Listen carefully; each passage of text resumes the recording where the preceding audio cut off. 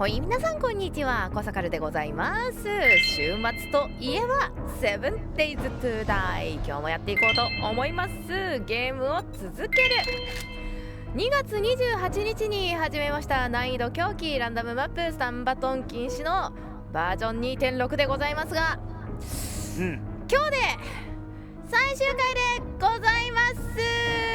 まさかね、明日変わるかもしれませんとかは言うてましたけれどもね、まだ夏ぐらいに来るんじゃないかなと思ってた 3.0 が、もう来週には我々できます。ベータ版でございますがね。なので、今日が最終回です。はい、最終回はですね、昨日一生懸命設置していたね、あそこで私は報道がしたいですと、先生、報道がしたいです、 US アーミーポストで報道がしたいですっていうね、熱い思いをね、安西穂野先生にぶつけさせていただいてそしたらちょっと時間が足りねえと時間が足りねえと言われましたので、今日だけ時間の断りをね、いじっていこうと思います。今までですね、難易度狂気、ランダムマップ、それぐらいしか、あと嵐の頻度とかかエアドロップ無効か、縛りをきつくしていましたけれども、時間の断りはね特に触ってなかったんですが、ちょっと今日はあと3日しかないので、報道まで、静止状況だと間に合いませんので、時間を60分から最初120分に変えさせていただきます。で、1日の時間、ね、それだけあれば多分いけるだろうと、これで間に合わなかったらちょっとなんともあれですよなんともあれですけどもうそのまま爆死というね、未来があるかもしれませんが、これでちょっとね全力で作らせていただこうと思います。間に合いますかね、120分だったら。さすがに間に合うと思ってるんですけどね。ちょっと私オーガ君のために一回ガソリンかき集めてきていいですか、各拠点から。それやったら確かに遅くなるかもしれない、間に合わない。手掘りの方が土集めるのも手掘りの方がええんかな。ガソリン集める時間考えたらもう手掘りの方が早いです、ね、無理かな。ガソリンがあったらあれですけど。いや、あるねん。あったら別に多分ね、バルク5個ぐらいはあると思うんよ。お金もあるから使ってもらってもいいですし、残りのガソリンしか作らない前提でいこうと思います。だってそれやり始めたら1日使ったりとかしたら元も子もないですからね、私の働き手がねなくなったら。いやでもそうだな、迷うな。ちょっとまた隣の山シャベルで、いやでもね大学の方が早いからな。ちょっと速さはね、もしあるんだったら大学の方が早いから、今ちょっとやらないといけないことを整理しよう。土で埋めます。で、資材で足りないものってなんだろう。あとはかき集めてきてほしいもの他にありますか。コンクリ、まあそうですね、コンクリとか炭鉱、コンクリ、石、炭鉱、ちょっと砂漠とかの一番遠い拠点から近くまで持ってこないといけないものを全部かき集めてきますんで、私。今日がラストですから、この世界。そうですねこの世界かわいそうにまさかこんなにすぐに捨てられるとは思わず。いやもうしゃあないですよね、アップデートというものは無慈悲に来ますから。そうなんですよいやね、私もちょっと冗談で明日はないだろうなとは思ってたんですけど、意外と本当に明日ありそうな雰囲気になってたことにびっくりしましたから、ちゃんと調べたら。いややっぱちゃんと調べるのは大事ですね。はいね、何をこんなに私たちがワクワクテカテカしてるかと言いますと、ね、次の 7days to die の大型アップデートバージョン 3.0、なんと6月15日、明日ですね。明日にもうベータ版が来ます。そうなんですね。これ今日って書いてあったら、今日から 3.0 の可能性全然ありましたね、本当にね。そうですね、ほんまにそうなんですよ。1日これ多分海外時間なので、言うて15日のちょうどか分かんないんですけれども、ね、まさかのもう来週中に来てしまうということですからね。まつげさんおはようさんです。ハートありがとうございます。ウェルカムウェルカム、ゆっくりしてってね。そしてちいこしょうさんもこんにちは。今日もねやり始めましたよ。さあスロットものだ。さあこの世界今日が最終回です。頑張っていこうと思います。こっそり見てるよ。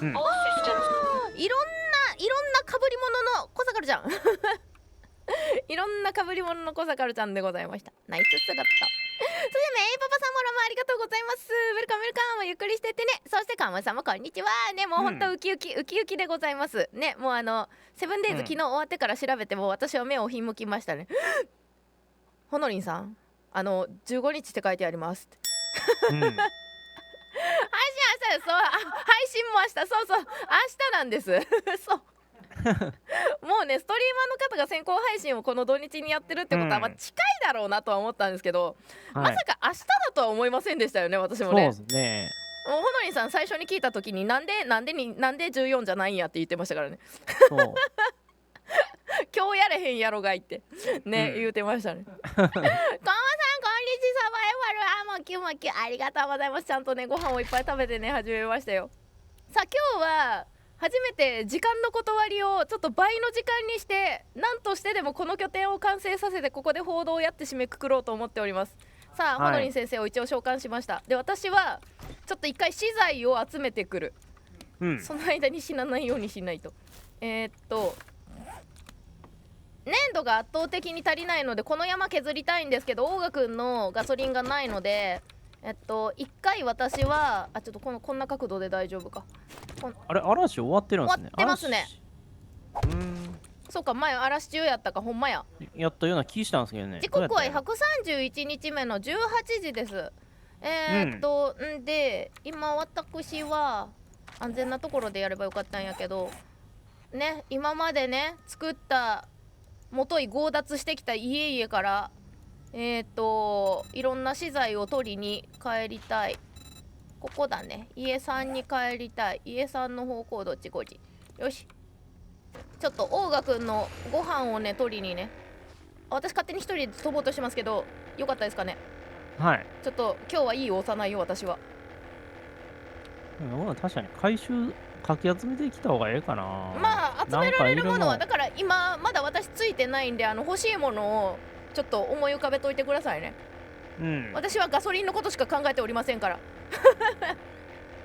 いっぱいあるんじゃないですかね。頑張れ、もっとあると思うもっとあると思うよ。結局スーパーチャージャー出てこうへんかった。しまった、スーパーチャージャーつけなかった。なぜつけなかった。向こうでつけてこよう。バイクについてるはず今ね。多分アメリカ時間だからだと思うんだよね。この現地時間6月15日に配信だから実際はもっと遅いよね多分ね。もっと遅いって日本に来るのがね、現地時間6月15日に配信ってことは日本は未来を走っているので、多分16日とかになるんちゃうかなとちょっと思ってるけれども。なるほど。そうちょっと正確なね時間をね、把握しないととは思うのですが、いやー早かったね。びっくりしたわ。もうね昨日の夜からセブンデイズの話しかしてないもう普段から配信を見てくださってる方はねこの2人のテンションがおかしいことにお気づきだと思います。あんなにいつも気配を消しているほのりんさんの気配がある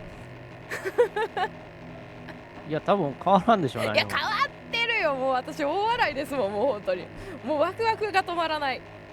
もう私もニッコニコですもんね。ねえかおさん、私もニコニコですもんねなんか謎な動きしてる。大丈夫？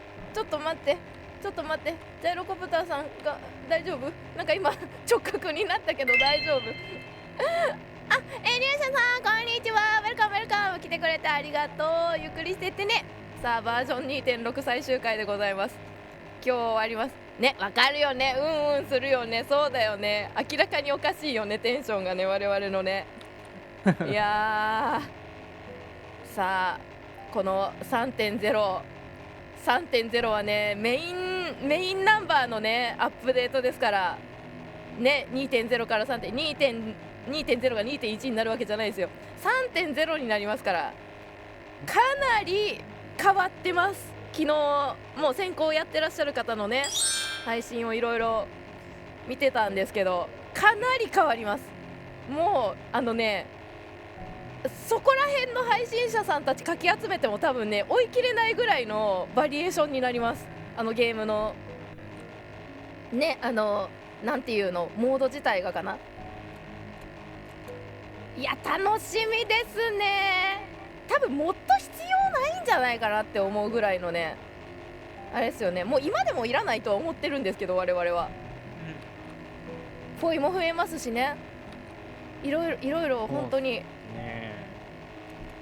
あとなんだろう、ついにこのタイトル画面の「セブンデイズ・トゥ・ダイ」っていうところのタイトル画面もムービーになります、なんかデドバに寄ったよね、どっちかっていうと。デッドバイデイライトの焚き火待ちみたいな、なんて言うんやろ、焚き火のところに行く前の画面みたいな感じになるよね。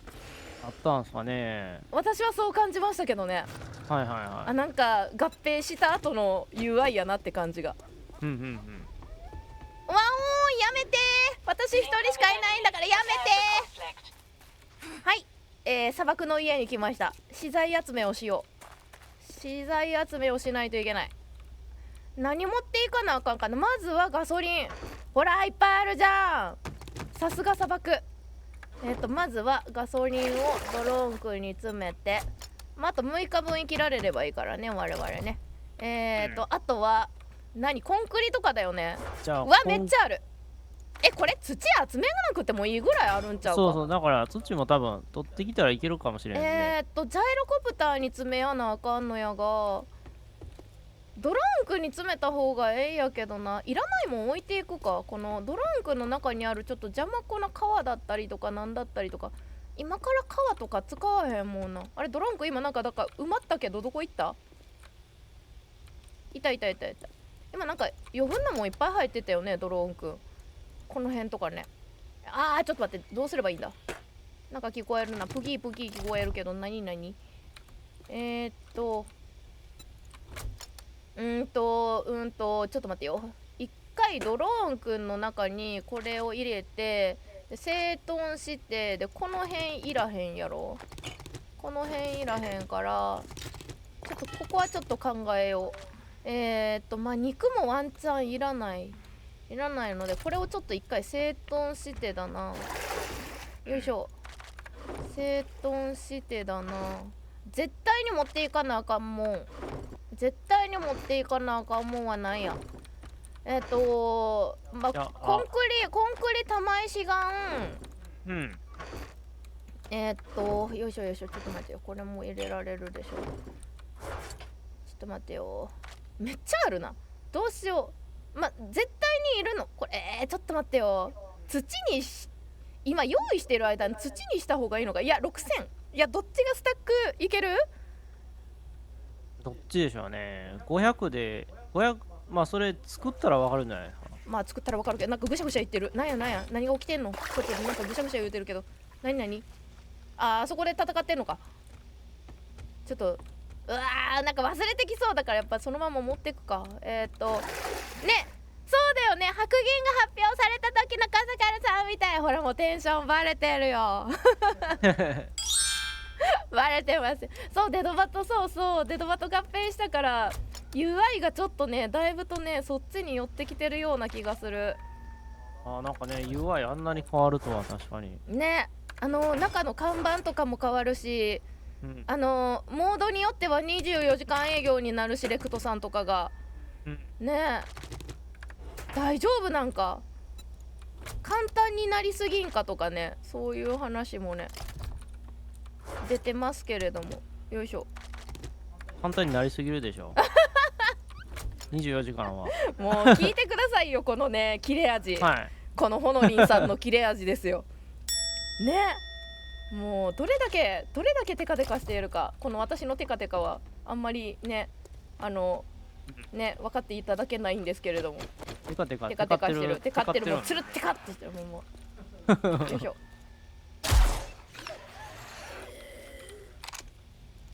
ちょっと君たちいたらいろいろ問題がありますので、ちょっとおとなしくしててもらえますかね。これってやれた？皮はもうちょっとやれてない。そうだね、よいしょ。ちょっと置いていくか、やっぱり。あれまだいる？まだいた、ほんまや。ワオーンだけどごめんね、ワオーン。よいしょ。ちょっと資材がありすぎて置けないので、この辺を入れて、でドローンくんにも入れなきゃ。よいしょよいしょ。これもろてお腹がいっぱいすぎて、これとこれを入れて、でこっち入れて、なんで私こんなにお腹いっぱいない？一回弾も入れるか。よいしょ。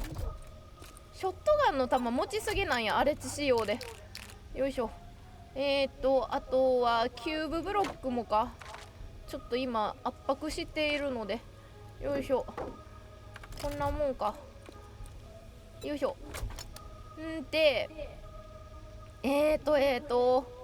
なんだ、この辺をもろて、でこっちに入れ替えて、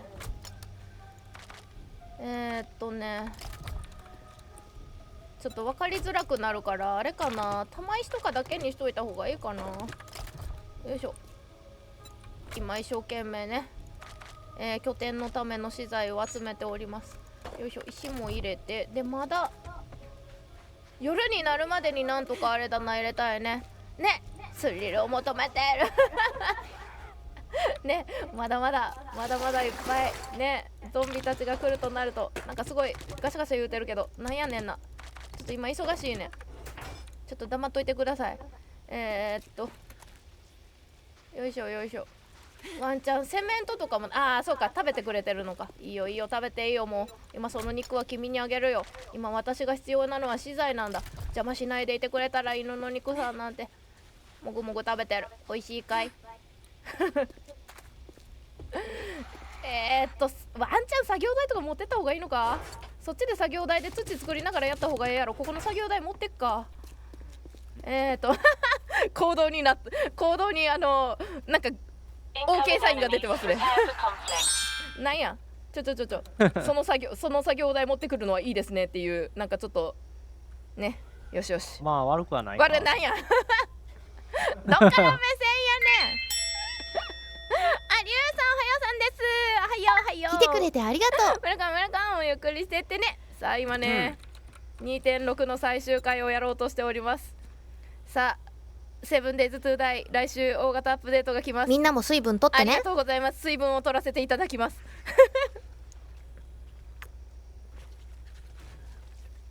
してキングさんもハローウェルカム。来てくれてありがとう。ゆっくりしてってね。あれ、なんかバケツの水いるって言うとったな。バケツあったっけな。バケツがあればええんかい。まあ鉄があればいいんじゃない。鉄があればええの。連鉄があればええってこと。あれ、これいるんかな。そう連鉄ですね。連鉄とか、あと機械部品とか、エンジンとか、増えてきたな。ちょっと待って、バッテリーバンクとか待って機械部品、そしてエンジン、はい。エンジン、バッテリーはいったんか。バッテリーはいらないですかね。バッテリーはいらない。電気部品、あとなんだ、ちょっととりあえずいるって言われたものをとりあえず入れたら忘れないかな。なんやねん、誰やねん、こら殴るんじゃない、うちのジャイロコプターを。大事やでんで。これ持ってかれたらちょっとさすがに泣くわ。でこれ入れて、もうこれでもいっぱいやもんな。ちょっとこれ抜くか。持っていけるものがだいぶと、ていうかまあこんだけ持ってってるから足りなかったらちょっとおかしいという話も。この辺こっちに入れて、作業台入れて、で機械部品入れるやろ。鉛とかもう溶かしてる暇ないよな。多分そうでしょうね。だからこの辺は置いといて、これ全部持ってけるかな。あとはお薬補充しとこう。コードのためのお薬、まあその辺は多分向こうにあるから。オートバイツ、最後に使うもの。価格作業台っているんか。いや、いらんな。普通の作業台は行っても、食料はもう多分あるから、こんなもんか。あとは炉に入ってるかどうかか。空瓶だった。炉に入ってたらって感じ。コンクリか。ちょっと待った。空き瓶いらへん。空き瓶いらないので置いていく。あ、夜の間にかき集めたらええかなと思ってるんですけどね。ああ、今ね。コンクリミキサーとかでもう回す暇あるかな。あいやるんやったらこの辺全部持ってくけどな。さすがに時間そん長い。2時間あるからいけるかな。いや、結構時間進むの遅いですね、やっぱ。ほんま今もうなんか時間見てる暇ないから何もあれやけど、思ってたより進まない。持ってたよりある。じゃあもうここら辺のロも全部持ってったるかね。てってってんてん、ジャイロコプター殴られてるからちょっと気をつけやな。あれこう破壊されたらちょっともう最悪やから先生飛んできてください。そんな暇はないって言われる。ちょっと待った、うちのドローンくんどこ行った。ジャイロコプター読んだからドローンがすねたか。ちょっとドローンくんあ、いてちょっと拾えないから君ちょっと近くに追ってください。はい、これでちょっとさっきの落としたこのセメントミキサーとまあこんなにいらんと思うけどね。うん。いっか、4つあるもんな。そっちもうやめとこう。ここであやなさん、コサカルさんおはよう。あやなさんおはようさんです。ウェルカム。ゆっくりしてってね。さあ、セブンデイズのアップデートが来ることがね判明しましたのでね、今日が2.6バージョン 2.6 の最終回でございます。もうこれは確定事項です。もう向こうのシステムで延期にならない限りはこのセブンデイズの姿はラストになります。食べ物こっちで一回食べといて、もぐもぐ。あれバケツってさ、でもそっちって水あったっけ。あるか。あんまないんすよ、ここ。水ってまあどこによるかやる。バケツってお腹の中で来てくれて作れるんだっけ。ありがとう。はい。作れるんか。コナさん、カルー、ホップヨーウェル、ありがとうございます。今日も来てくれてありがとう。Thank you for coming。ゆっくりしてってね。そう、セブンデイズなのにラストラストというゲームもある確かにそうなんですよ。これ水汲んでった方がいいってことは、水はまあどっかで、そうですね。どっかで汲んでった方がいい。汲んでいった方がいい。また時は別の方がいいんちゃいますかね。そんな持っていけないでしょ、多分。まあじゃあ何も気にしないでいいか。とりあえずはここは、今かき集めただけでもこんだけあるもんな。これで足りひんか。足りるんちゃうんか。足りるかもしれんですね。なんか足りそうな気がしてきたな。まあさすがにね時間延長してるから心の余裕があるけど、まあこれ時間延長しなくてももしかしたらこれやったら間に合ったかもしれないから。間に合ったかもしれない。まあいいや。まあその時はその時。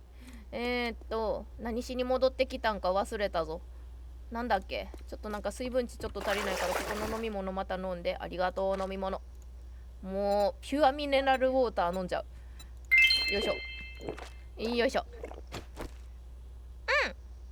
昨日の昼ご飯と晩ご飯豪華だった。おお、何食べられたんですか。いいですね、豪華な。もう我々はパンをかき込みましたよ今日の朝は。フカヒレスープ、晩ご飯牛タン、それは豪華すぎる。いやーいいな、牛タン食べたいな。そして手羽先さん、牛タン食べたいなって言いながら手羽先の名前を手羽先さん FF7 やりながらこんにちはね。ありがとうございます。ウェルカムゆっくりしてってね。いや今リバースをやるタイミングをめっちゃ測りながらご飯食べてましたよ今日の朝は。さあ行くか。とりあえずこれでいいのか。今持ってるものこんな感じですよ。一応お見せしますけど、コンクリ、セメント、玉石岩、石、機械部品、電気部品もどっかにあったはず。砂、粘土、炭鉱、連鉄。はい、これで一回もう一個の家。あれなかったっすか。何電流フェンスポスト。フェンスポストか。ポストこっちで作ってないんちゃうか。まあ一応見るけど、発電バンクは作った覚えがないけど一応見ます。一応はいはい。ないよね。そうだよね。こっちだけなかったら別に、ね、別のところで。ちょっとまたオイルシェードそれまた飛んでいくかな。夜の間別に確かにあんまりここ危険やしね。まあそこは危ないね。あれもう最終ちょっと待った。伝説パーツはそっちにあったっけ？伝説の我々いい加減伝説のツルハシにした方が良かったんじゃないですか、ラスト。もういらないでしょ。あ大丈夫もうさすがにいらんでしょ。こいらんこまで来て。そっか。ちなみに今日は手羽先記念日らしいです。それ手羽先さんの記念日なのか本当に手羽先の記念日なのかどっちだろううん。どっちだろう。そして今レナレナみたいになったな今日は、昼ご飯ところてん、晩ご飯カルボナーラうどん、なんかちょっとヘルシー寄りにしたね。あれ調節が入ったかな。やったやった記念日だね。宇宙小魚になってもういらんでしょそれより電源発電バンクないんすか？ちょっと待ってください。ないかもしれないみたい。多い人おるな。発電バン強いクからな。ないよね多分。よし、とりあえずこの家からは移動。やばい、夜になる。この家からは移動します。次ね、歴代の家を巡る旅、こっちの家ですね。森林の一番初めの家、ここです。ここ行きます。はい、そっち 2.6。 グッバイ砂漠。街の様子もだいぶ変わりますからね。 UI も変わるし看板がねちょっとね変わるみたいで、だいぶと見え方が変わる。世界の山ちゃん1号店が今日開店か。なるほど、わかるわ。それはそれで記念日らしいです。山ちゃんの手羽先食べたいなね。手羽先食いたい。そうだ、明日手羽先食べよう。やった、手羽先記念日を応援するタイミングでね、美味しく手羽先が食べられる。しまった、またスーパーチャージャー忘れたもうええでしょうかもしれない。もうここまで来たらこれってさ、置いてる時につけられたっけ？つけれるか、開けるか一応。まあ言うてもそんなに遠くないですからねこれね。もっといっぱいあったら。風来坊のことも忘れないで。私風来坊行ったことないかもしらん。もしかしたら多分風来坊名前はねよく聞くけれどね、看板だけ見て、あとあんまり行かないの養老の滝。あれただの居酒屋で今縛りましたよ。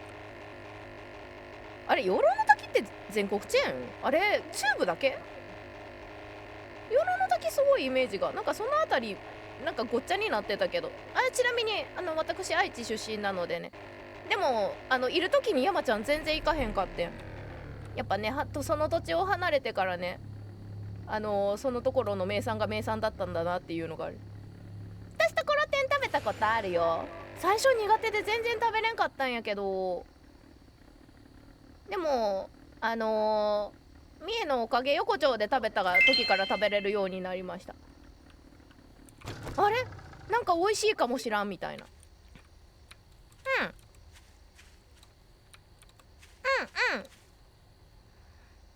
猫こそかるかわいい、こんにちはね、ありがと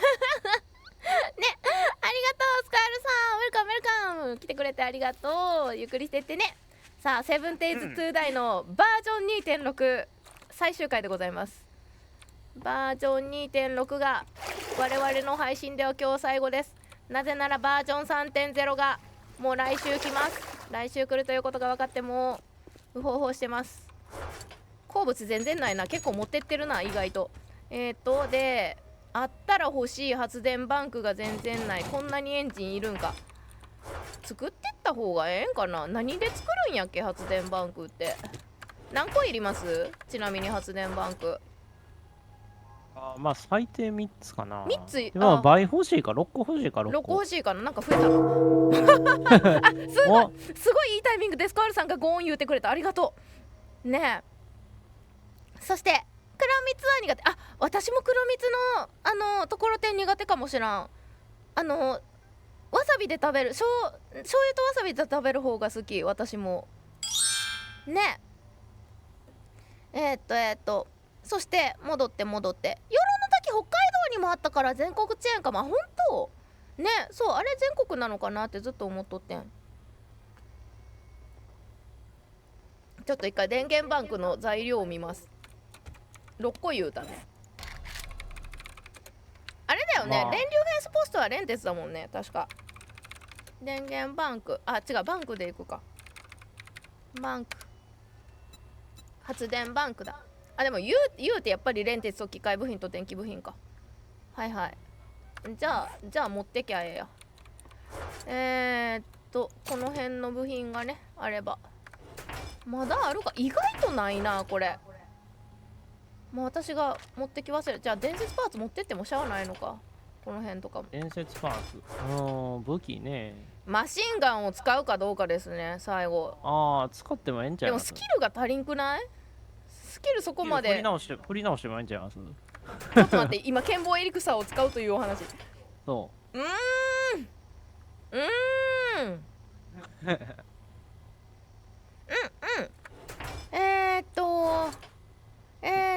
弾も持ってきたいけどそんなんは多分向こうにいっぱいあるからそんなのはいいとして。あれここ全然ないな、もう持ってっちゃったのかほぼほぼ。上にはあるかなあ、瓶ばっかりだね。You said wasabi and it translated in English to black honey 早く喋りすぎてね。 Are you singing a song? そう今日小坂るテンションが上がりすぎていつものね1.5 倍速ぐらいで喋ってるかもしらんからごめんね翻訳さんが涙目ですよね。そのうちあーって言い始める多分。あ、こっちに電流フェンスポーズ33本あるけど、まあいっか、そんなもんで。まああれか。ね、パクパクパクパクそれだ、テンションが上がるとこういうことになるんですよね。皆さんもね好きなゲームが出た時はもう本当にわーっとなるでしょう。ないなあ、もうこんなもんでええかな。ガソリンがあればそれでよかったところをいろいろ持ってきてるな。忘れ物ないかいほんまに。まああったら取りに来ればええか。多分ほのりんさんが暇になったら飛ぶやろう。こんなもんかな。まあ足りんかったらまた、近いところはさすがにボブンチ行くまではあれやったかもしらんけど。で忘れないうちに今多分こっちにスーパーチャージャーついてたかも、もしかしたら。じゃあエロコプターさんどこだ。なんかどっかのタイミングでつけたっぽいなこれ。よかった、それならば無駄になってなかったわ。来てくれてありがとう。そしてリアルさんこんにちは、ウェルカムウェルカム。ゆっくりしてってね。さあ 7days to die のお時間でございます。今日がバージョン 2.6 の最終回です。来週大型アップデートが来ることが判明いたしましたので、我々は Steam 環境なのでもうベータ版から 3.0 に乗り込もうと思っておりますゆえ、それゆえに今日が 2.6 の最終回となります。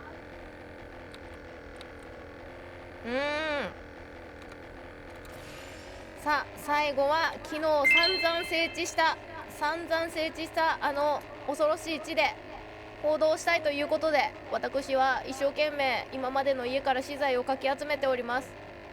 ちょっと斜めになってる。絶対にいい押すなもう死にたくないよ。あ、ワンさんこんにちは。コーヒーもありがとうございます。ウェルカムウェルカム。ゆっくりしてってね。さあこの資材で足りるのか。もしかしたら土あったかもしらんけどな。まあ土はその分今から大賀くんで掘ろう。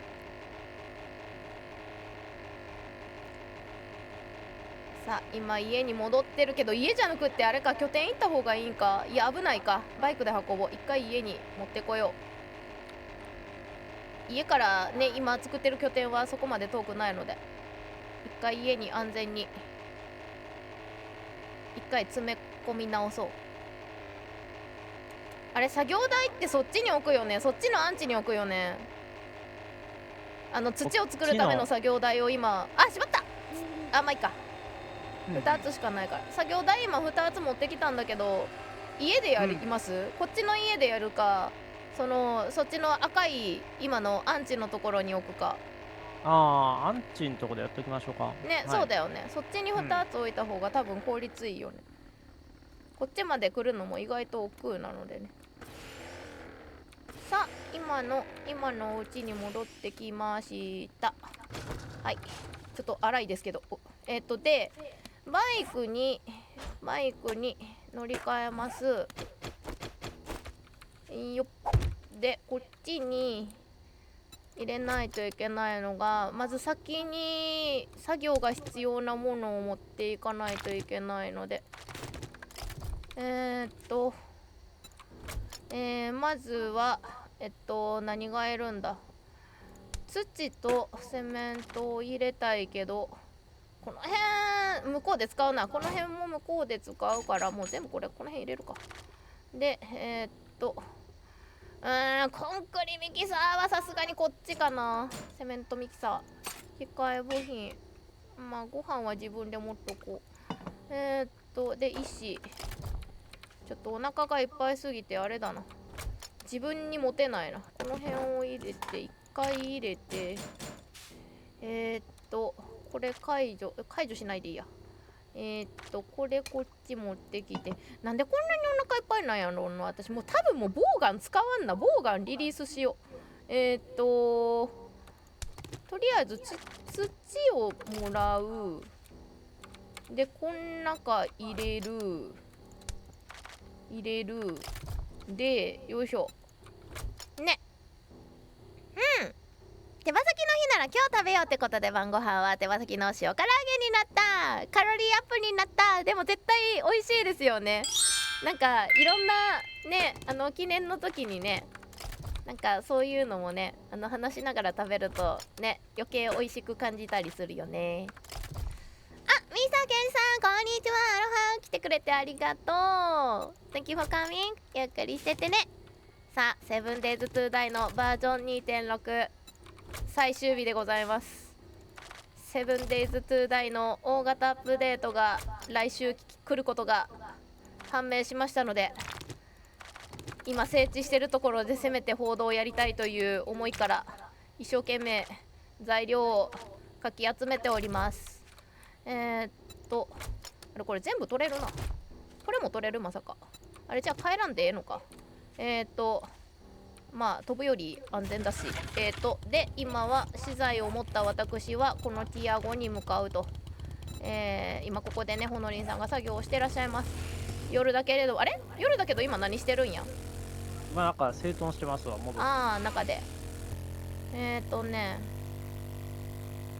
いやーでも足りひんから。危ない。このテント意外と危ないから。よいしょ。さあちょっとね、コード日があれまた忘れちゃった。何日だったっけ。133か133か。133日目にもう報道を迎えてしまうことが分かっていたので、ちょっと1日60時間だ、60時間です。ごい60分もういろいろ混ざりすぎてる。落ち着け、こさかる。落ち着きなさい。で1日60分だとちょっと間に合わないかもしれないので、今世界の断りをちょっとね変更しまして、1日120分設定でやっております。いつもの倍時間がねかかっているというね、ちょっと時間の流れをゆっくりと、いつもの倍ゆっくりとさせていただいております。出来上がった時点でいつもの断りに戻す予定です。よいしょ。はい、着いた。でこのアンチによいしょ。ちょっとどうしよう。今持ってたっけ。今私お腹の中にアンチに今ここ整頓してたから、どこが資材だ。ここかい。ここにこれとこれ入れればいいのか。なんか整頓どこに整頓したんやろうなこれ。さあここにこれ入れて、玉石がもうここかな。玉石ここか。でもこれ多分いっぱいになるな。っていうかもう今更この土地主張ブロックちょっと移動させるか。なんかありました。土地主張ブロックめっちゃありますよ。なんていうの、チェストの中に。ああ、それ捨てていいですよ。それ捨てていいっすよ。はい。じゃあ捨てようかな。まあとりあえず置いとこう。今捨てるのも大変だから。よいしょ。これ中入れさせてもろて、ちょっと一回整頓フェーズ。作業台置くか。土もう作り始めた方がいいよね多分。ちょっと待ってよ。これじゃあ確かにもうじゃあここでいいか。いりますもんね。先に土を作り始めるか。持ち物見せて。もう1個作業台というかこれ全部もらって、これ今使うやつを手持ちの中に入れて、で整頓して、ちょっと肉持ってたら敵来るからちょっとあれで、ジャイロコプターもこっち入れて、でコンクリはもら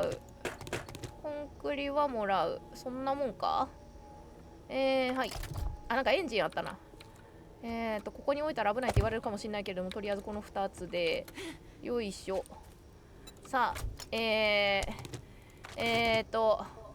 マルチコアでやった方がいいことを先にやれ。よいしょ。だがしかし今持ってるものが少ないので土、はい、持ってる分で働き始めてね。でよいしょ。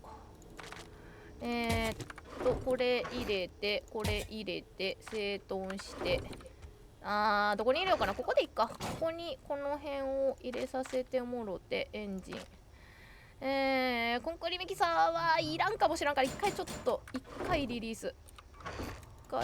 スで、これもだな。電気部品どうしようかな。ダースコープさん、おはようさんです。ウェルカム来てくれてありがとう。ゆっくりしてってね。さあ今日もセブンデイズ2ダイを始めました。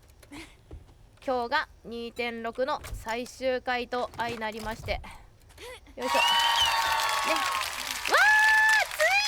ー、ついにミスター刑事さん100回連続視聴ありがとうございますね。ニューワッチレコードね、本当ですよ。ありがとう、いつもね来てくれて本当にありがとうございます。 Thank you so much. I'm so appreciated. ありがとうね。そしてお祝いもありがとうございます。いやーすごいですよ本当に。もうそもそもあんまりやっぱりね他のところで3桁を見たことがないのでね、本当にありがとうございますね。もうね私もね頑張ってね続けていこうと思います。もう配信枠をね私を取ることがね大事ですからね。やっぱつなげるということはね、恐ろしい数字にしていくということは、私が恐ろしい数字を生み出さないとつながらないので頑張っていこうと思います。よいしょ。んでこれこっちやろう。玉石岩別チェストかな。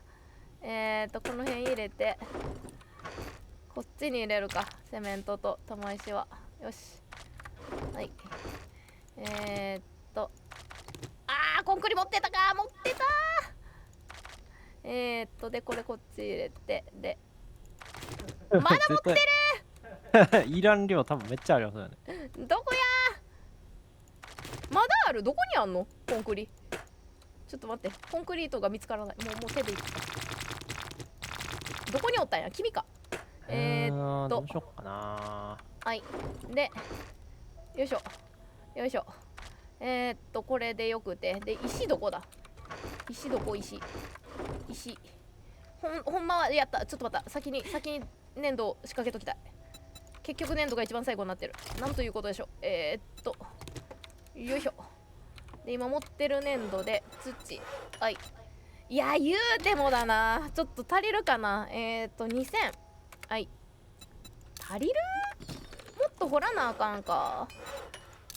今ね作業台で作業してる土の数が片方で5000、片方5000、あれちょっと待って、違う、片方じゃないよこれ。いや両方合わせて5000ぐらいか。足りるか足りないか。どうやろうね。なんかいけそうな気がしないでもないけど、とりあえず2台の作業台に頑張ってもらってます。もう1台ぐらいいるか。作業台って何で作るんだっけ。作業台、はい。作れんことはないけど、まあそこまでしやんでも間に合わんか、我々の作業の方が追いつかないんだったらね、別にあれだけど、足りんかったらもう1個ぐらい作業台増やしてもいい気はするけど。石で、私は連鉄とかどこ入れたっけな。連鉄どこだ。ここか。はい。で粘土はどこにすればいいんだ。粘土ここでいいか。機械部品どこだったっけ？ここか。で整頓して、ドランクにあと何入ってたっけ？ドランクガソリンか。で今から作業するのは土と仮ブロック。木持ってきてないけど、まあないか。あったかどうかちょっと分かれへんな。木。まあまあ、木こっちにもあるから、大丈夫かな。全然ありますよ。はい、近所の方は。じゃあ今出来上がってる土をもらって、でなくなったら取りに来てを繰り返すか。もう一個ぐらい作業台あってもいい気もするけどな。まあいいか。お腹の中でも作ればいいんだ。これを解除して何個にすればいいや。800個ぐらい自分で作るか。土。はい。これを2000にして、はい。で自分のお腹の中でも作りますと。はい作業してる間にね、800。はい、これでいけるかな。あとはこれをもうこれと合わせたい。そうか、500があれだからか。これってことはこうすればいいか。こうでこうだ。はい、これこうでこうでこうでこう。はい。でエンジンが1個ある。これでどこまでが仮ブロックだったかを思い出しながらやらなあかんな。エンジンここか。よしおい、やっと作業できる。あれでも今この線危ないから外で作業してないんですよね。これ出ないですね。とりあえずなんか今家2にいてますわ。2の方ちょっと整頓しました。ダイヤウルフがいる。なんか外危ないな。ここ確かにクマ来るかな。死にたくないでござるけれども作業もしたいでござる。これ横の壁のところまで仮ブロックだよね多分これね。まあいざとなとこっち走ってこればええやんな。よしやるぞ。います。なんかしゃがんでやっとったらいいんやな。しゃがんでやったら一応索敵もできますからね。なんか聞こえたらちょっとね置けばいいだけ。惜しい。しおんさんスロットありがとうございます。そしてウェルカムゆっくりしてってね。さあバージョン 2.6 今日が最終回でございます。バージョン 3.0 のベータがもう来週遊べるようになるので、来週というかもう3日後ぐらいになるので、もうここの拠点で一花咲かせて終わろうと思っております。拠点というか今作っておりますここで戦おうとね思っていたんですけれども、まさかのもう明日明後日にももう新しいバージョンが遊べるということで、もう一区切りここでここの一番ゲームレベルが高いであろう迎撃拠点でもう散っていこうと思います散るかどうか分かりませんけど散るんじゃないかなと思ってるんですが、大丈夫でしょうか。ジェキーさんもガチャありがとうございます。ウェルカムゆっくりしてってね。さあ今日もセブンデイズ2台を始めましたが、夜は危険なのですが、もうそんなの関係ねえ。もうただでさえ時間を倍にしているんだ。時間が無駄にできない。さあ珍しく時間の断りも変えて、今1日120分設定で、もうあと3日しかないので、こっそり見てるよ。コードまでっていうかもうあと2日になりました。もうあと2日になったので、それまでにここの拠点がもうホードまでに120分でも完成しなかったらそのまま舞います。もう爆死したら爆死した感じでもう我々はこの120分設定の133日目までしか生きられないことがもう確定しているので、なんとかそれまでに拠点が完成できるか頑張っていこうと思います。来てくれてありがとう。そうなの。最近なんか今バグってる。そう最近あれだよね、コメント打てない方とかもねいたりとかしたから、いろいろねシステム周りいじってるんだろうね。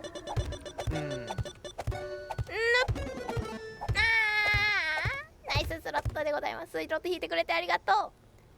鍵盤弾いてる小坂ちゃんと7でございます。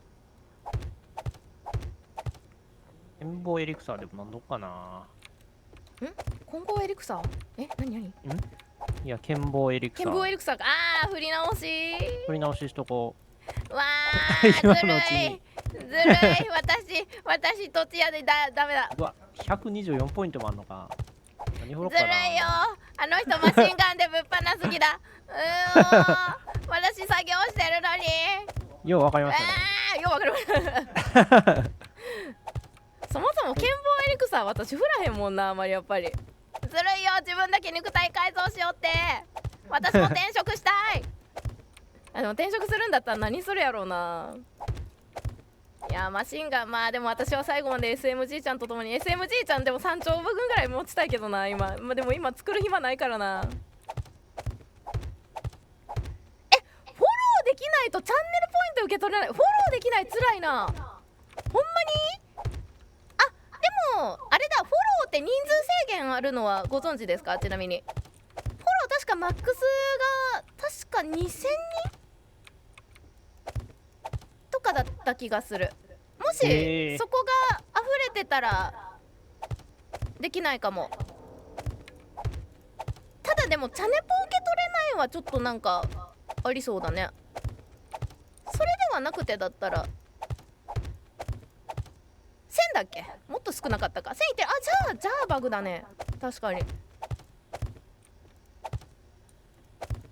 そうなんだよね、実はね。あれって上限なんか解放できたりするのかな。どうなんだろうね。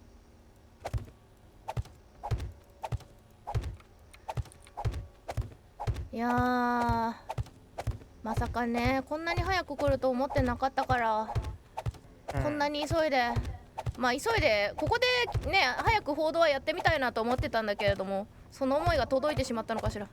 でももう多分でも多分決まってたことだからな。いやー、次の世界はでもどうだっただろう。我々ハマり始めたのが 2.0 ね、来たぐらいのねタイミングだったと思うんですけど、 1.4、1.3 の時ですね。そのあたりでね入りましたけれども、その 1. 点いくつから 2. 点いくつの時の差よりも多分大きいように感じるけど、そうじゃない？どうかな。いや、2.0 の時も結構でかかったですよね、2.0 も結構でかかったとは思うんだけど、うんねえ、あ、別のブラウザで試してみた方が、キャッシュが悪さしてるのかな。Chrome でダメでも Firefox だとフォローとかポイントもらえたりする。なるほどね。その言い方だと戦争を望んでるバトルマリオだ。本当に結構変わったかなねえ。今回はですね、そのゲーム設定自体がね、設定項目をね150種類ぐらいいじれるようになるんですよ。それこそなんか嵐の頻度だったりとか、その敵の動きだったり、あれなんか上緑の人走ってったけど、あれは貞子なんやろ、そこわからないですよね。ちょっと貞子ちゃいます。でも貞子かな。貞子っぽいけど、でもなんで貞子な。あ、作業台か。そ貞子だ。貞子来てるピックアップサムシング、貞子だよ。こっち来て、貞子。貞子、作業台だけで貞子来ちゃった。お一人ですか、貞たん。お二人ですか。今ちょっと夜だからね、ちょっとあんまり拠点壊したらあかんから、デザートバルチャー見た方がいいか。やめて、壊さないで、アンチを壊さないで。そ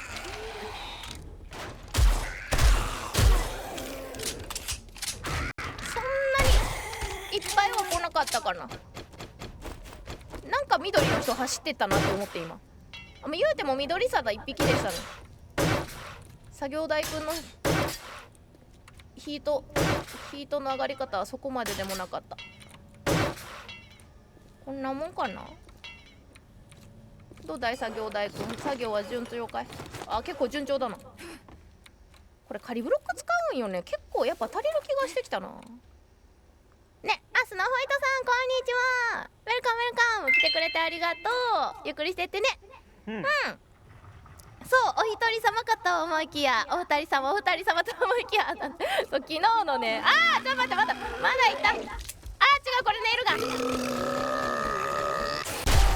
ン危ない引きつけてなんか危ないなここあれもしかしてまだいっぱい呼ばれてるなんかあそこでゾンクバ殴ってんなどうしようもうちょっとで朝やねんけどなあの辺の人たちただあれこれちょっとなんか嫌な予感するな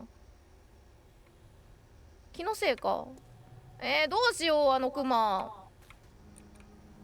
この線いないけどなこの線朝ですよそろそろ戻ってきません朝ですよ朝になってからやるかさすがにちょっとこの夜に燃えた人たち危ないよなちょっとさすがにねここで死んだら元も子もなく今使ってないものオーガくんまだ振るわないからというか今回振るかわからんから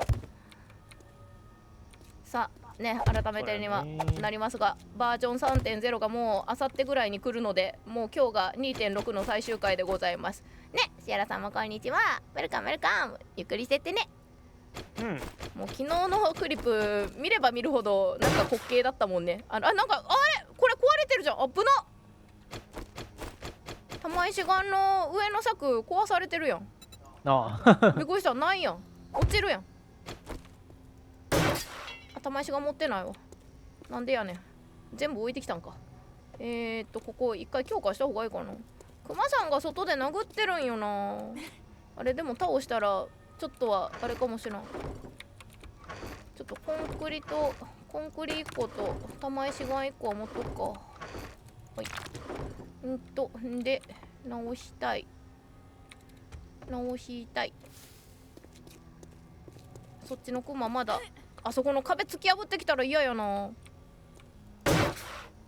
ここコンクリまで強化した方がいいかな。この辺どんくらいあれなんやろやられてるんやろ。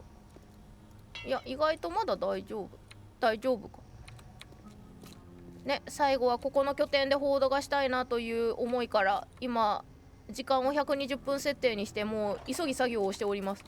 もう急ぎ作業をしているゆえ作業台とかも持ち込んだら貞子が来たという感じでございます。間違えた。はいね、ほのりんさんは夜だから危なくて作業を止めておりますがというか自分の体の強化に勤しんでおりますが私はギリギリまで整地させていただきます。そうだ三人称にした方がやりやすいんだったそういえば。マシンガンってどっかで置いてたっけな。マシンガン M60 マシンガンどっかに伝説作ったよ。だけどここだったかちょっと覚えてない、あるなら武器の中手持ちかな。手持ちに持ってないから報道拠点じゃないかな。そうっすね。どこ置いたかな。ちょっとマシンガン撃つ気満々や私まだ撃ったことないのにねんけどいやー 3.0 来たらどの設定でやろうかな。あれ皆さんどの設定で最初やりたいんやろ。まあ基本的にはねデフォルトないんすかね。デフォルトがどれになるんやろうね。あれそう次回からね。あれ We are not alone。 あおる走ってきてる。よいしょ危ないよ。なんか何匹か来てるから一回こっちへ。はいで三人称だと撃てないので私多分誰が来たのであれ誰が来たの。あれ私兵士に追われてたはずなんだけどあれなんかテフテフしてるな。一回撃てばいいかい。ふおよし誰が来てたの。エイリアンかい。フェラルエイリアンか。やばエイリアンじゃないってだからミュータントだ。毎回間違えるやん私なんかひたすら小泉さんって呼ばれてた時あるけどそれと同じような感じ。よいしょもう一回覚えたらみんなフェラルやん。やばあれちやばいな。こんなもんかい。ティアゴのアレチスもそんななんかそうですよね。私も強くなったもんですね。で毎回土を回収するっていうね。いいよ頑張れ小坂の庄司はどんな状況でもどんな状況でも作業を進めてまいりますよ。お客様の笑顔のために。お客様笑顔でアンチでスキル振ってるけど、結局何に振るんですか？マシンガンナーに。あ、やっぱり。あ、やっぱり。はいうん、いやー、どんだけキル数の差開くかな。また1000離されるかな。これ以上線は離れへんでしょ。今から頑張らんと。いやー、だってここ、あ、まあでも硬いからね、一体一体がね、多分出てくるのが多くなるわけじゃないもん。あ、最後だから64体分けにします？あ、それでもいいですね。最後ついでに64体分けでせっかくだからもうそうもうね、ティア5の一番ね、今の状態でゲームレベルが上がるであろう地の64体脇、地獄のような狂気の64体脇にします。よいしょ。まあ、あれですよ、来週はまた初日からですよ。先生の大好きな初日。よいしょ。ね、初日のルーチン変わるでしょ今回、さすがに。変わるんかなね。今見てる感じまだ大丈夫そうなんですよね。あ、ほんまです。今のコノリン完全安全ロジックは壊れてないです、3.0 でも。今んとこパッと見た感じまだいけそう。もう昨日から 3.0 の先行プレイの方々のね、ライブ配信を見ては、これはどうなんだ、あれはどうなんだ、あれこれもしかして鳥の巣少ないんちゃうんか。だからトイレから出るもん変わってたよね。トイレから変わってましたか。そうですね、トイレから出るもの変わってたんだよね。そう、今ね整地中でございます。このね、大穴を全部埋めます。そしてここにね、今我々が普段報道で使っている迎撃拠点を立てて、このなんだ133日目の22時がラスト報道なので、それまでに間に合わせようと私は必死に埋めているんですけれども、ほのりんさんがまだ現場に来ません。朝だよ。まだしばらくいかんかもしれなんでやねんな。一人の作業量より二人の作業量の方ができることがねまだありますからええんですけど、上は立てられへんからね私ね。でもこれだいぶ埋めてたでしょ。だいぶ仮ブロック。まあ埋まって、目印この辺までが仮ブロックですよっていう。高さやってたよ多分、なんとなく。この仮ブロック壁のところまで植えるんでしょこれ。一番高いところまで。そういうことですよね。私はその指示を汲み取りましたんで、一生懸命ね愚直に埋めてますよ。敵が来ようと。そっから上土でいいんで。分かってますよ。もう作業が見えたんでね、私ねできる社員なんで、ここまでだなって思って黙々と埋めてますよ。そう、整地はねやっぱサバイバルの整地だからね、そうやっぱねマイクラ感出ますよね。ね、それやりだすといきなり。どうですか皆さん、セブンデイズ楽しいですよ。ちょっとゾンビが強いけど。いやでも言うてね、マイクラのスケルトンも強いよね。いつもマイクラのスケルトン強い。あいつのエイムやばいもんな。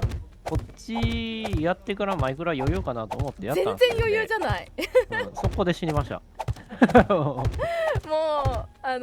うやっぱね匠と呼ばれる緑の生物と、ね100発100中のスケルトンさんにはねなかなかかなわない。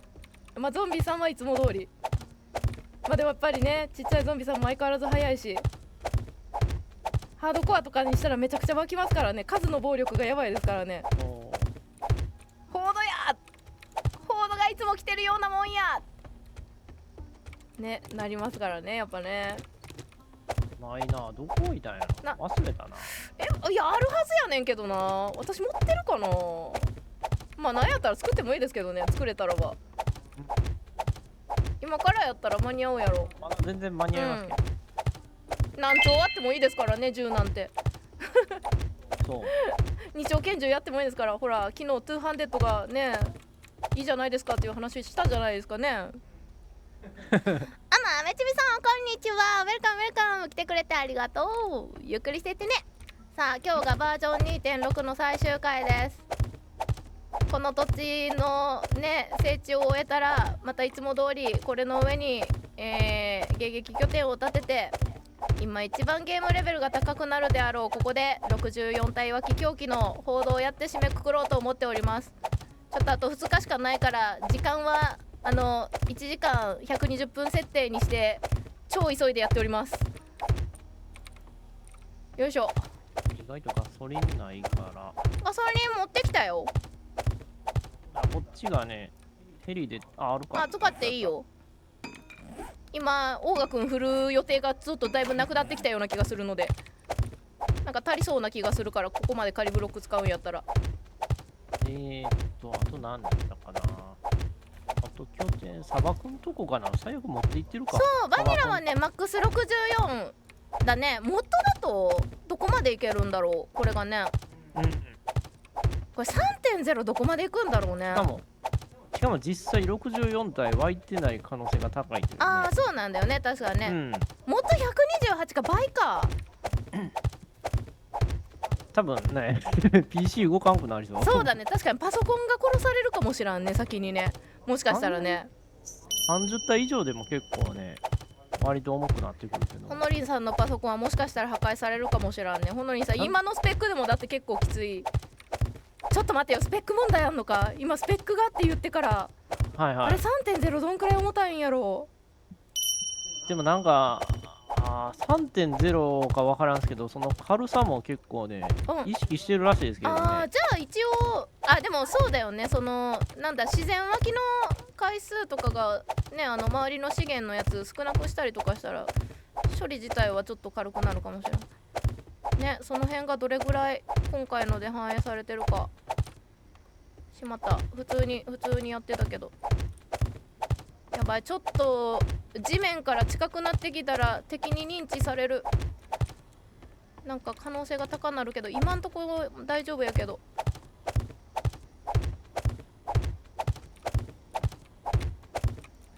今回は UI が変更されるのと、その設定値がね150種類ぐらいカスタマイズできるようになるのと、あと何だったかな、まあ大きいのはあとはどこだろう、ちょっと読めないや今、ちょっと時間ないからそのまま行こう。ある知識だけで行こう何のやつか 3.0 のね、大まかな目玉なあれですね。あとなんか公式からプリセットがこういうゲームモードでみたいなプリセットもね一応その、用意されるっていう、いろんな名前がついて、そうですね。そうだから本当にいろんなパターンのセブンデイズがね、オプションが確かに150あったらすごい、そう変えられるっていう。もうすでに150、それ1個ずつ選んだら150種類なのに、それ掛け合わせきたらほぼほぼなんかもう同じゲームの中でも全然設定値が違う感じで遊べるようになるので、もう本当に大変なことでございます。何でいこうかね、最初ね。最初はデフォルトでいこうかなとも思ったんですけど、ね、そのデフォルトがどれなんだろうなっていうのはね、絶対みんな狂気とか行くやん。絶対狂気は別にいいと思うんですよ。狂気はいいけどさ、そのなんていうの、一番強いやつって言って、そのゲームバランス崩れるようなやつどうしようかなとは思うんですよね。なんか嵐 150% とかちょっとやりすぎかなとは思うんやけど、でもそこら辺はまあええとは思うんですよね。そこら辺はいいとは思うんだ。なんかね、結構ゲームバランス崩れそうな設定がいっぱいあるんで、まあそれをどうしようかな。なんか簡単になる方にはあんまり振りたくないけどね、確かに。そのすでに今のバニラのデフォルトって何にも触らない状態のところがまずどんなになってるか気になるね。そのもともとレクトさん24時間営業じゃなかったところが24時間できるようにもうデフォルトでなってるのかっていうのは気になるね。それはなってないでしょ。あとはそれはなってなかったですよ多分。あともう一個やってみたいのは、私ソロほのりんさんソロで今回確か、新しくアップデートされた中の一つにフィールドの中にある作業台とかが 20% の確率で使える状態であるっていうラックが含まれる確かアップデートが入ってるんですよね。でコサカルのねパッシブが強いかほのりんのねデバフが強いかっていう、どれだけの運の差が本当にあるかっていうのをソロで用意どんでちょっとやりたいなっていうのはちょっと思ってますけどね。ソロでよ、あーまあ長くはやらないシリーズとして確かに最初7日間ぐらいだったら、7日も長いか。まあこっちの映像ないですしね。前クラで1回やったんですよね、エンドラ討伐のスピードをね、なんだろう、競う配信みたいなの。そうですね。あれの設定残ってるような気がするけども、もしかしたら今やったらもうちょっと綺麗に出せるかもしれないから、なんかね企画で1回やってもいいかなと思う。確かにこっちの映像映ったら別にね、確かにそれでもいいかもしれないですね。まあそのマイクロの時の設定、ただちょっと画面自体がそれぞれがちっちゃになるから、ただでも今縦画面ができるので、もしかしたらばなんだろう、うまく見せられるかもしれない。あ、もうカリブロック全部なくなったんか、やば。じゃああれやな、マシンガンパーツ一応集めて1000いるかな。マシンガンパーツと何がいいかな。売却系なんもない。でもデフォルトで要素あるからさ、ちょっとほのりんさんは全部オフにしたいですよねきっとね。今ってある運用、まあ運用さんの略奪品ぐらいか。略奪品今運要素があるのってなんだっけなと思って、セブンデイズの中のステータスで。最初で言うたら空き瓶とかですけどね。まあそうだよね。空き瓶そうか 60% か。これぐらいかな。あとは略奪で得られるものが、まあスキル振ったら変わるけど、何も振らないではね、なんかいきなりねお鍋をね引き当てられるかとか。あ、そうだ、お鍋で思い出したよ。完成率、あ、そっか、完成率も確かにそうやね、が運要素か。なんかね、お鍋にティアができるらしいです。いい鍋と悪い鍋悪い鍋悪い鍋まあ確かに差つけられることによって悪い鍋が悪い鍋かわいそう。ティア1は悪い鍋。ティア1悪い鍋そう、鍋にティアができます。だから時間がかかったりするんだっけ。時間が短くなっていくんかな、ね、どっちなんか分からんけど。だからね、取ってその辺に落ちてるなんかね、取って取れてるもう使い古された鍋なのか、それともなんかねもうテフロン加工のティファールなのかみたいなそうなんですよ。なんかそういうところもね細々変わってたり。まあそうだ、一番の目玉はあれですよね。武器がだから合成できる一番というか、まあ大きい目玉の一つはなんか星がついてる武器があるみたいなんですけど、それ掛け合わせて強くできるみたいな、そういうのが出たりとか。なんかゾンビがいない平和な世界だな。今高さ的にあれなのかな。それ少ないですね、なんかね、なんか今のところなんか来た。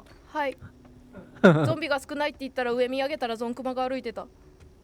そろりそろり、よかった、バレなくて。さっきのクマさん歩いてきたんや。降りてこないで、ダメです、ここ作業中これは倒さなあかんやろな、怖い。いけるかこれ。いきます。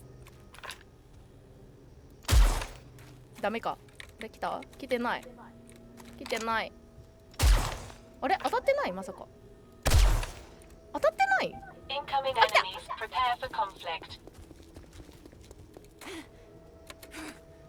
危ない。ん？こっちだよ。あれ？あれ？そっち行っちゃった。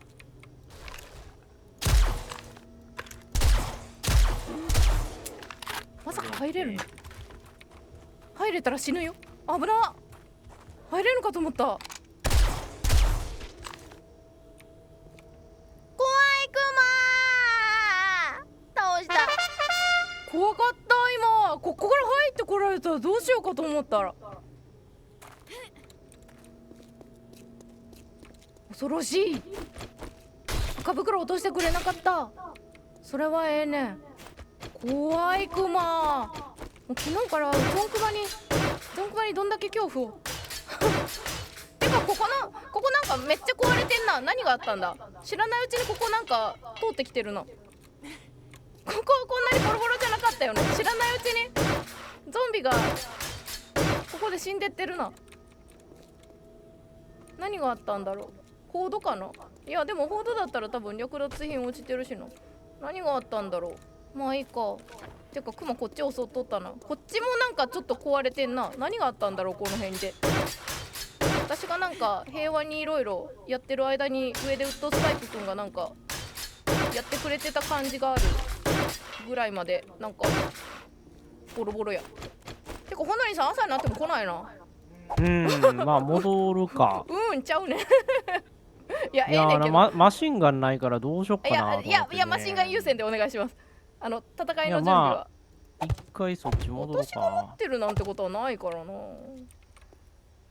作ったのはでも、今その一番近い家にだと思うんだけどな。多分だけど持ってったかな。あとはどこに置いてるかな。置いてるんやったらね、こんなもんでいいかな。よし。どっか家忘れてるかな。家312 3個しかないですよね、家は。3個しかないよ。まああとは迎撃拠点しかないよ。迎撃拠点っていうかまあ確か見に行ったっけ。パルクール上の真ん中のチェストとか。あそこに5入れる。5じゃないのか。6でも6って言ってましたよね。6だ。伝説のマシンガンにはしたと思ってるんやけどな。5があったまさか。いや分からんすけど、でもどっちにしろマシンガン自体見当たらへん。あるはずやけどな、多分ね。どこやったかな。ここで一番上か。マシンガンないな。確かに武器じゃなかったの。いや置いてる場所武器だと思うけどね。まあでも一回一応家通るか。家通りながらそっち行くか。時間が全然余裕やな。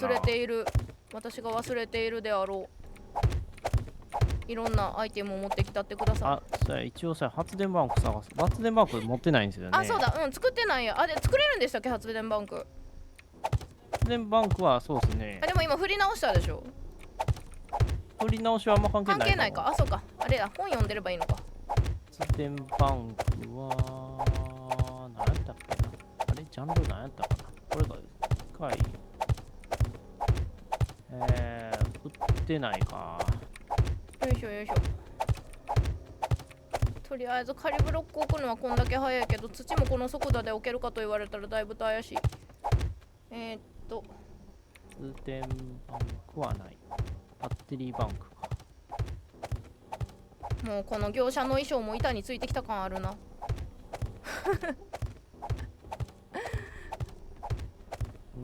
で三人称操作も慣れなあかんような気はするんだけどな。バイオってほぼ三人称だよね。そうっすね。あんまり三人称うち最近してないからな。三人称のクラフトが難しいですよね。確かに。なんかエイムしないといけないところが一瞬わからんなるな。まあ慣れたらこっちの方が弱なそうな気はするんですけどね。ちょっと視点があれだから狭くなるというか、なんかまあ広く見れるんだけれども作業範囲が狭いから。クラフトっていうか建築が難しいんか。よいしょよいしょ。次のワールド何の武器でいこうかな。最初一人称もある。あ、ほんと？あ、そうか。あれだ。バイオの方かな。どっちでもいけるか。まあでも一人称の方が怖いは怖いんだよね。やっぱりね。自分ごとのようにね、見れるからね。ホラーゲームは。キラーができなかったの、デドバのキラー苦手なのって一人称だからね。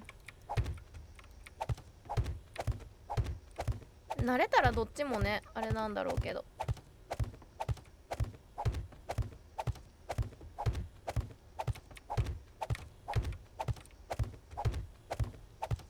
エイムの位置さえ分かってればね、このねカーソルの位置だって分かってれば、合わせ方が分かればね手癖なんだろうけどね。よいしょ。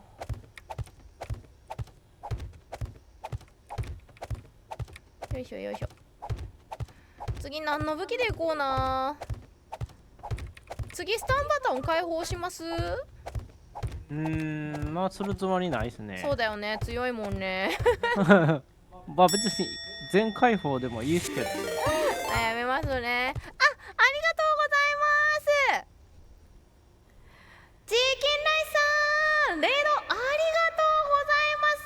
いつも本当にありがとうね。さあ、チャット欄にチキンライスさんをフォローしようのハートマークが出てると思います。セブンデイズ2ダイとってもねお上手な配信者さんですので、これを機にぜひぜひハートマークをポチッとしてチェック&フォローよろしくお願いします。そしてさらにご紹介させてください。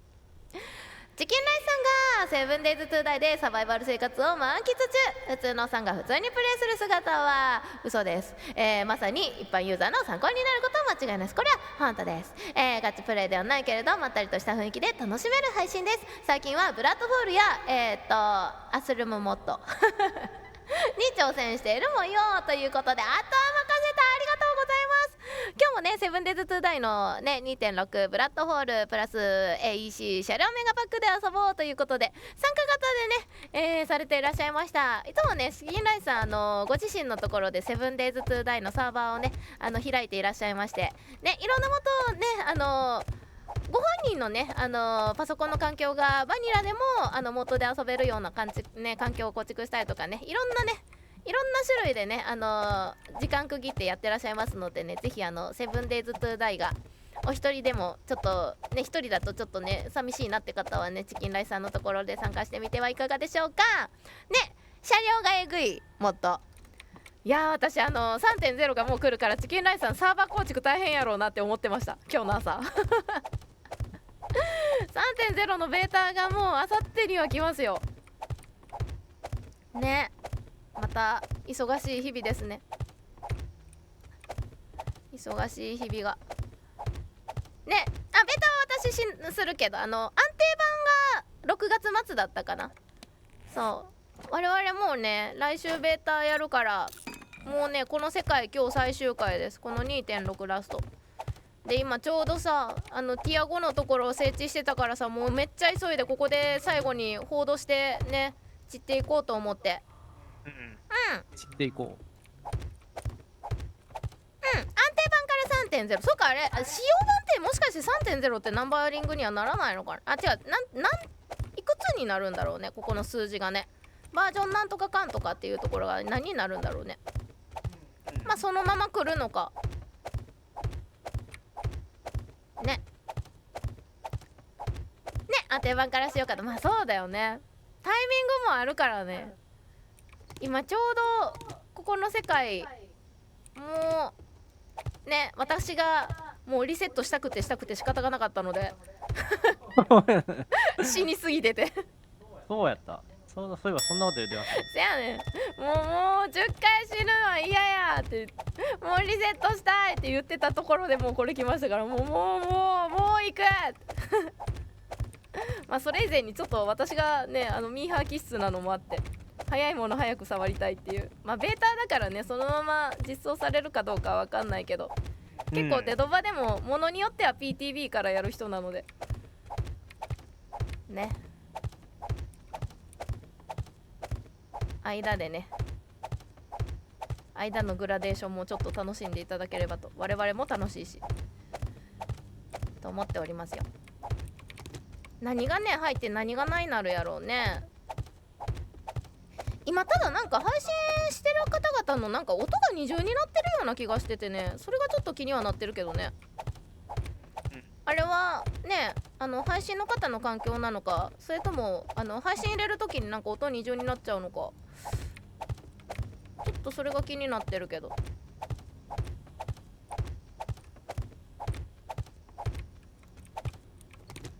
まあでもね普段からいろんなモッドで遊んでる方の中ではもうこのモッドの逆輸入じゃんみたいなやつもいっぱい入ってるんだろうなと思ってるけどね。どうだろうね、これ採用されたやんみたいなやつが多分今までもいっぱいあったと思うけど。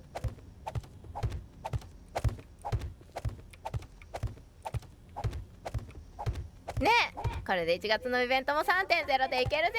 そうかもう半年後のそうか毎年1月なのか、私もね、お正月らへんにね、チキンライスさん主催でセブンデイズトゥーダイのね配信者で24時間ライブ配信をつなごうっていうレイドリレーにね参加させていただいたんですけれども、ほのりんさんとね、うん。いやー、あれはあれでね、やっぱね楽しかったね。なんかもう普段ないようないろんなね技を繰り出してくるゾンビと、そして圧倒的なね武力と、あと大勢でワイワイはあまりねやってないのでね、我々もねすごいみんなでねうわーってしながら、で私がいつも通り全ぶっ破するもんだから、もうあの子すぐに倒れに行くやんってずっとヒールしてくれる人がいたりとかして本当にありがとうございます、お世話になりましたっていう。傷だらけになってタンクだからもう突っ込んでいくので、さっきヒールしたばっかりなのにあの人また死にそうやんみたいなね。なんかうん。ありがとうございます。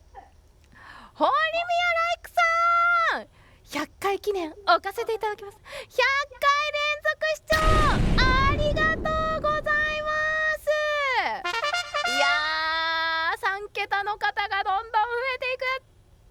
本当にね100回つなぐと大変だと思いますからね、ありがとうございますね。これからも私もね、もう皆さんの数字が良くなるように頑張っていこうと思っております。さすがに4桁はおらんやろうね。3桁もあんまり見ないけどね。さすがにこのシステム始まってから4桁まだ紡げないか。これ連続視聴のこのあれって最近できましたもんね。ね、皆さんもお祝いありがとうございます。ちょっと待って、ここ仮ブロックダメだ、私が間違える。ついにほのりんさんが帰ってこない間に私は仮ブロックの壁のところまで埋め終える勢いですよ。うん、よくやった、ありがとうございます。よくやった。自分で言うよよくやっくやった。たね、褒めて使わす、ありがたき幸せ。よいしょ、次土。土はいやばいやばい、指示の仕方してる。次土あ、お買い物行ってらっしゃいませ。なんか今日は手羽先の日らしいですよ。なんか世界の山ちゃんのね1号店ね開店記念みたいなね。皆さん手羽先食べられるでしょうか。でも手羽先苦手やったな。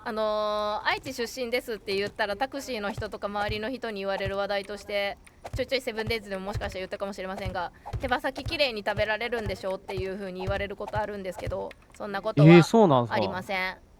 そんなイメージあるんですね。たまに言われる。来たって思う。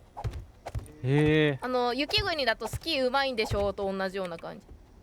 え。そんなイメージはなかったな。そうなんかね、手羽先きれいは勝手な想像すぎるな。そう手羽先きれいに食べられるんでしょう、ちょいちょい言われる。愛知出身ですって言われると、手羽先やっぱうまいんですかぐらいやったら分かるんですけどね。食べ方きれいはそう、き知らんかった。れいに食べれるんでしょも言われるどうやってうまく食べたらいいのって私も分かりませんそれ私も分かりませんっていうやつ。よし、仮ブロック全部置き終わった。よし、こっから土や。行くぞ行くぞ。ここにエンジンはいっぱいあるってわけか。エンジンこっちに持ってきちゃった。うん。何個やったかな、そんなにいっぱいはない。ちなみにエンジンでも2、3列近くあるからめっちゃあるエンジンだけで圧迫しとった気はする。な。うん。そう、山ちゃん食べ方の説明書置いてあんねん。だからね、めっちゃめっちゃ助かった。そう、こっから折るんやとかね。最初折って食べるよね。なるほど。6やっぱり作ってないかな。あった。6ありました。どこにあったん？やっぱり武器のとこにありましたね。家にやっぱり。はい。やっぱ2かなと思っとってん。そう。なんで見つけられへんかったんや。ね、よかったって。あったらその子がね、そのまま使えますから。そう考えたら改造パーツ次かな。改造パーツが足りてないよな。マシンガン上げてないから、マシンガンに有効な改造パーツが全然出てきてないと思うよね。レーザー照準とかつけといたらいいんやろな。もう適当に。レーザーはちょいちょいね出てきてくれたから。放射能力やろ。これは足遅くなるやつやろ。まだ何にもつけてなかったっけ、マシンガン自体にも。そうですね。そっか。まあ、でも適当につけたら4つなるな。なんか私作った方がいいものあるのかな、改造パーツ。まあまだギリギリでいいか。どうせ拠点作ってる間私ちょっと暇なるかもしらんし。もう1個じゃ6欲しいですか？どっちがいいかな。私じいちゃんの方がいるかなと思ってるんだよね。じいちゃん3丁ぐらいないといかんかなと。多分マシンガンのスキルね、そんな触れてないんよな私。ああ、そうか。マシンガン、あ、でも言うても1か。いや、あげれるかな。作れるかね、まず。まあ改造パーツがあるからね。多分ハンドガンマックスやから、私じいちゃんをひたすらに使い倒した方がいい気もしないでもないよな。でも改造パーツ足りひんな、確かに。今どこや。そっちが 7.6 に打ち切って、こっちが9ミリ打ち切った方がいいよね、多分ね。弾を気にしないでガンガン撃つんやったら。弾、7.6 にそっちがライフルとあれで、こっちはデザートバルチャーとまああれで。今から弾作りゃ両方いけんのかな。無理かな。 7.6 にかき集めたら。かき集めたら結構あるとは思うけど、もうね、物理的に9ミリとマグナム余るぐらいやったら、もう私そのままやっぱり請け負いますよ、マグナムと9ミリを。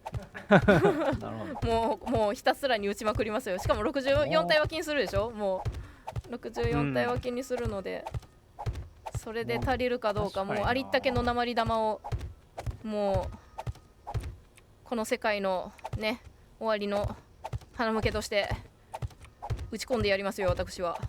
そんなこと言うとったら普通に作業場で死んでるかもしらんけど今そんなこと言う前に死んでるよ君みたいな。よいしょ。ちょっと今三人称の視点に慣れつつ、聖地で慣れつつ、エイムによいしょ。最後ぶっ放してみるか。強そう。どんだけ強いんやろな。まあ貞子がそのうち来ると思いますのでそれまでに準備いただいたらここで試写ができますが、お客様。そうですね。そうですね。ハンドガンパーツで持っていとくか。そうね。じゃあそれやったら1個はせめて作るもんな。こっちで作っとくか。もう最終的にマチ伝ェーテと説パーツがかない。ツルハシのところとかも10に変えてもはい次はい次できたらいいんやけどな。伝説パーツどこにあるんでしたっけ？あれ伝説パーツない？あれどこ行ってたんやったかな。どっかにあると思う。武器パーツこっちにもちょっとあるけど。まあでもええか。ありましたありました。ありました。うん。あ、洗濯も私ね、ボーナスでたんでお願いします。わー、ボーナスのお買い物めっちゃいいやつね。掘り出し物見つかりますように。そっか、今ボーナス時期か。そうだよね。6月のとこが多いイメージあるけど、早いとこはもう出てるかもしらんね。ね、6月頭からそうだよね。6月12月のボーナスのお財布を狙ってだいたいバーゲンが行われるもんね。いやー、今回はほぼほぼゲームの人たちはスイッチ2を買うのが半分ぐらいじゃないかなと思ってるんですけれど、皆さんのスイッチ2事情はどうなんだろうか。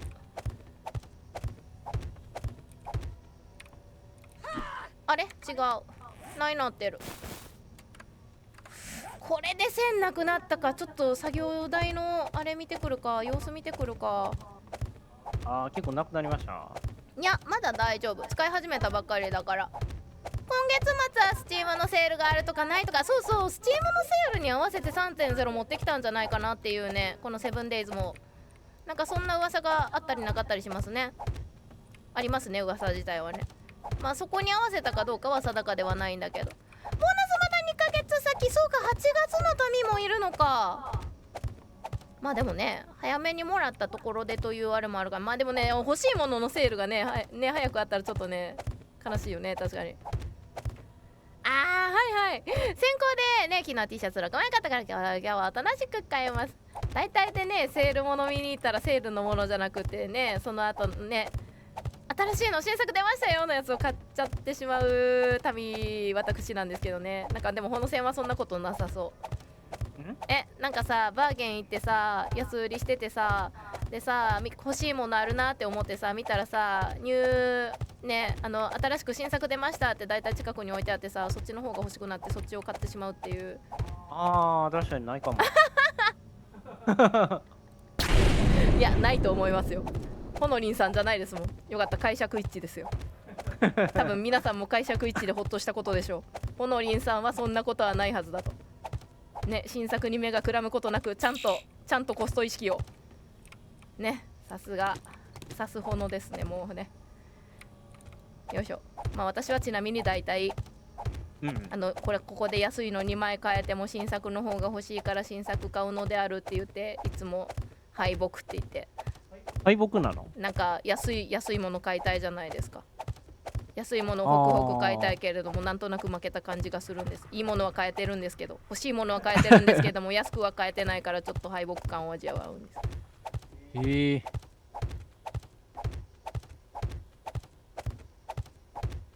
お買い得には買えなかったである。でもいいのです。欲しいものが買えたんだもんっていう風に自分を納得させるパターンです。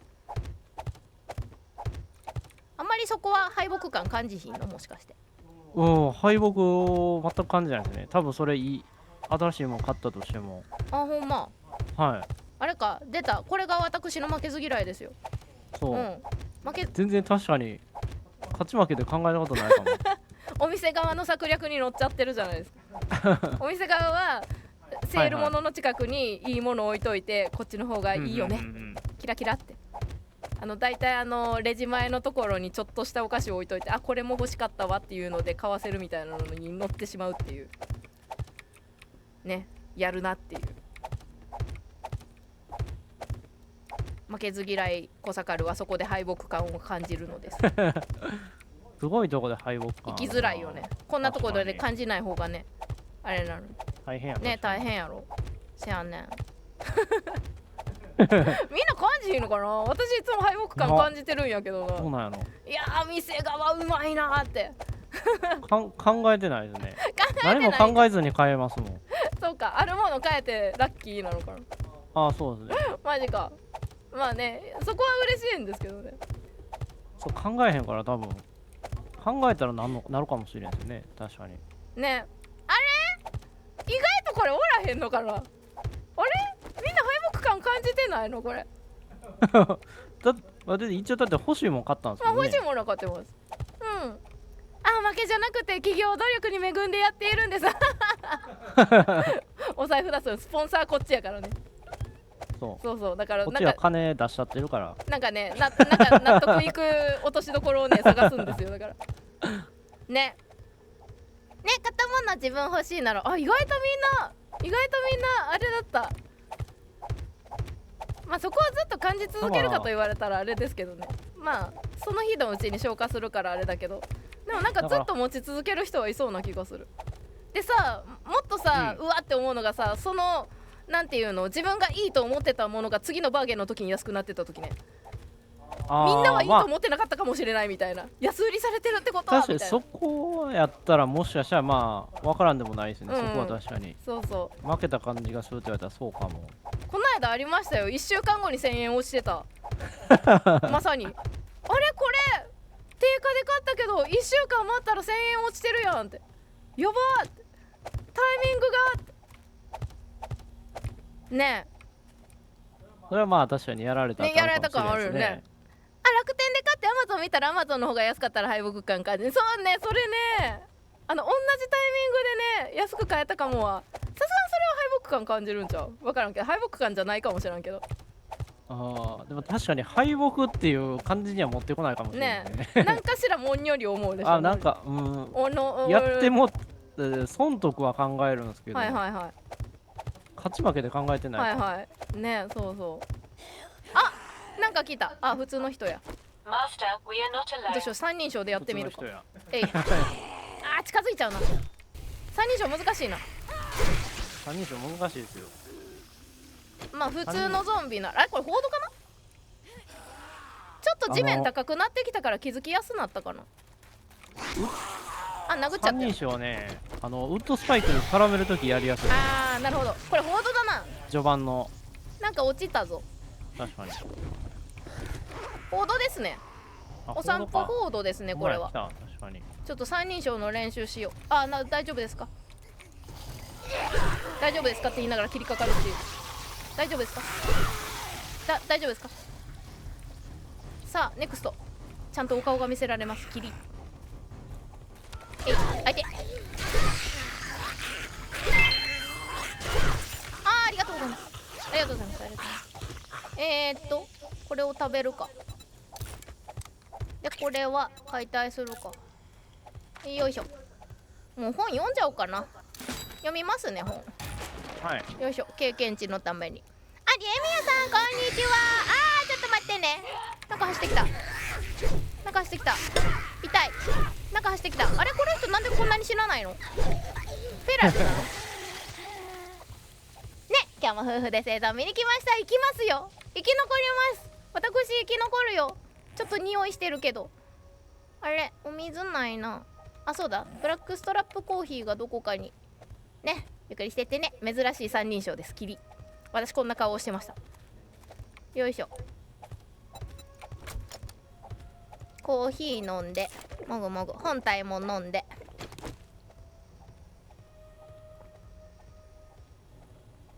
よし。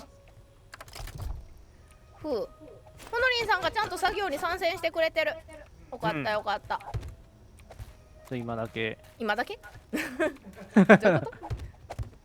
そうだ。でもそうだ。ほのりんさんが立てるとこ先にやらなあかんのやった。せやった。忘れとったわ。作業効率。ここや。どうせ全部やるんだけどこっちかを先に。ちょっとほのりんさんそっちやってくれてるから、じゃあ私こっち先行こう。今バーゲンでね、バーゲンでというかボーナスとバーゲンの話をしておりましたね。そうか、スチームのバーゲン何来るんやろうな。でも今あるゲームで買ってないやつってそこまでないんだよな。なんか忘れてるものあるかな。あったかな。よいしょ。ちょっと来週ねあれが終わるから、ビルダーズ2が終わるからね、また積みゲーの塔は崩しますけど、もうでもちょっと前に結構いろんなメーカーセールやりましたしね。ドラクエもね40周年セールあったしね。来てくれてありがとう。ナナさんこんにちは。昨日ありがとうございました。配信おつです。ありがとうね。ゆっくりしてってね。さあ今日はね、みんなも水分とってね。セブンデイズのね 2.6 を今日最終回にしようと思って頑張っております。はい、どれともありがとう。いただきます。でもプラグマタはね候補に上がる。確かにプラグマタ多分セールしてたよね。してなかったっけかな。どうやったかな。プラグマタ良かったね。なんだろう、今回売り上げ好調だからシリーズ化検討してるってカプコンがね言ってましたよね。カプコンが言ってたのかな。ニュース出てましたね。ニュース記事がね。まだまだ世界観で遊べる。いや、そう思うとカプコンすごいよなとね。今のところ本当になんて言うんだろう、バイオもコンスタントに出してるしね、ストロークも今当ててるし、でそこでね新しいニューシリーズもねなんだね旗揚げしてね好調っていうのがねそうさすがはオカプコ様そこまで上がってる。オカプ言いづらいオカプコン様言いづらい。いや結構これ難しいよ。言うてみて言わないです。オカプコンもさむずいから。いや難しいはあ滑舌。そしてありがとうございますナナルさん。30ビッツありがとうございます。昨日はこちらこそ。いやそんなことないよそんなことないでございます。私ね、そうナナルさんとはねなんだツイッチのね周年記念日が同じなんですよね。ねだからねもう毎年ね応援できたらなと思って。なんか来た。これは何？これは普通の子ね。もうアニバーサリーが同じ日なのでよいしょね。オカプコさんは言えなかったこれ本当に言いづらい。ねえでもすごいね本当にね。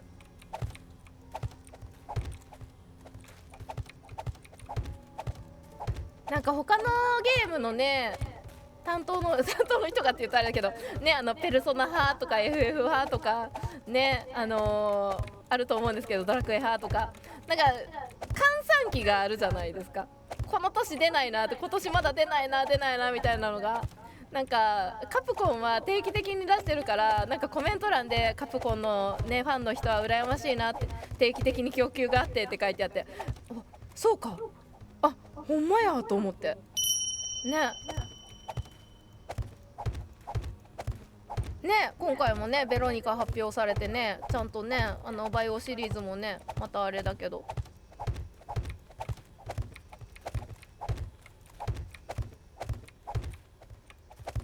ね話も出てますからね。確かにほんまやなと思って。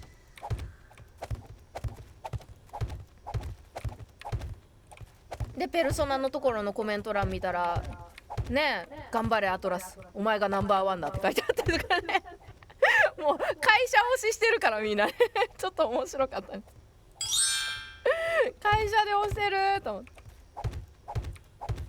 ねすごいちょっと面白かった推しが会社自体になっとると思ってね。おカプコム様は言えたユーモアもあって、いつぞやのエイプリルフールにてヘリコプターの開発販売がカプコン製のヘリコプターはねえもうみんなに認知されてる、絶対に乗ってはいけないヘリコプターねえ、いやお世話になってますからね、なんだかんだでね本当にね。ねえねおすくえに様おすくえに様言いやすいかおカプコム様はね、おとかの間が難しいのよね。結果2勝押せてお得、過去の亡霊過去の亡霊いやーねーもうあれだよね、とりあえず亡霊チェックはスクエアとエニックスが合体すると思わなかったっていうセリフを吐いたら亡霊ですよねおすくえに様頑張ってほしいけどな。いや私は押し続けますよ。押してるのかな、どうなんだろうか。まあ押してるよねずっとね、スポンサーになってるっていうことは。ちょっとおすくえに様はやっぱ言いづらいなちょっと波がありますからねやっぱりね。いや来年はいやでも言うても確か違う去年のゲームの売り上げオスクエニア様は結構なんかやっぱり FF シリーズがでかかったとかだったんじゃなかったかな確かね。お吉田様言いやすいねえ俺だって年を取るんだよみたいなことをね言ってるキリルキが上がってたような気がするねもうね社員推しもいますからね本当に。ビーマニにもいますけどそこまでねもう最近ね社員との距離が近くないといけないというなんか流れがね出てきてるような気がしますからね。代表が顔を出すようになってきましたよね。ね吉田さんといい櫻井さんといいね忍耐のねプレゼンターといいねビーマニだと DJ 吉高さんだと思いますけれども、多分一番親しまれてる感じで有名なのは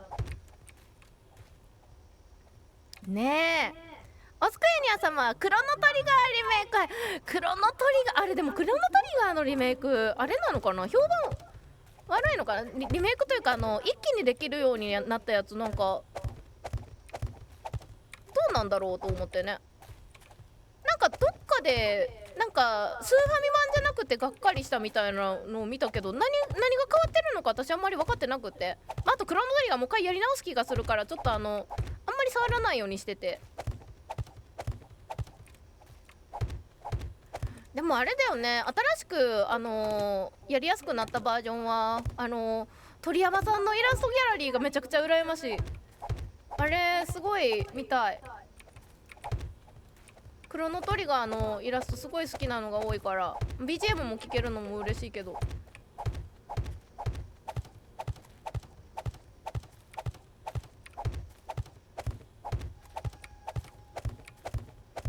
でもねドラクエ12の発表の時も言いましたけど、私ドラクエ12にちょっとクロノトリガー味を感じてまして、あれがどないなるんやろうなっていうのはすごい気にはなってますけどね。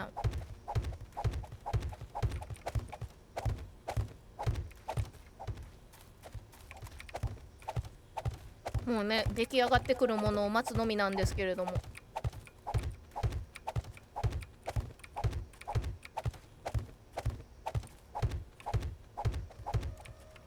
まあ言うてでもね、もうスクエニで FF 追ってる人たちはもう来年は間違いなく FF の年ですからね。最初はね、前半はねもう確約されてますからリベレーションズがまた眠れない日々が始まるだよね。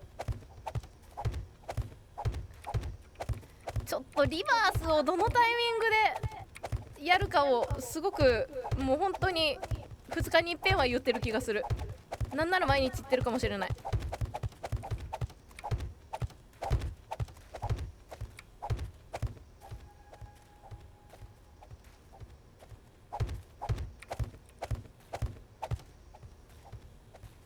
時間が足りなくなるとあれなので、もしかしたらビルダーズの後にすぐ始めるかもしれないですね。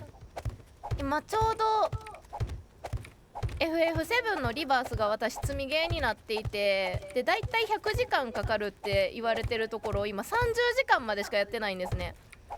なのであと70時間いるから最短でね、多分最短70時間いるから、ちょっと足りなくなった時のことを考えるとちょっと先にやっといた方がいいんじゃないかなという不安は出てきましたのでね。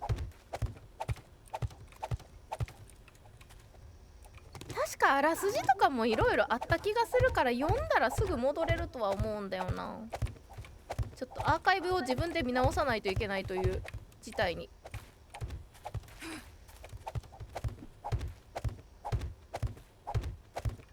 また私逆サイドから埋め始めてるな。モノリンさんと作業逆転してるやん。気づいたらまあええねんけど、どうせ埋めるから全部うん、どうせ埋めるから土足りるんかな。今んとこ足りてるのかなこれ。ちょっと足らんかもしれん、今作業台見ました？ちなみに見ました足りないか。掘ってきた方がいい。私あと1000個ぐらいやもんな。1000か。今私まだ手持ち500はあるけど600かな。もうまあ500ぐらいですけど手持ちはギリ足りるか足りないかぐらいかな。足りるかなこれ。よいしょよいしょ。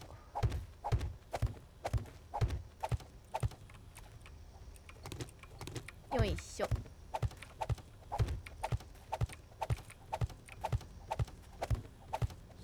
よいしょよいしょ。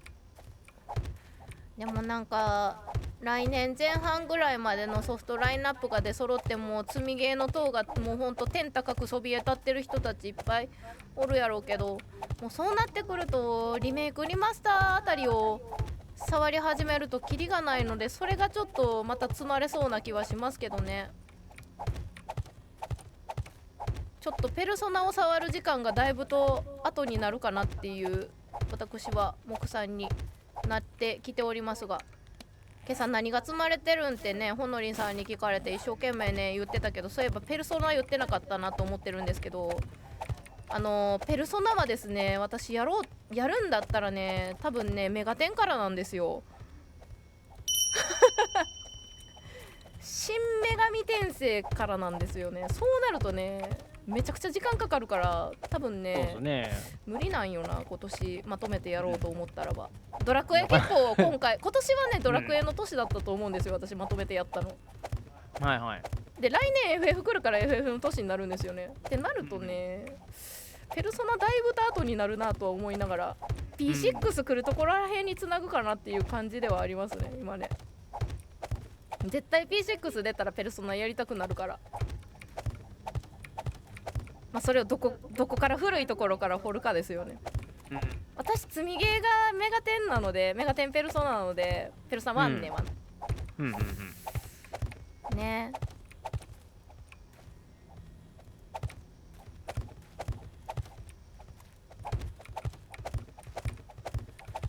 なんかそう思うとね、やることいっぱいありすぎて、なんか本当に嬉しい悲鳴が続いてるのはいいことだなとは思うんですけどね。前はこんなにゲームなかったから大体あれだよね、だってこの線とかもポケモン周りがみんなやってたからポケモンやってただけでっていうぐらい、なんて言うんだろう、その時のタイトルって1本ぐらいしかなかったもんね、きっとね、昔。今もいや、そんなことないですよ。そんなことない。はい。だってまあ言うたら、僕の時ってまあ一応マリオとかドンキーコングとかやったんで一応。任天堂系のそのなんていうの、アクション系のやつを入れたらか、私今確かに RPG に絞ってたな。他何やってたんだろう。ポケモンやってない人たちって、そうか、この線がなんだろう、子供の頃で流行ってたゲームって何になるんやろうな。だから世代で言ったらゲームボーイからなんで。はいはい。あ、ゲームボーイカラーとか。ゲームボーイカラーと64ですね。64か。64、あれワンダープロジェクトとかってあれだっけな、64だったかな。分からんすけど、まあだからスマブラとかですね。スマブラそうね、スマブラそうや。マリオカートと、まあでも64で一番遊んだゲームなんだろうな。64はでも確かになんかアクション味強かったような気が。ねえねえ、お任天堂神もう様じゃなくて神になってるよねお任天堂神ね、来年にスプラとピクミン、そうだよね、ピクミンは来るよね。あー、そうか、ピクミンか。そう、まあ神にはなってるよね、確かに間違いない。なんかさ、そう私さちょっと小耳に挟んだんだけど、今ピクミンの配信やるとピクミン殺したらめっちゃヘイト買うって本当ですか？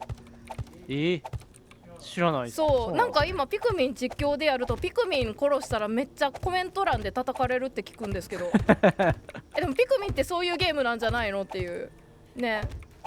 初見殺しあるよね多分ピクミン。まあ最初はね、あれめっちゃむずいからねえ、なんかそうやって聞いたんですけど、だからピクミンはやばいって小耳に挟んだんですけど、そう何をまとめられてるんやろうと思って。それは確かにやばい。それピクミン絶対初見でやられへんやんと思ってちょっとびっくりしたんやけど、聞いてピクミンやばいって聞いてそんなことあんのって、時代と思って、どういう時代なのと思って時代なのかねえ、まあ、どういう気持ちでやってたかとかな、ねえ配信者なんやろね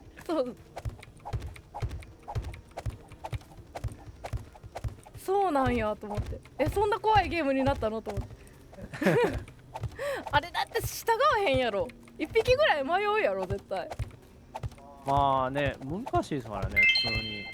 私完全にピクミン触ってないから、ピクミン配信で見させていただいてるあれしかないから操作のね、怖さはあれだけどね、ピクミン CM が経営伝えたそんなそこまでねなんかびっくりしますけどね、ピクミンを殺さないでっていう多分ある一定の方々がいるのかなと思ってね。なんか愛護団体系のピクミン派がいるのかなとね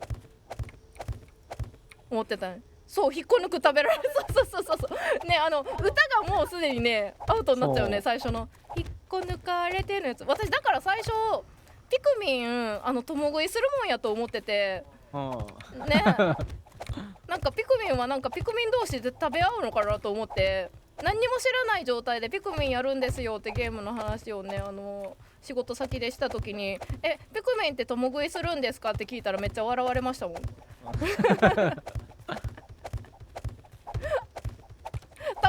るとか言われてるからと思って、何食べられるのかなと思って、なんか食べ合って強くなる系なのかなと思って。あれなんかひたすらね、こき使われて、戦わしてまあ食べられる、戦わしてる相手にまあやるかやられるかなんですよねすごい殺伐としてるけど、それだけでも聞く実際そうなんですよね、やってること可愛いけれどもだよね。そうピクミンを従えていろいろ労働させるんですよ、わかるよ。見るのすごい好きな、やってないけど見るの好きだからねいろんな方のやつ見せていただいてるんだけど、そうそうあるかな土。454、500、あと900はある。足りるかこれねえ電気に強いピクミンがいるんですが、カレーと一緒に違う、カレーと一緒にって何カレー持ってきたの私。ちょっとやめて。彼と一緒に耐えれんやつを連れてったら無邪気に自殺していくやめて。なんということなの、悲しすぎる。カレー黄色違う、電気だし、しかも何を言うてるの。電気黄色カレーか。私の思考どうなってんの。初見殺しでね、うん電気に一瞬でも触れたら死んでしまうんですよね、即死でそれでバンバンバンバンいっちゃうんだ。その子は命令させてブワーって連れて行ったりした悲しら一気に全滅する可能性あるんで、知らずにやったら行ったら、でかい虫に集団で小さい虫が襲いかかる自然な光景を可愛くしただけなゲームは、でも可愛いそうね、可愛いからあれだけれども、やってること絶対残酷だよね。だからなんかそうですね、大人から見たらなんかすごいことやらせてるなと思ってたみたいですけど、そうよねあ、ありがとうございます。式神式さん、Thank you for follow、 フォローありがとうございます。小坂と申します。見つけてくれてありがとう。今はもうピクミンミリ知らな人が、ミリ知らな小坂がいろんな人にピクミンの恐ろしさを聞いてるところですね。ナイフォローありがとうございますね。あ、ハソチャットもありがとう。私確かにピクミン上手い人のやつしか見てないから、多分完全初見というよりはもうなんていうの、もうそれこそもう確かになんか足でできちゃう RTA みたいなもうすぐにうん RTA クラスそうのクラスの上手い人のやつしか見てないから、確かにね無残に死んでいくピクミンはあんまり見てないのよ。ピクミン大好きでやっぱりやり込んでる方のやつをよく見てるから、たまたまね、たまたまなんだけど、しかも大体死なずに多分自然とやっていくと思うんですよね、あれかな、やっぱ上手い人のやつ見すぎて、だからあれなのかな、耐えられなくなっちゃうのかな。多分そうですね。ね、ひなちゃん、よしよし、ありがとうございます。ウェルカムウェルカム、ゆっくりしてってね。ブラック企業に就職して無茶な仕事を無理やり働かされる社会の縮図でもあります。ピクミンそんな重いテーマをあれめっちゃ重いテーマです確か。いやでもなんかね、だって借金返済とかでしたからね、なんか聞くたんびにでもどうもりもさ、ちょっとね、そうか、どうもりも最初さ、家買わされてさ、ローンでさ、なんかゲームの中でなんでローン返さなあかんねんみたいな感じになりませんでした？ね、なりましたね。やっぱそうね、なんか社会の縮図は何かしらいろいろ背負ってるよね、やっぱりね。任天堂神のゲームたちはね。ピクミンって引っこ抜いて捨てるんじゃないの、知らんが。そうね、歌の情報だけでね行くとね、そんな感じになるよね。ね、だって最終的にピクミン置いて帰るんよ、主人公。悲しいそう悲しい。あれオリマーが主人公なのはなんだっけ？ピクミンですね。ピクミン、あ、ワンか。ワン、ツー、スリー全部？そうか、そうなんやろ。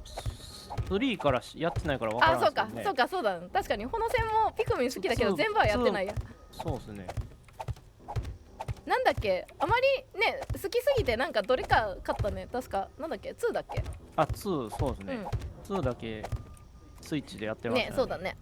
3は主人公が違うのか。そうか。ピクミンは結構ね、もう映像ね出てて、でも確かに最初のティザーというか映像出てからもうだいぶ経ってるね。そういえば年代でも全然なんか確かにかすりもしてなかったね今回。仕込んでるね仕込んでるね。今回の仕込みはねあれだったらゼルダだったもんね多分ね。そうですね、うんだからずらしてやってますよね、うん順番に。ね順番にね。いやでもちゃんとねコア層のファンがみんなついてるのがすごいよねやっぱりね。こうか。漫画オリマ2で、同行者がボケさんからがいて、3がまた新キャラで過去キャラがエル星がっていう展開。3あれか、もしかしたらやるかもしれないからあんまり入れない方がいいのか情報。この線はネタバレを私よりも嫌いますからね。まあでももう自分ではそんなにやらへんか。率先してやらんかな。そうかそこまで。ここなんだここなんか入らないんだが。入らないとこありますね。なんかたんまにね、ちょっとうまいこと入らんとこが。ここなんか変だった。もう行きました？いや、多分なんか真ん中に透明ブロックみたいなものがあるかもしれん。いや、もしかしたら点で残ってる可能性あるんですよね。それかもしらんな。原始人さんこんにちは、ウェルカムウェルカム、来てくれてありがとう。ゆっくりしてってね。さあ、セブンデイズトゥーダイのバージョン 2.6 の最終回でございます。来週に、大型アップデートがセブンデイズトゥーダイ来ることが、まあ安定版来るのは今月末なんだけど、ベータで遊べるのがもう来週なので、この世界は、今日が最終回です。今一番多分ゲームレベルが高く一番危険になるであろう土地を整地していたので、ここで最終的に、報道をやって一花咲かせてから終わろうと一生懸命整地をしておりますが、ちょっと待って、まだ大丈夫か、これほんまに間に合うか。間に合うんじゃない間に合う、大丈夫か。今133日目が報道です。あと1日、だけどちょっと時間の断りをちょっと変えておりまして、1日一応2時間設定で合ってる、1日120分設定でやっております今。そう 3.0 来るよ。もうねテンションが2人とも爆上がりでよくわかんないことになっております。だから朝からっていうか昨日の夜から正確にはもうね、普段喋らないほのりん先生が、もうウキウキとしておりますね。いやー 3.0 だからどっから触ろうかなっていう、まず何にもやらない状態でっていうデフォルトがあるのかっていう話よね。だからね、デフォルト、何もいじらなければそれがデフォルトになるのかな。惜し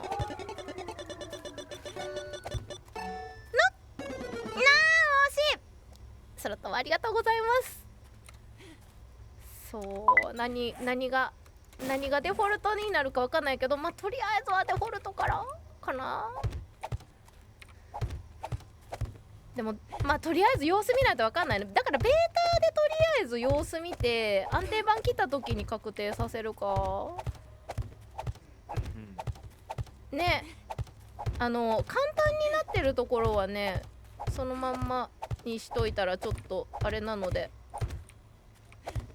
今もね一応ケアパケなしにしてたりとか、ケアパケで何もらえるかはちょっと確認したような気もするけど、まあその辺は変わってないか。まあそんなに重要じゃないかなと思ってるんですけどね、そこら辺はね。なんかあれですよね、オープニング画面ムービーに変わりますけど、ひたすら警官が人食べてるんですよね、あれ確か。そうあれ大丈夫なんかなっていうね。すごい、まあゾンビなのかな、あれなんだろう、すごいむしゃむしゃずっと食べてるんだけど、あれは大丈夫なのかなっていうのは確かに思うんですけど、乗り物の種類増えてほしい。増えるかな、どうやろうか。乗り物の種類ねえ、確かにバイクとミニバイクとね、今ね車しかないけど、ドローンがちょっと攻撃できるようになってます、ね。そう、ドローンが攻撃できるようになりますよ次、確かスタンガンで、スタンガンやったかなんか忘れたんですけど、ドローンは乗れないからね。今そのね、乗り物いろいろのモッドは何が入ってるんやろうね。何か欲しいやつがモッドでもう追加されてねやられてるような気が。そう簡素な乗れるロボットとかそろそろ良さそう。ガシャンガシャンするタイプのやつか。確かにね。そう荷物持ち卒業だよ。ずっと荷物持ってくれてるけどそれでもありがたいんだよ。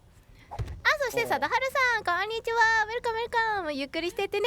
セブンデイズトゥーダイをやっております。今日がバージョン 2.6 の最終回でございます。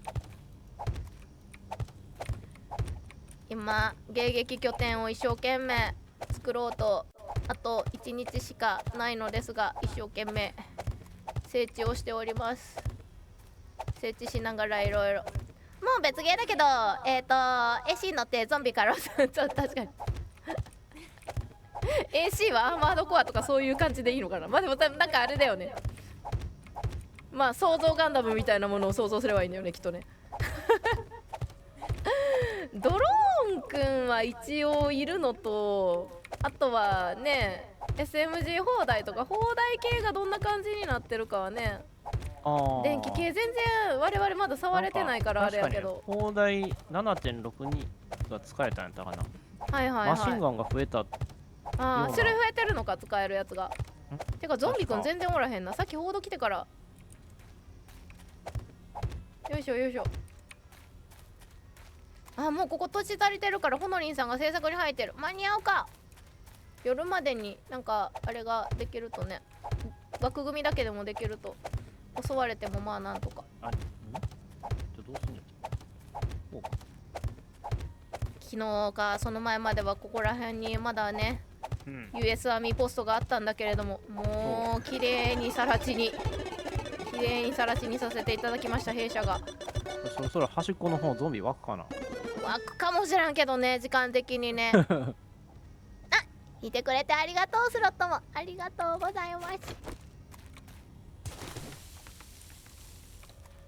はいはい。石をチーター来たら喜んで借りに行くゲームだからセブンデイズと申します。良さそう今どないなんやろうな。セブンデイズ多分ずっとやり続ける人がそんなになんかいないような気がするからなんか一時戻ってきては去ってみたいな感じになりそう。なんかもっとね多分ガツガツ借りたい人はなんかねそれこそ FPS 系というかもうそれが主力のゲームにいっちゃいそうだもんね。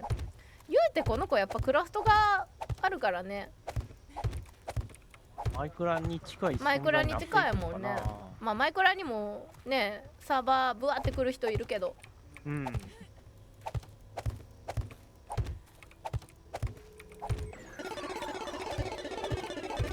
ボット戦闘系は私やったことあるかな。聞いてくれてありがとう。スロットも頑張って回っております。さあ 1% の率は変わっておりません。ちょっと前までは 1% 以上でございましたが今月は1回あたりが出ております。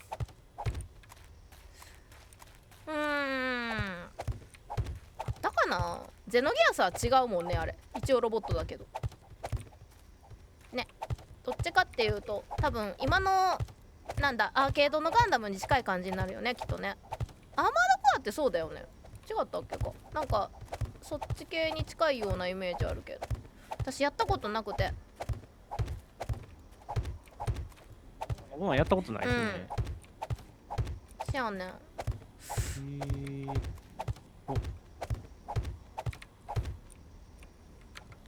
土ないなった。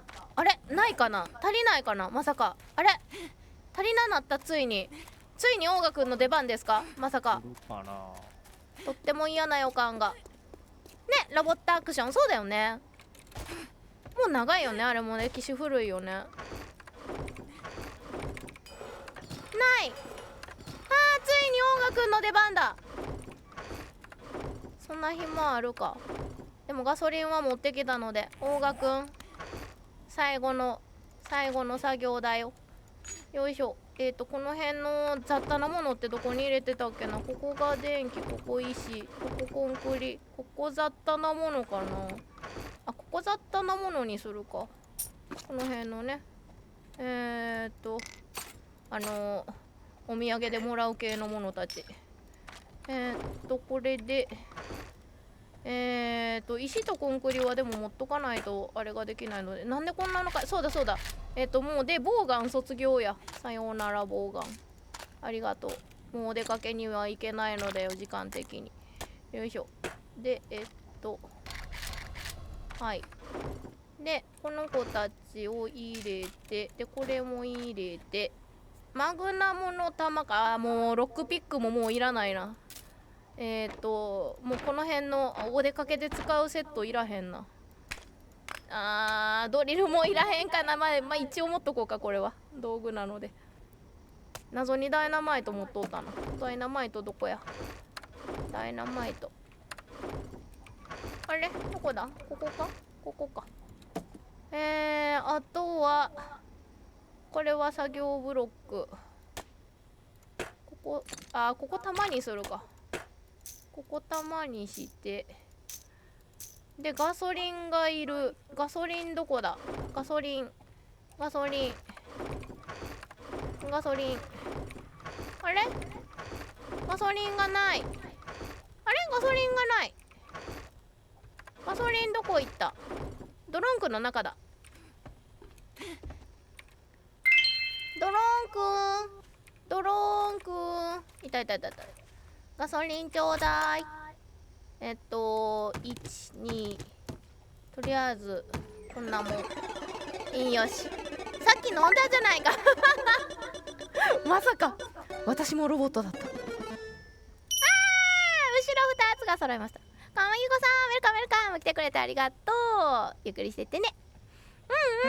そして COD のチーターは RM おもろい。コールオブデューティーかなね。そして AC フロー社員の全身全霊の趣味で作成されたゲームといっても過言ではないそうなんだね。ドローンくん、僕のガソリンを飲み。ダメだよ。そしたらドローンくんが動けなくなっちゃうじゃないか。まだまだ君には最後まで一緒に活躍してもらうよね。花凛さんに遠隔された。ちょっと今私も炎線見てなかったからワンチャンあるかもしれない見てなかったから。開く。さあオーガくん、今日も共に参ろう。粘土を取るのです。たたたたたたたた。どこの粘土取ったろうかな。ここの上かな。こっちまでまさかゾンクマ散歩に来てるなんてことないよね。よいしょ。ゴミも一応拾っていこう。もういらない。床の種とかやらない。あれこれって石かい。これって石なの。なんか石に見えるけどこれ土だよね、さすがに。よし。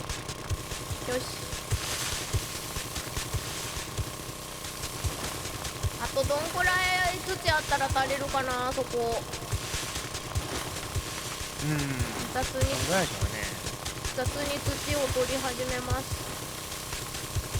6点で何ブロックやったらなんか375とかちゃう。ちょっとあるものをずっと使い続けたから何個使ったか全然カウントしてないんですよね。そこね、もう急げってやってたからね。クマゾンそうゾンクマゾンという名のクマかもしれない。ドローンくんはね、何かよくわからないエネルギー体で動いてますね。もしかしたら太陽電池か何かがねついてるのかもしれないけど、私でも最初ドローンくんをね使おうと思った時に、そうガソリンいるかと思って燃料めっちゃ食うなと思ってたんだけど、この子ね不思議な断りで動いてるから。そうなんかね電池いるかなって実装されるかなと思ってるんですけど、これなんかすごい怖いけどね。どうする 3.0 になったら何かいりますってなったらドローン使わんくなりそうな気がしないのもないんだが。いやそれでも多分使いますよ。さすがにこんだけ持ってくれたら使うかな。そう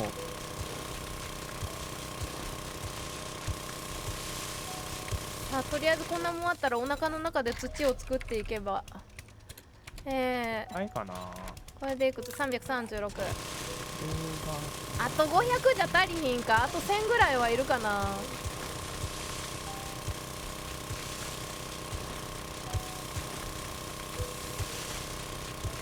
さあ最後に舞う迎撃場を作るために私は足りない資材を今日もオーガくんと共に。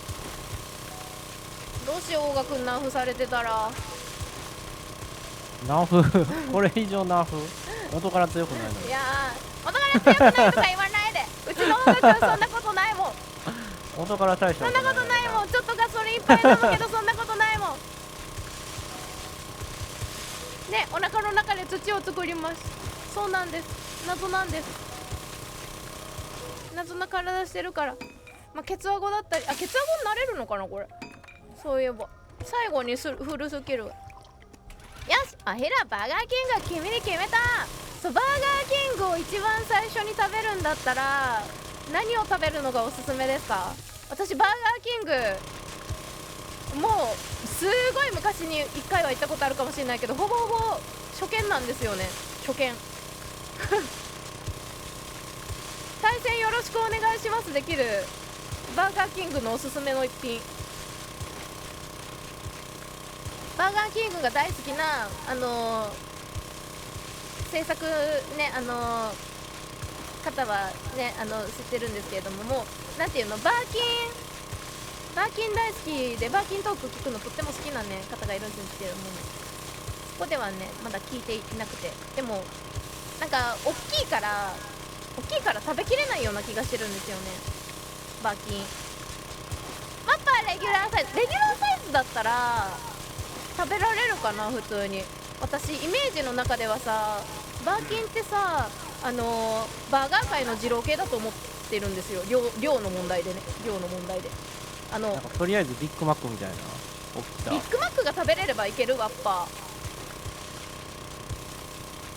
ーねえ。わしにもください、とりあえず参考だあ、やっぱ食べれる人はいっぱいいけるんだよね、きっとね。私何回かね自分が食べれる量をね言うときにねお寿司の皿の量を言うんですけど、私回転寿司4皿で終了する女なので、それを踏まえてワッパーが食べられるかどうかをぜひ判定していただいて小さい袋5だから種類食べられないから複数人で行くと喜ぶ人。あ、4皿だから8個かな、8個で終了するんで。そうだからバーガーキングって大きいイメージがあるから、なんか1個食べられないんじゃないかなっていうね、ちょっとねまあ同じ理由で二郎系もいけてないんですけどね、残しちゃうんじゃないかなっていう恐怖でね、あとあまり周りに店舗がないっていうのもあり、ずっとねバーキンに入門できてないほんとジュニアのセットも無理。やっぱ多いんだよねきっとね。なるほど。それがいいところだとは思うんですけど。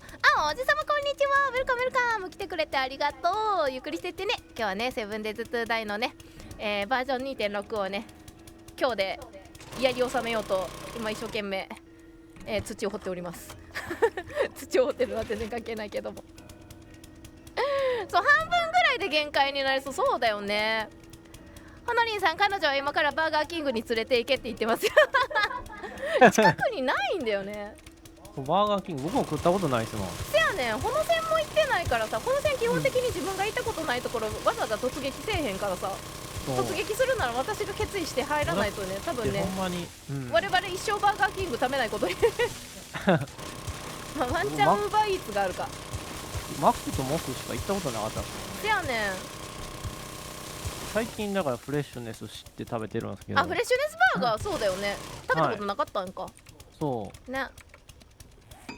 だからなんとなく分かりましゅでしょね。ちょっとフレッシュネスバーガーってちょっとおしゃでちっちゃいじゃん。だから食べきれるのよ。だけど、まあ値段張るけど、なんか本当になんか量より質っていう感じだけどね。サブウェイお腹いっぱいになる。そう、サブウェイちょうどいい。しかもハーフサイズあったっけ。サブウェイちょうどいいの。そう、サブウェイでお腹いっぱいになるんだけど、それねやると男性陣いるとお腹張らないから嫌だよって絶対言われる。なるほどね。そう行ったことないな、サブウェイも。回転寿司行くと少なくても20皿は食べるな。そうだよね。でも20皿多いっすよね。あ、ほんまに。いや僕あれ、この線いくつだっけ。10皿ちょっとぐらいですかね。そうだっけ。まあ15いくかいかんかぐらい。10はいってる気がするよ。10はいくんですけど、10はいってる気がする。でも15食ったらまあまあ食ったなーってなるんですけどね。ね。20ってなかなか食ったことないかも。フレッシュネスはガーデンバーガー好き。わかる。来てくれてありがとう。お野菜食べたい時に選ぶやつ。そしてあ、かやさんこんにちは、ウェルカムウェルカム、来てくれてありがとう。コンカルー、ゆっくりしてってね。多分2個食べない、いや2個食べないと足りないよね。そうだよね、そうだと思うね。そう二郎系はね油とかもろもろすごいから吐くかもしれない。なんかちっちゃいサイズあるんだよね。そう今さらの二郎系がねなかなかいけないね。小心者でございます。あ、スロットありがとう、引いてくれてナイススロットでございます。ちょっと土が増えたからね。もうあれだよね、胃袋の問題もあるし、なんか油についていけなくなってくる悲しい事実もありますし、だからねでも美味しいんだったら食べてみたいからさね。かな。家系ラーメンはちなみにまだ食べれると思いますよ。その量がね少なければ毎月の食費安そう。どうやろうな。でも私食べない分ほのりんさん食べるから。でもほのりんさんもそこまで普通だと思うから、確かにもしかしたらワンチャン食費は安いかも。自炊するしほぼほぼ。しかも我々あれだよね、朝ごはん食べないっていうか、私プロテインで終わっちゃう。でなんだ土日2食やろ我々。だからもしかしたら他より少ないかもしれない。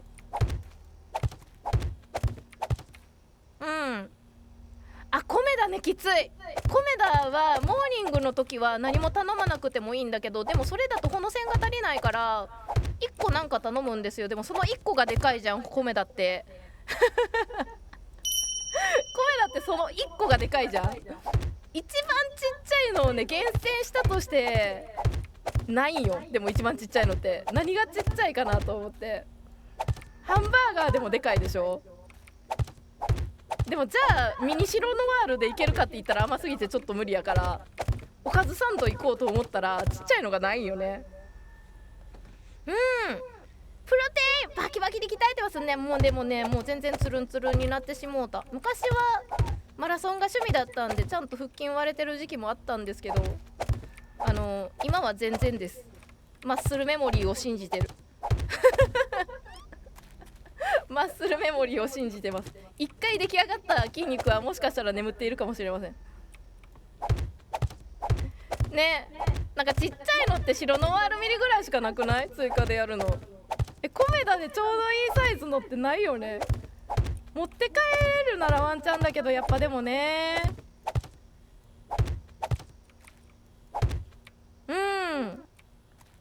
ねえ、すげえ健康的や。体脂肪ある大丈夫いっぱいあるよ。いっぱいあるから今もう脂肪に全部変わってってるからそれね、それちょっと面白いよね。それねミームであるよね。米田初心者セットがいいですよ。米田ブレンドカツパン白ノワールがおすすめです。メニュー的には合ってるんだけど量的には地獄なやつおう。だからそれまだ X やってた頃に見たその量に震え上がるがいいな。2320円値段が米田初心者セット地獄よね。一応ねカツパンを選んで6等分にしてくださいぐらいの一応スキルはありますよね。あれね、あえてカットのね個数をね言うところまではね初心者にはできまいまあ確かに知らないですね。ね持ち帰りましょう。そうね、おとなしく持ち帰った方がいい。6等分大変やろうと思うけど6等分にしてくださいって言いますよ。4が多分楽やろうなっていつも思うんやけど4でもでかいね4でもでかいんよね。皆さん何等分にしますか？カツサンドはカツパンか。カツサンドじゃないわ。カツサンドの派に怒られるかもしれないね。米田はコーヒーについてくる豆でちょうど良さそう。私でもそうかもしらん。いつもさ米田行こうかなってなった時に値段と量でちょっとね最近行ってないよね。米田結構行ってた時期もあったんですけど朝からあの量食べれなくて、で私が食べれない分ほのりんさんが食べないといけなくなって、ほのりんさんがね動けなくなるので、お腹いっぱいになりすぎて、もうねおで寝るしかねえになるからごめんよっていや、これ食パン食べれたらいいんですけどね。食パンというか何でしたっけ、トーストは朝の。そうね、朝のねあれがついてくるからね、やっぱね朝はめちゃくちゃやっぱり混むんですけど、そわし外食すると軽く5000円程度飛ぶから外食できんのよ。物価の波に追われてる。でもなんか最近本当にお弁当派めちゃくちゃ増えたっていう、これもまた小耳に挟んだ情報なのであれなんですけれどもね、外のランチ気軽に行けななってるよね、きっとね。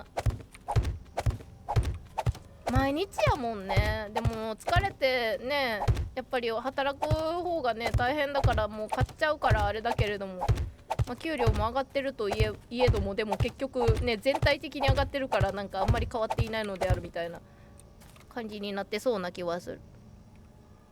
回転寿司私と旦那30皿&締めにラーメンと長者重。おーすごいいっぱい種類食べれていいな羨ましい。そう、種類が食べられないのはねきついのよ、食べれないと。なんかシャリハーフとかあるけどさ、でもやっぱちゃんと一缶で食べたいやん。なんかネタだけ多くってもさ、バランスというものがあるやんかね。バランスはね、確かにね、めんどくさいですねやっ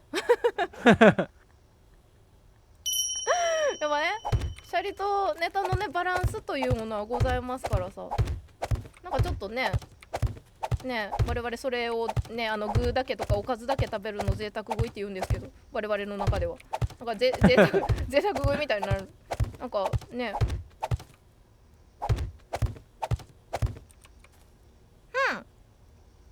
兄たちと回転寿司行くと地獄になるから、兄たちはどんな皿の塔が出来上がるのかななんか前モンハンコラボの時に恐ろしいサラス積まないといけなかった気がするから、なんか一発でそのコラボのやつ条件満たしそうな気がしますね。長者ももう食いに目覚めつつある。まあでもね、すっきりしてるお寿司はひょいひょい食べれちゃいますからね。お寿司の種類一番多い回転寿司ってどこなんやろうってチェーンやったら、なんかイメージスシローなんだけど、なんかお寿司じゃないものも含め、なんかそれで行く店舗決まりそうな気がする。なんかどこが強いみたいな、お魚強いとかありそうだよね。すごいね。昔3兄弟で行った時300皿超えてて、店員さん数えるの大変そうだったわあ。あれ回収するタイプの蔵だっけ、回収するのってとかだったらねまだあれだけどね、積んでのやつはでも最近は機械通すからそこまで大変でもなくなったかね。前はでも1枚ずつね手で数えてたからね。テーブルに置けんくなりますよね。置けなくなるよね、そのままやとね。壁できるやん、会話できんくなってくるやんね、顔が見えないようになりそうな気がする。外食はマック持ち帰りだけで1500円超えることをいろいろ頼みすぎ。今マックもさ全然安ないよね。そうですね。全然安くは感じないですね。もうだいたい倍になりつつある気がするね。企業努力でそれが 1.5 倍とかになってて、ここ頑張ってるなみたいなのもあるけど、なんか今平和な世界やけど、なんでこんなにゾンビ湧かへんのやろ。空気読んでくれてんのかななんか全然わかんないですね。全然わかんないね。どこに湧いてるんやろ。実は生き埋めになってんのかな。この下に湧いたのかな。下に湧いてずっと固まったまんまあれもう作るの間に合っちゃったの。あれってことは土が足りてないってこと。でもここまでだったらもう今これでこの294でいけるな多分。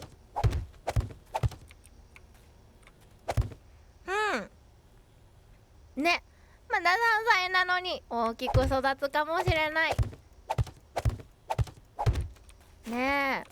でも今からはねどんどんね大きくなるから、あれだけ気をつけないとね、なんか糖尿だったりとかそういう病気系のリスクがあったらあれだけども、そうじゃなかったらねいっぱい食べていっぱい動くのがいいかもしれないよね。ね、昔はハンバーガー60円だったのに今じゃ高い。もう100円マックとかそんなあるけどね、なかなかね、だいぶとね時代がね、あれマックでも立地によって値段違いますからね。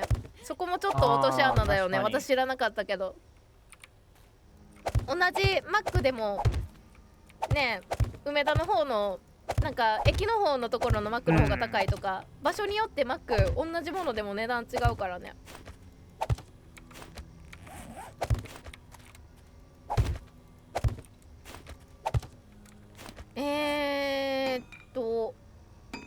頑張れ。私作業台の方入れてきたかな。でもあとここだけでもう終わりか。政治頑張ったな。そう、まっすぐなりましたね。なりましたね。すごい。これの次の作業私何ですか。そこを固めるとこありますか。まあそうですね、これ立てたやつ一応固めなあかんやつっすね。私構成ができないので、それのね、じゃあ固めます。うん、じゃあ固めるので、固めなくてもやらないといけないところをぜひやっていただいて。枠だけひたすら作るか。うん、もうそれあれコンクリまで行けばいいんだよね。全部そうですね、置いてあるところ。一旦コンクリっすね。はい。これってそうか、周り掘らなあかんところあるんやっけ。これはそうですね、周り掘りますね。ね、こんだけ埋めたけど掘らなあかんのよね、何マスか。そまず一回更地にしただけで。う。うん。そこも場所が、橋の場所が分かれば。まあでも固めてもらったらいいんじゃないですか。はい、固めます。ラーメンに2枚にチャーハン 600g が若干少なく感じる。本当に私何日生きられるだろう。すごいね。でも食べられるのもね、食べるのもあれだよね。なんだっけ、体重の話でいくと結構なんか太るのも才能というか、100キロまでいける人はそれはそれで才能であるみたいなことをね聞くけど、食べきれるのもね、でも多分ウェイト上げるためには食べないといけないから、すごいよね。それだけ胃腸の機能が強いということが。これ土はもういるんだろうか。土作っといた方がいいかな。今埋め終わったけどもう作らんでいいかな。粘土で残しといた方まあがいいか。確かになくてもいいかもですね。じゃあそのまんまで玉石岩を持って、木を持って。木足りんくなるこれもしかして。どうでしょう。僕今何個持ってます？ちょっと持ってますけどね。1万1万8000ぐらいか。足りんくない？ 1 万で足りんっていうのちょっと異常だけどさ。今私手まあ持ち別に6000。確か近くのところに置いてますよ、まだ木6000 7000何個か。近くってこのアンチじゃなくて、はい、もう普通の家。もう一個の家じゃあ大丈夫かな。普通にあるから多分これでいけるんちゃいますか。いけるかな。台湾の方はもう元の会社じゃないから特に高くなると思う。ああそうなのか。またね、どこがね、なんだろう、マックのその仕入れだったりとか、そのね運営に関わってるかによってまた値段もね、国またぐと確かにそうかもしれないね。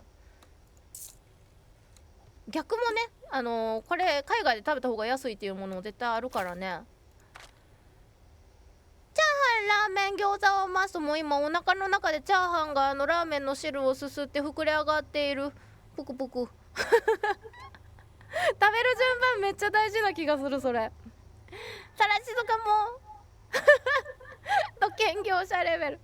まあそんな感じの姿はしてますけどね。でも私背中にエレクトリックって書いてあるんですけど、これね、エレクトロね、いろいろやりますね。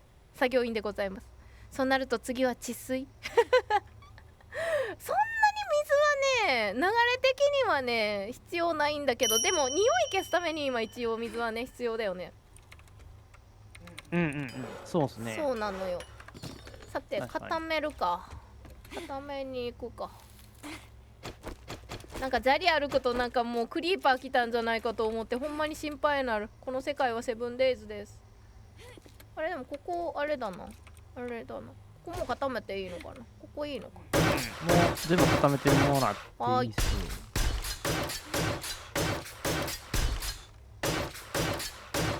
かわかんないけど、固まるとこまでは全部固めていいのかな多分。あ、ちょっと待って、上からやっていいんかこれ。下でも埋まってるからいけるか。多分いけると思うんですよね。なんかそんな気はしております。これも三人称の方が実は届いたりする、もしかして。よいしょ。いや、三人称やりづらいかもしれないなこれ。どうやろ、どっちがある。怖い、この絵が怖い。なんか公主台で首切られるの待ってる人みたいになってる。怖いこれ。これ怖い怖い、やめよう、三人称やめよう、怖い。ホラーゲームになった。なんだ今のなんだ今の、何も見なかった今。こうがね、ギロチン、そうお前や公主台やないや、そうギロチン待ってる人みたい。しかも笑顔で何をやりきったんだろう私。いいのです、私は皆のために死ぬのですみたいな。あーびっくりした。なん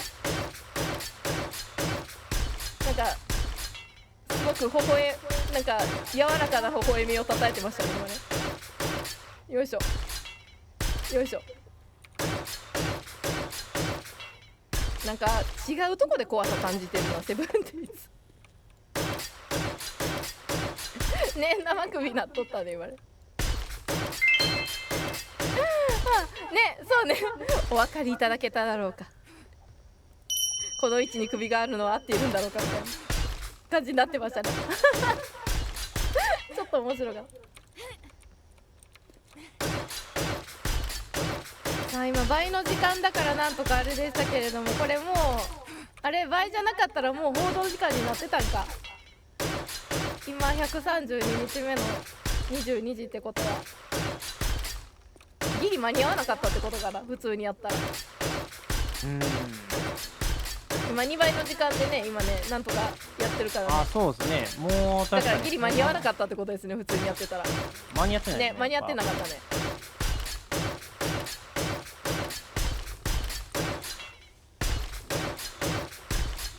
いやー、資材余分にいっぱい作っといてよかったの。これ今増産してないけど、増産しなくても多分足りるぐらいまで持ってこれてたっていうのが。いやー、ストック大事ですね。いつどこで何があるか分かりませんから。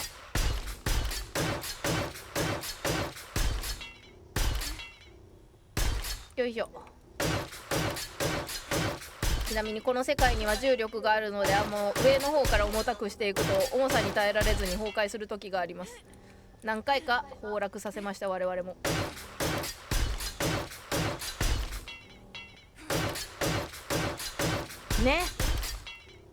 ね、何事も物資マネー貯金大事、それを分からせてくれるありがたい配信ありがとうございます。だいたいそのあたりのね、シビアさは私がだいぶがばくって、ほのりんさんがだいぶとね、そのあたりはね厳しいでございます。まあこのストックを作っておけと言っているのはだいたいほのりんさんなので、まあ、私はある資材を全突破しているだけなのでね。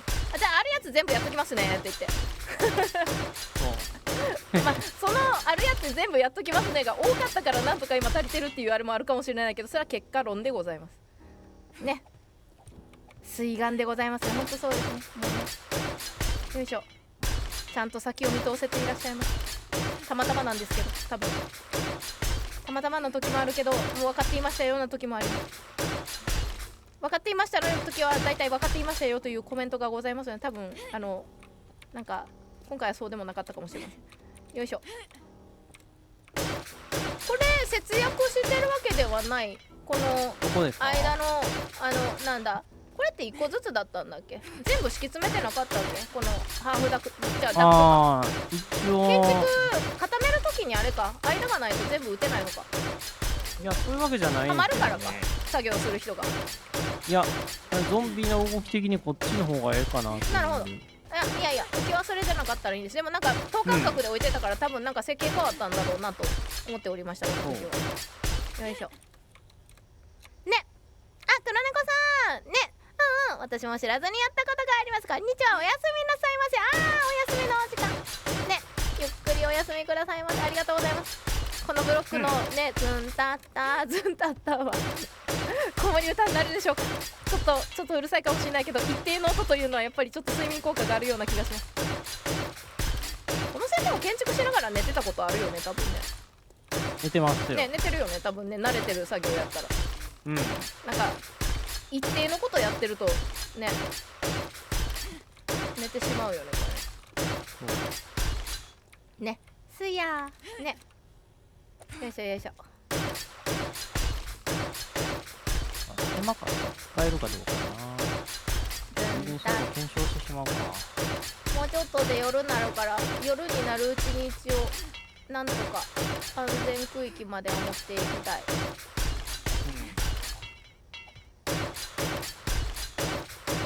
ズンタッタズンタッタズンタッタタッタズンタッタズンタッタ。よし、お外終わりかな。ここか。あとタッタズンタッあれってない。タ。はい、よ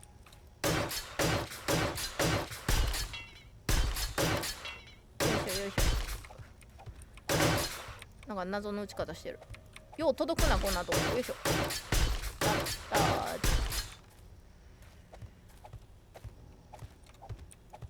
ここまでだったら手届くんやな。あれ、あそこね、ここの上は届かんか。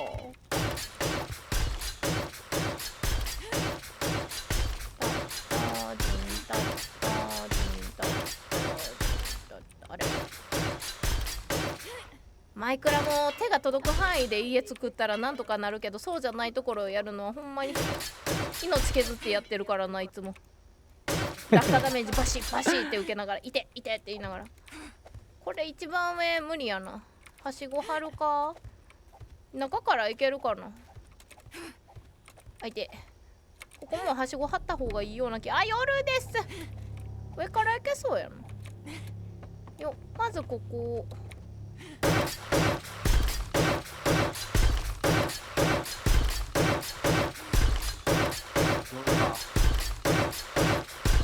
うだろ、下の方はコンクリだから大丈夫な気がするけど、もうここウッドスパイク置いといた方がいいかな。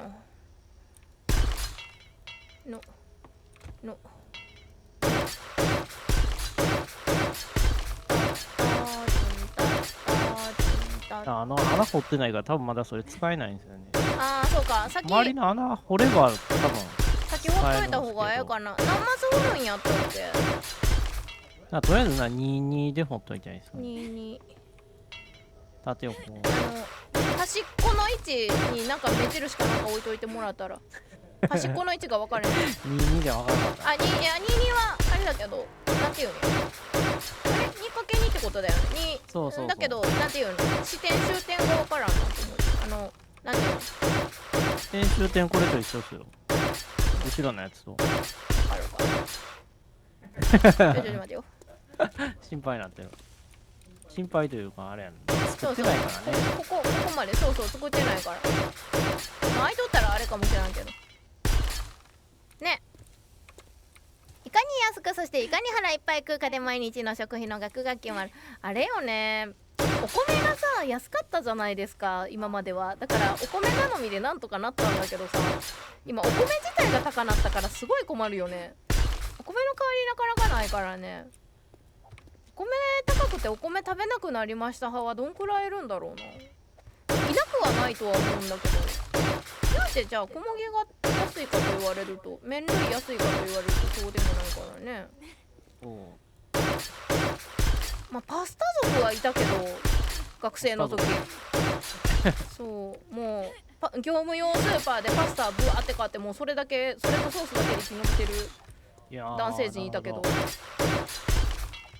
ぱり腹持ちがあれなんですよ。腹持ちはいいよ。だってマラソンの前に食べれるから。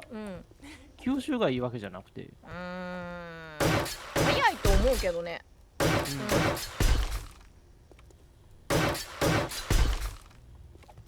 なんかすごいお腹空きそうやけど、そうでもないんか。お腹すくような気はしている。あ、でもその人たち太ってたかって言われたら痩せてた。食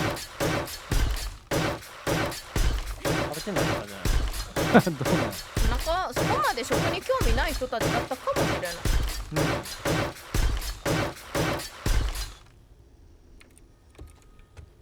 高さこれでいいかな。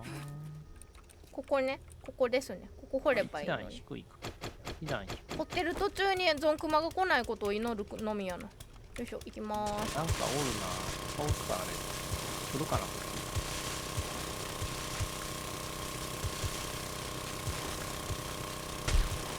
怖っ撃ってる。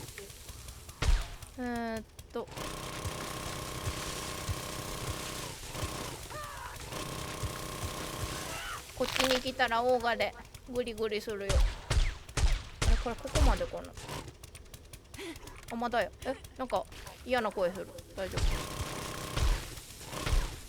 ちょっとセブンデイズらしい音が聞こえたよ、来る後ろから。確かにやっと。ようやくなんか空気読んで邪魔こしなかったからみんな。オッケーオッケー。よいしょよいしょ。でこっちは目印ないわ。横がスレスレでここか。仮ブロック置けばええんやな。よいしょ。ちょっと間違まあ、大体でいいですけどね。調節できますし。てんてんてん。この辺あんまりよく分かってない。まあね、なんか謎にこういうところで A 型を発揮するんですよ私は。ちゃんと A 型だからね、ちゃんと。ちょっとなんでですかおかしいやろ今の運は。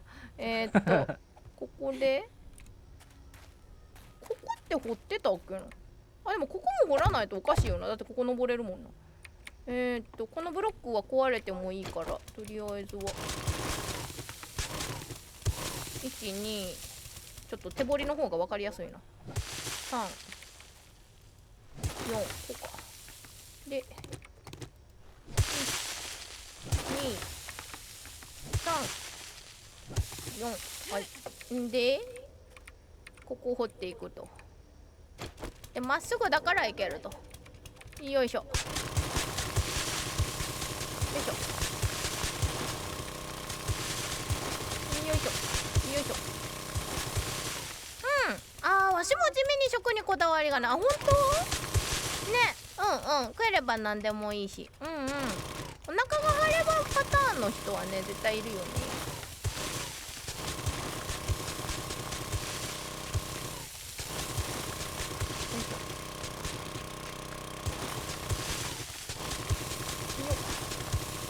うわー、身長今すぐいけるか心配。ちょっとゾンビ多い。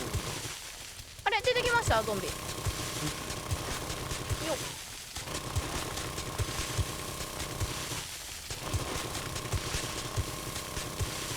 こんなもんかな。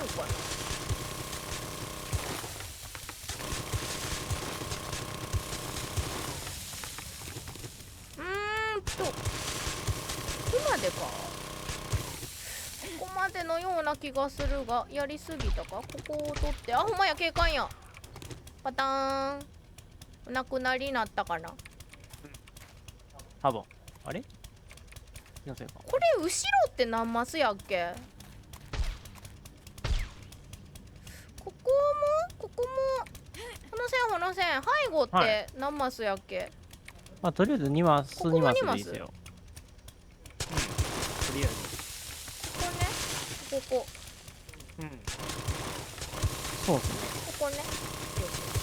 もうあれや、あれはしごも張らなあかんねや。はしご。これあれ飛び乗るのにはしごいらんかった。あいらんかったっけ。一応確かに。なくてよかったんだ。いや覚えてないだけ。まああってもいいですよね。よいしょ。ここってつなげられるんか。あれなんでこっちつながっててこっちつながってないんや。こっちまだ羽織り続いてないのか。よいしょよいしょ。私蒙古タンメン食べたことないんだよね実はね。ありますその線。ないような。なんかないよ。ないっすね確かに。なんかねお店はいっぱいあるけど入ってないというかね。確かに食べたことない。まだね蒙古タンメン食べたことないかも。一番辛いの何かな。あれだろうな、多分ペヤングだろうな。 YouTuber らしいものだといえばあれはなんかもう罰ゲームだからな。なんかうまみがあったかと言われたらなくはないんだけど、でも好んで食べるかと言ったら結構胃腸が胃腸がやばい感じになりますね。でもあれもっと辛さをって人はもっと辛さをなるもんね。そうだよね。中本有名だよ。中本でやってるかな、読み方ね。カップ麺で食べたことある。私は美味しいけど結構辛い。でも本場してる人はあれより辛いって聞く。まあカップ麺に落とし込むときはね、だいぶとマイルドにはしてるだろうね、きっとね。これ全部固めたっけな。それで一回チャレンジしてみてね、いけそうって思ったらね、店舗もねありかもしらんよね。でも辛いところ大体これぐらい辛いですって、もう辛さでねいろいろ言われてしまうとあれだから、いっぱい注意書きだったりとかこんくらいですよみたいなのはねいっぱい書いてるようなイメージはあるけどね。これこっちから打てるか。ここ打てなかったな。打てるかな。打てそうだな。いけるいける。よしよし。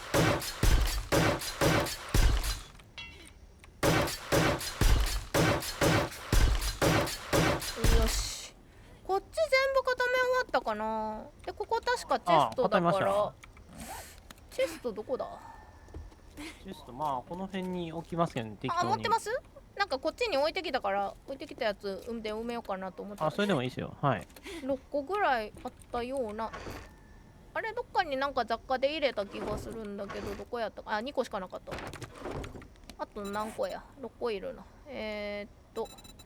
れが12345 6。はいクラフト。ねえそうだよね。極刑ねえ激辛人間の食い物じゃない激辛に強すぎる女友達はペロってすごいね。でもじゃあやっぱ辛みの中に美味しさをねやっぱ感じるところがあるんだね。あれマヨネーズをやるのはさ、辛い時ってマヨネーズつけるやんか。そうなんですね。あれってさ逆効果になってしまうんかな。地獄続くのかな。でもいつもやばい時はマヨネーズつけます。まあ確かにそれはそうですね。なんか辛いままの方がまだね楽なのか、ちょっとね対策としてそっちの方がやりやすいのかちょっと気になるよね。ちょっとマッシュにはなる感じあるんですけどね。そっか、そうだね。お尻の問題しやなあかんかったね。感じるけど食った4時間5時間後のケツがやばいことになる。あったなその問題。最近辛いもの食べてないからあんまり気にしてなかったや。なんかそっちがやばいってめっちゃ聞くんですよね。そっちがやばいは間違いないな。しかもねいや地獄やなそれ思うと。極激辛と極激辛ファイナルは美味しかったけどトイレとマブダチになれました。胃腸のやっぱ体に悪いね、そう思うとね悲鳴上げてますよね。健康を失うとね回復が遅くなってきたね、あの年代としてはね。血耐えてもその後がやばい。ちょっとその後がねここ通路だいぶ狭なるけど大丈夫そう。これ2マス掘るよねさらに。ここね、いやここだから全部掘ってもええんかなと思って。全部掘るんか。はいはい OK です。じゃ向こうでどうやってたかな。向こう見てくるか。なんか兵士が歩いてる。目光ってる。ちょっと待って、こっちに出るか。こっち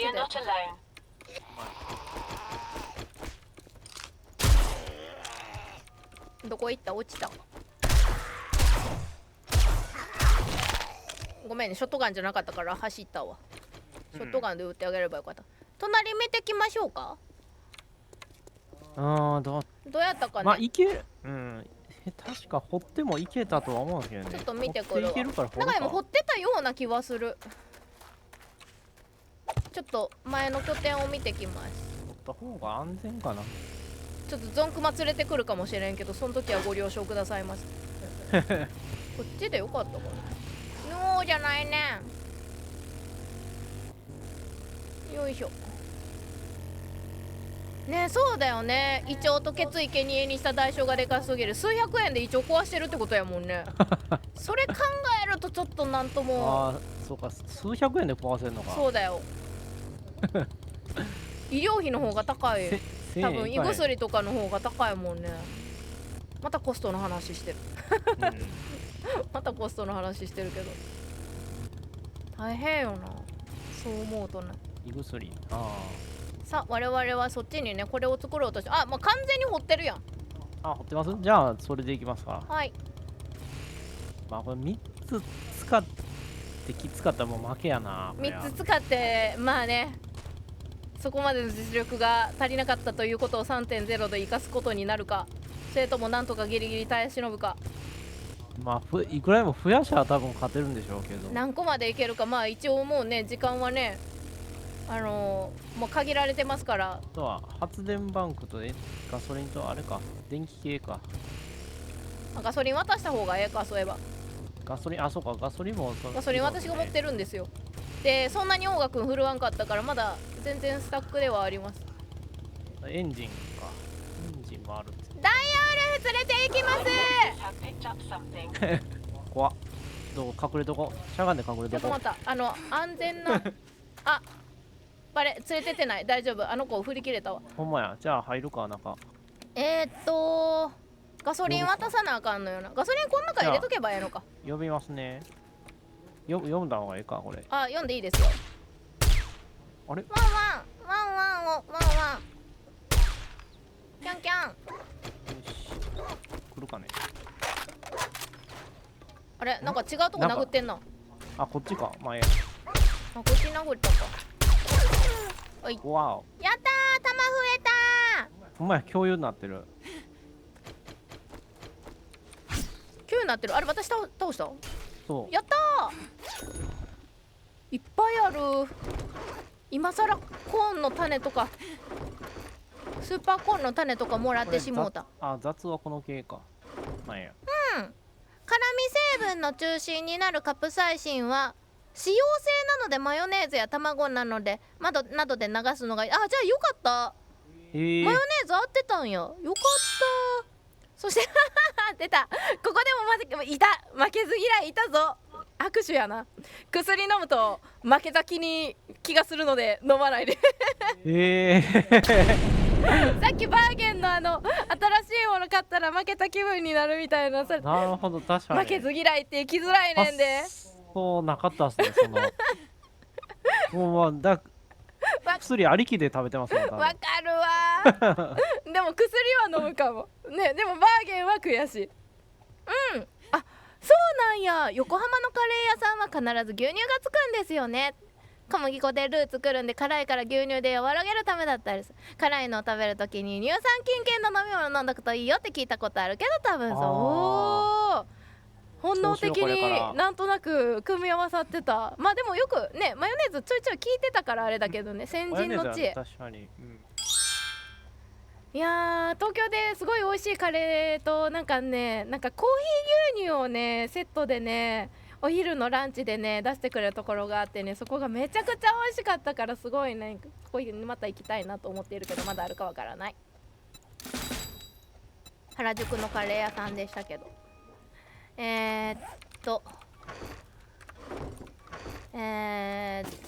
の辺いらない。スーパーコーンの種もいらない。何をどうしたらいいんだこれ今。粘土はいらない。で玉は今から使うけど今はちょっと入れておく。でガソリンをどこ入れとけばいいです？どっか適当に入れときますね。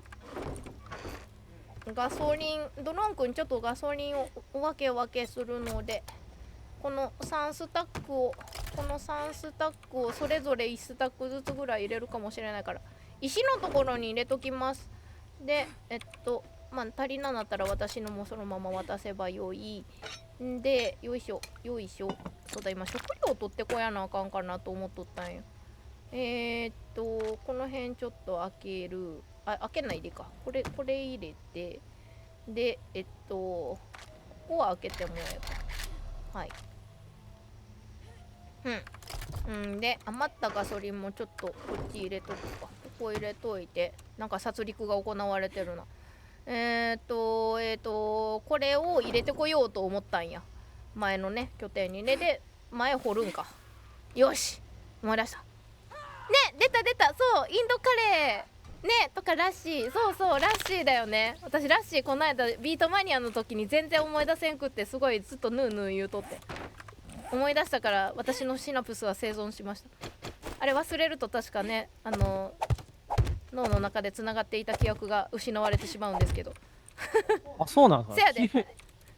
あ、そうなんすね。だから持ってたらあかんねや。だから思い出す訓練をねいつもしてますよ私は。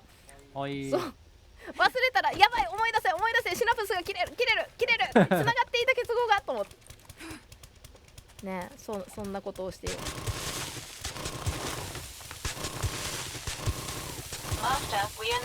わからん、でもそれ幼い時に聞いたから痛い。なんか誰なんかめっちゃおるやん。なんかこっちに。あ、ごめん壊しちゃった、作ってるとこ。あれ、ほんまや。すんませんショットガンで撃ち抜いちゃった。しかもこれ雨やんでんの？やんでない。なんで？私のところではやんでない。あれまだおるよ。すんません、危なー。これ全部倒壊させたら本当に殴られるところよ。ショットガン撃ったら倒壊する可能性あんな。危ない、下やからね。ちょっとショットガンやめよう、怖い。そっと置く食べ終わってる。ごちそうさまでした。クワトロチーズワッパーにビッグコーラを、もうビッグコーラ飲める時点ですごいね。私の胃はそこまで広がらず。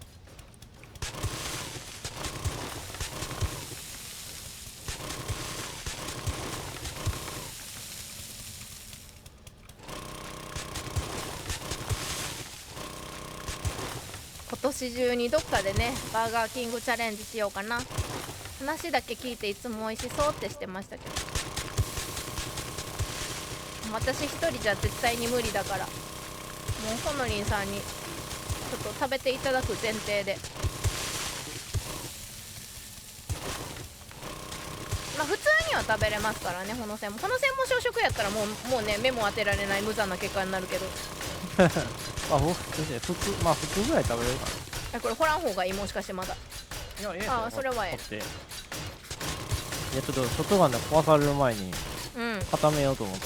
そうね、すいませんね私が壊しますんでやはり私は破壊神のご加護をいただいておりますので、下3マスだけでも固めようかっよいしょ間に合うかな。た。なくなった。まあいいや。バーキンそんな近いのいいな。バーガーキングは 500m のところにあるなそんな近かったらよく行くでしょう。羨ましい。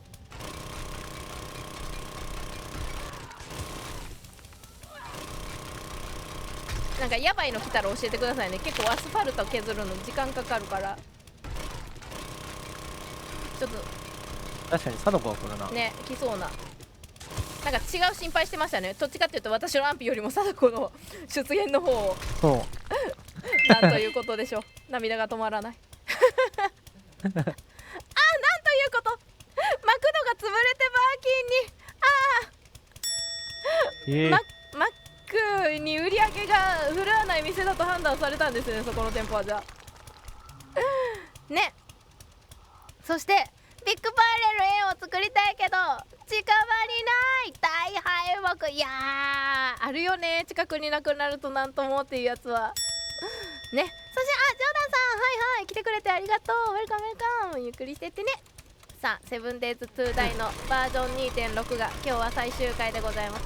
3点ちゃんとセブンデイズ2ダイの枠がなくなることはありませんよ。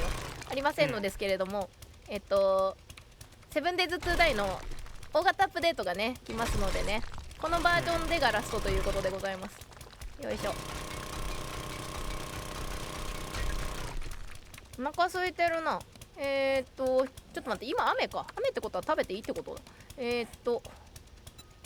これもぐもぐ食べて、でスムージーももぐもぐ食べて、そうです、次回から 3.0 ってことでございます。せっかくには次回から次の回がベータ版、安定版が次の次からいけるか。もう一周開くかな。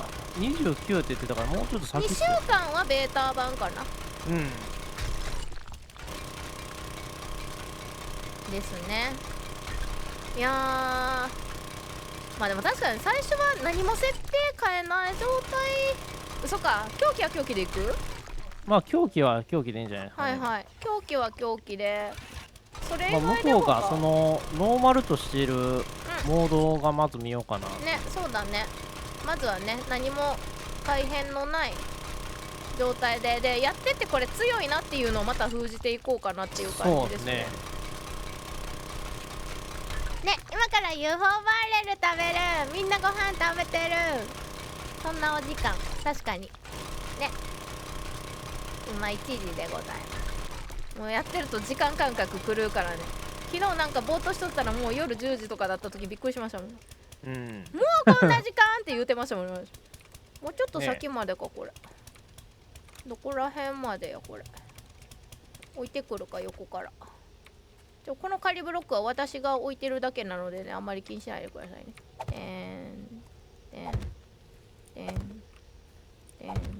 よし、まあ、ざっくりこんなもんか。この辺までか。ここやな。多分ここまでやな。ってことは、ここですね。取ってですね。よいしょ。アスファルト結構硬いな。ああ、そうですよね。さ、またオーガくんが当分使えなくなるからさ。オーガくん、次私は君と作業できるのいつ。あー、壊れないでバキーじゃないのよ。ちょっと今やめて、もうちょっと頑張って。修理確かに王が強なったらいいんですけどね。オーガくん強なってほしいな。なんか今回合成があるんでね。ねえ、武器のそうだよ。オーガくんでもしかしたら敵が倒せるかも。まあ今もそうかもしらんけど、合成しまくってもうちょい早なるんやったら使うかもしれないけ早なってくれたらね、確かにね。ど。オーガくんはだいぶと時間がかかりますから、手に入るまで。今日からまた数ヶ月使えないかと思うとなんと悲しい悲しい。何日目ぐらいで手に入れたっけね、オーガくんね。結構かかったような。ここまだもう一段下もアスファルトか。大変やなここ。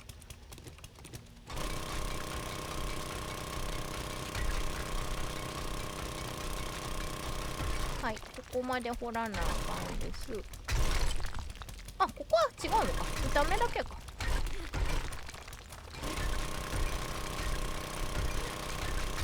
見た目はアスファルトなのにこれは石判定。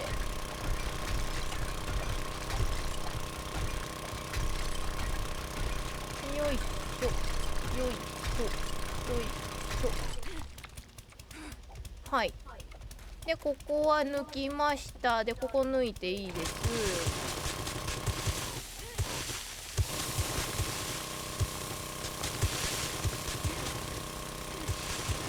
よいしょよいしょ。貞子来そうだけどな、そろそろ。そろそろ貞子注意報なんやけど。であろうな。見た目木なのに鋼鉄ブロックというやつもある。あ、そっちもあるんや。なんか昨日建物壊してる時に見た目なんかもう明らか大理石なのに木ですみたいなのあったけどね、あるんやね、やっぱりね。よ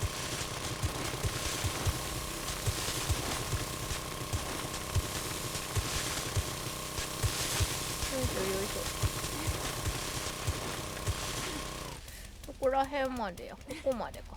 ここか。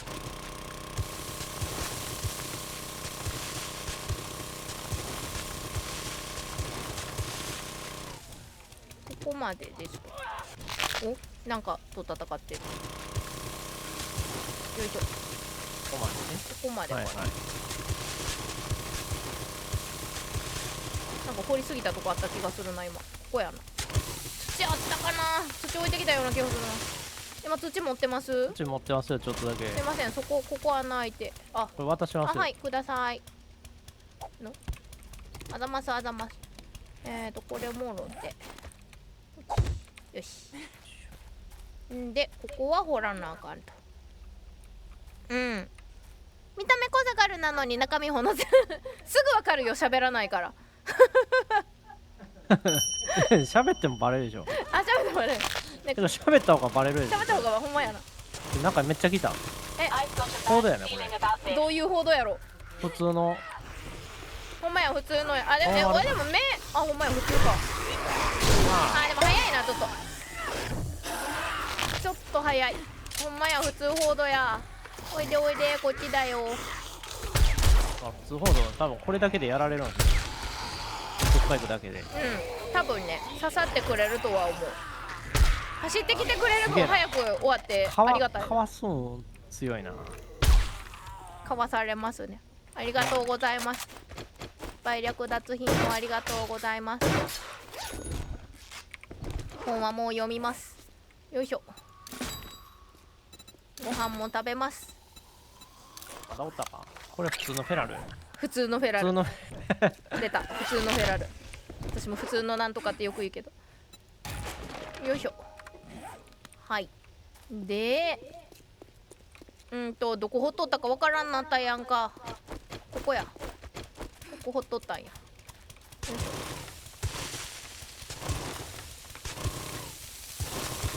いしょよいしょよいしょよいしょよいしょ。ここ掘って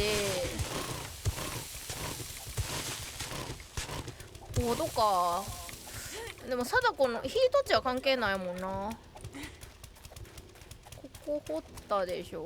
ここも掘るとこ全部掘っとくかまず。ここまで掘る。ここまで掘るだからはいでシャベルさんちょっともろてここですね。ここを煮ます。はいでここからいくとどこまでかが分かりやすくなるのはちょっと待てよ。これを持ち替えてこの辺です。ここにます。はいよし掘るぞー。なんかまた焼け盛りゾンビ出てんな。来るかな。なんか来そうな気配はするけどちょっとほっとく。オーガくんの音で来るかなもしかして。どうやろうな。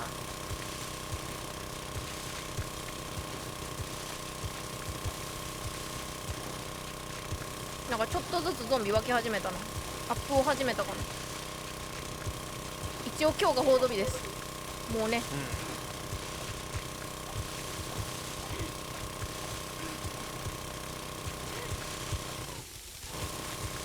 とりあえず3頭作って64体湧きで参るのかチャレンジ。どうでしょうね。勝てるかな。ここの0から5まで上がってるんだもんね。どれぐらい上がったんや。あ、嵐か。嵐の間できることは中から壁を固めることだから置いといてくれたらとりあえずじゃあまずは通路をね置いて、まあちょっとぐらいはあれだけど取れるけど今でも2分ぐらいはね取れますけど。よいしょ。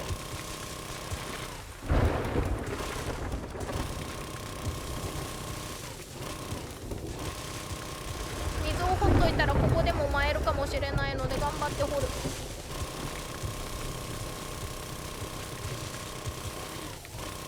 なんか聞こえた。なんか聞こえたけどまだバレてない。一応判定的にはバレてない。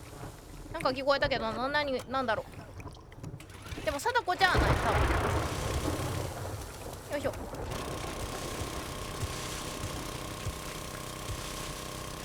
う変わり果てた US アーミーポスト改築されております。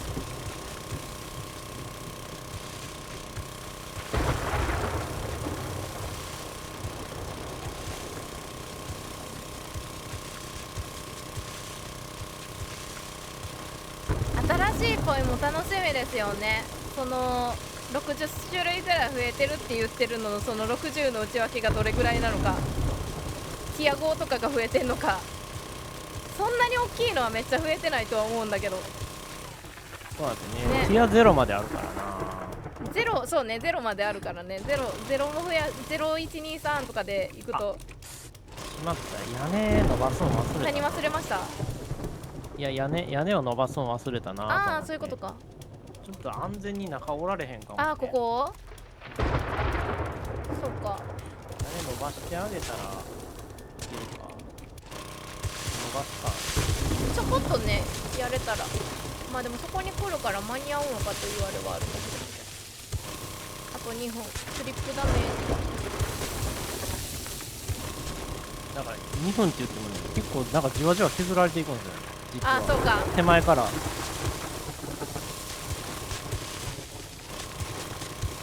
う今この120分とかにしてるとこの2分とかもなんか変わったりするのかな。ああ、だから知らんうちに変わってるかも。ああ、とか自分で設定変えれるのかな。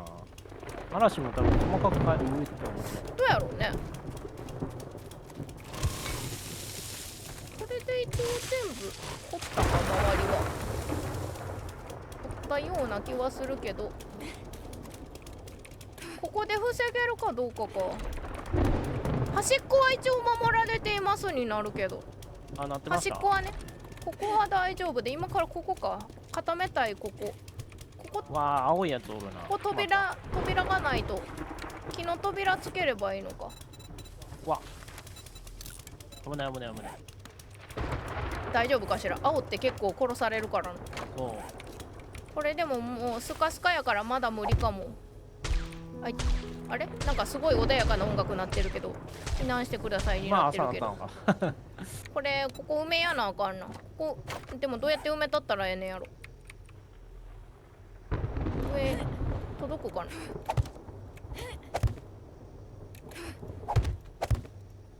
落ちないかな。私素人建築だから落ちたらごめんね。これで無理。あ、いけた。一瞬いけたけど無理か。どこがあかんのやこれ。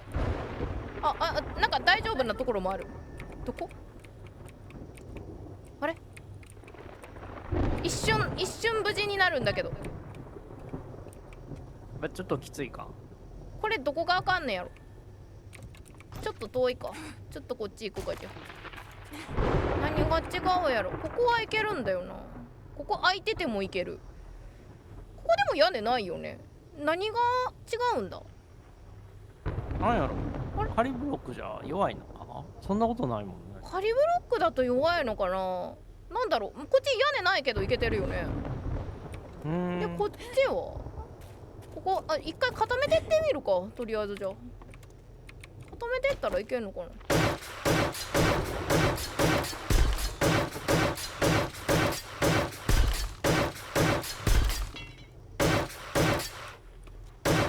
こが仮ブロックだからあかんのか。何があかんねやろ。なんか一瞬守られる場所あるんだけど。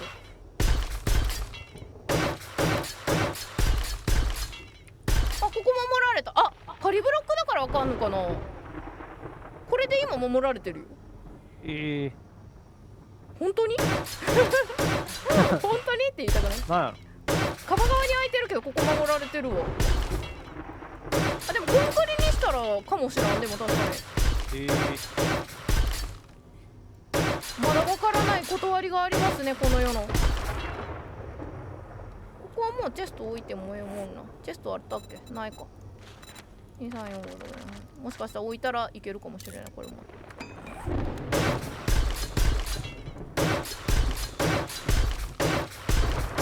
こっちは避難してくださいやもんな。こっちは避難してください。まだ固め終わってないけど。固めてない。ここ固めたらいけんのかな。あかんな。こっちはいけてこっちがいける。あれあかんくなった。ここはでもここ閉めたらいける。わからんわからんよ。どういうこと？わからんけどとりあえず中で作業できるからいいや。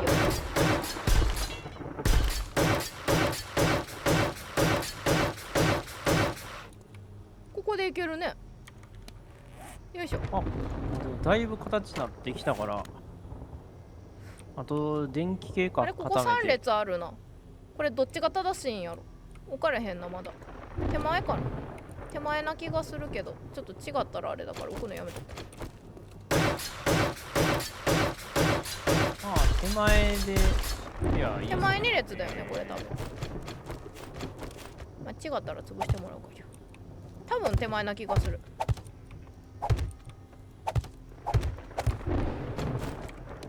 んで、よいしょ。違ったらあれやからちょっとここは置いといて。で、も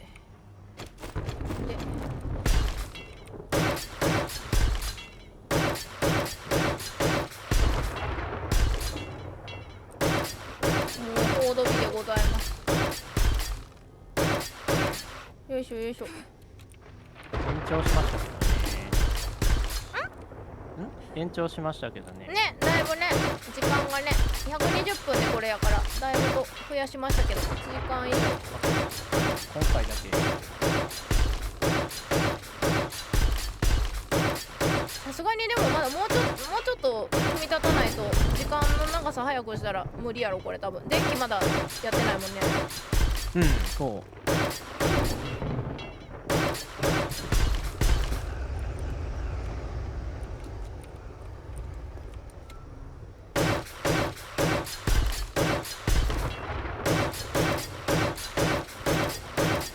全然朝に感じないな、今。もうなんか夜の作業。確かに。こ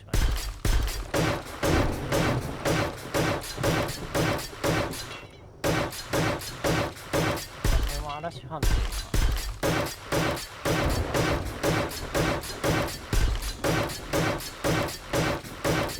判定が混乱してもう目の前のものをコンクリじゃなければ全てコンクリにしておりますが、おかげさまで何も聞こえておりません。何言いました今。そんなにずっとガンガン言うとったから、今しかもしゃがんでなかったから届かんとあれやなと。今ちょっとしゃがんだから聞こえます。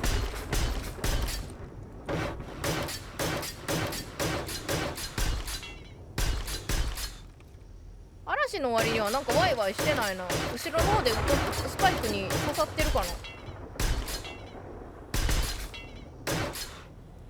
先にここをやるか。あ、やばい、あと21秒しかない。ほら2時間観戦せえへんから。あれ、なんか地味に感染してるやん。どういうことや。なんでや。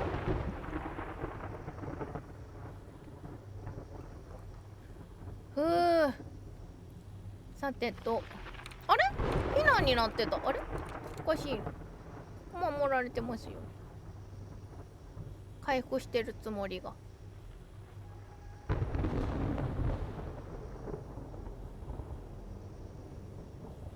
回復しているつもり。ここ危ないかな。でもここ一応攻撃は受けないからな。回復する間にちょっと一回お手洗い行ってこようかな。うん、ちょっとお手洗い行ってきます。ちょっとだけ離席します。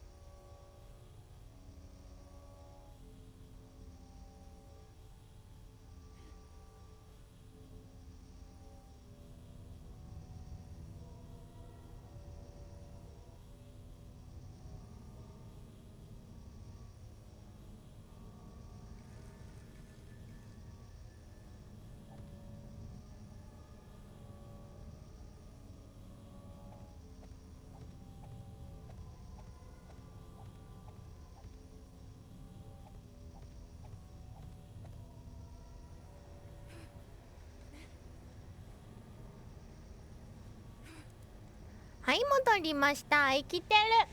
嵐も止んでる。いいですね。よしよし、作業がはかどるぞ。さあ、もうひと踏ん張り。あ、横がなんか伸びてる。よいしょ。わあ、ありがとうございます。マーチコさん、サブスクリサブありがとうございます。いつも応援ありがとう。もう13ヶ月目、もう1年以上になってる。本当にありがとうございますね。いつも応援ありがとうね。配信のためにね、使わせていただきますね。いや、もう本当にね、この間お誕生日の時にね、スタンプ枠もねいっぱいね開きましたからね。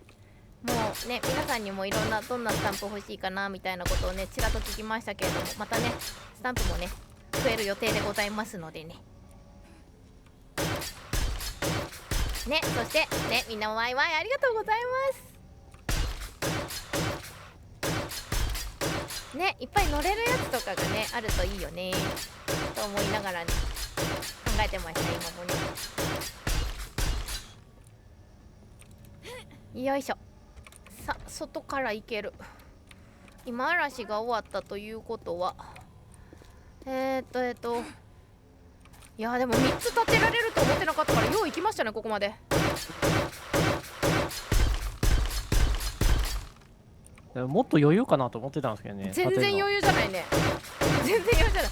一応資材やってこれやからね、資材あってよかったなって感じではあるけど、こ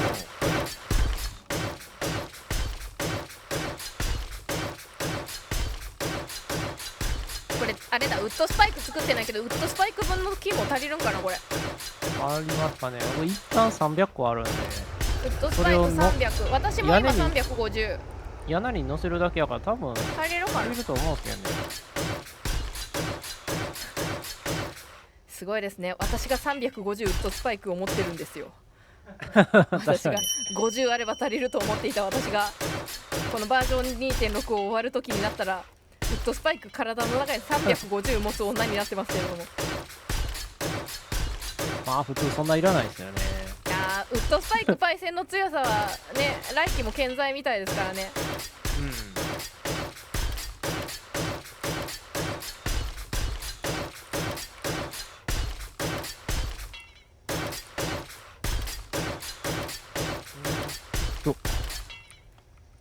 ね、経験かトラウマか、お前やトラウマかもしれない使ってね、もう私がちょっと、3桁じゃないとダメなんだなっていうのはなんかね、身に染みましたね。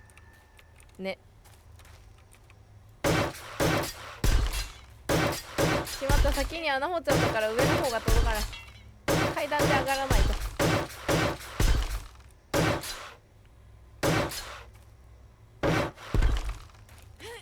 よいしょ。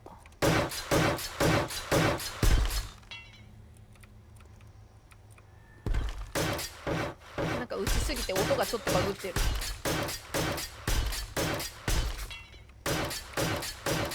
ね、仮説は減ったからよし。確かに最後の骨折はじゃあエロコプターからの落下です。それはまあ間違いなく骨折はしますから。あ、落ちた。バキッあ、落ちた。クマいるね、クリップで残っているのが最後の骨折です。さあ、これ以降骨折することはあるのか。やっぱ運転は慣れた頃が恐ろしいですね。あんまり落下でね、この先頭乗ってる時に落下して落ちるみたいなことなかったですからね。操作ミスあんまなかったんやけど、ああ、そうですね。あの時はなんかうまーくはまりましたね。うまくはまったらあかんねやけど、あかんねやけども、なんかうまーくはまりましたね。乗っとかんくてよかった。ほんまですね、あれ。なぜかこの線は乗ってなかったですからね。まあ嵐やったから。よかったよかった。そう、嵐の高校なんかやるもんじゃないということがね、よく。多分あの操作は嵐関係ないけどね。あれ自体はあまり関係ないんだけれども。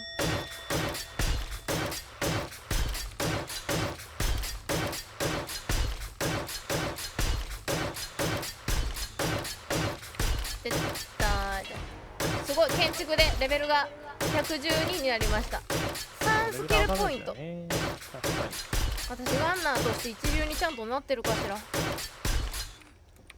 今から触れるスキルポイント。あれなんか周りがいつの間にやらコンクリになってるの。あれ私やった覚えない。あ、いやなってないわ。なってるように見えてるだけや。なんだこれ、なんかすごい、なんかちょっと灰色に見えてたけど気のせいやった。近くに寄ったから影になったからか。日の傾き加減でもうコンクリになってるんかと思った。疲れてるのかな疲れが出てきているのかな。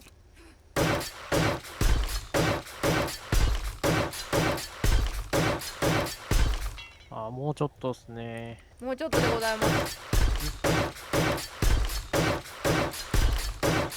今朝の6時です。この今日の10時に本番がやってきます。もうあれですよね、とんでもないですよね。当日にこんな状態って普通に考えたらばなんか漫画みたい。漫画でだいたいアクシデント起きて一から作り直しでこううおーってやってる状態みたいななんかライバルかなんかに邪魔されてなんか衣装ずたずたに着られとってみたいな、原料から作らなきゃみたいな。それはないなそれはさすがにないけど服は原料から作らなきゃ。だからは無理やけど、ちょっと今言うとってちょっとおかしかったなって思ったけど原料からは無理やけど宇宙小坂あるいやこれがあかんというかこれがあかんのよね。あかんくはないんやけど、なんて言うんやろ。もうなんかね、なんとも言えない。さすがに服原料からはエグすぎる。間に合わへんねよいしょ。旗織りからやらなあかん。よいしょ。あとはここは形できた。ここは上ができないのか。そうやな。届かない。100個使ったんか。何100個ですか。ウッドスパイク。上で100個か。あれ私のやつ足りますね。じゃあ足ります。そうか300だもんね。でも前にも置くよね。前はあったらいいかなぐらいで。そうかい。あ、しまった。ここしまった。開けるの忘れてた。どこ。固めちゃった。ごめん。大丈夫かしら。ちょっと開けるのが全然開けれますね。通販で十分まあなんとか。もう目の前の壁をひたすら打つことに頑張ってるんで。穴はあったのはなんとなくあれかもしらんけど、ここはあれだな、はしご置いてもらってからじゃないと打ちづらいな。でかはしご自分で置いて今いいんですよ。どっちサイドか手前サイドが登れるようにで何個目かがちょっといまいち。何個目ですか。隣り合わせですね一応。ってことはあれ1マスしかないの。でもあれだよね、一番離してだよね。だからそう反対に向けてて、そうだよね、これの反対向きだよね。一応くっついてる状態なんですよね。やれることが増えると仕事が増えるのであるボソリボソリ。それ覚えたらだいぶ回避場所作れますよ。こういうことだよね。自分で。そうだよね。何マスだ。下何マスやこれ。もう下2マスしか開けてないですね。はいはい。人が通れるぐらいね。ちょっとやれることがバレると仕事が降ってくるからゲフンゲフン。よいしょよいしょよいしょよいしょ。こういうことですよね。一応合ってるか見てもらっていいですか。一応ね、間違ってたらあれなので。合ってますよ。合ってます。そうか、そっちから見えるんか。よしよしよいしょ。おいね。よいしょ。ここまで置いてこっちまで行くと横の床もね打てるんよね。エイムが難しいなこの子やっぱり。あとは電流フェンスポスト。これで2マスかな。結局発電バンクがあるんかという話よね。ないな、多分作らないと。あ、作ってないんですね、作ってない。そういうの原料しか持ってきてない。作業台さんにぶち込まなあかん。2つあるから間に合うとは思う。作れるようになったかな。なってるわ。連鉄機械部品電気部品多分持ってきてるそうですね。やつで足りるとは思いますけどね。ちょっと修理分は考えてない。いけるいける、確かに。なんであ、ひまひまさんこんにちは。ウェルカムウェルカム。来てくれてありがとう。ゆっくりしてってね。さあ、セブンデイズトゥーダイバージョン 2.6 最終回でございます。来週大型アップデが来るので、このワールドがラストになりましたので、もう昨日整地してたところ大急ぎで、もう倍の時間の倍じゃない、逆や、2分の1の時間の速度にしても大急ぎで迎撃拠点を作っております。なんとかギリギリ間に合いそう。報道は今日です。さらちもうねできた。もうさらちね全部ねして、もうそこの上にもう今ね建物建ててる。よいしょよいしょ。さあ今日のスロット運はどうでしょうか。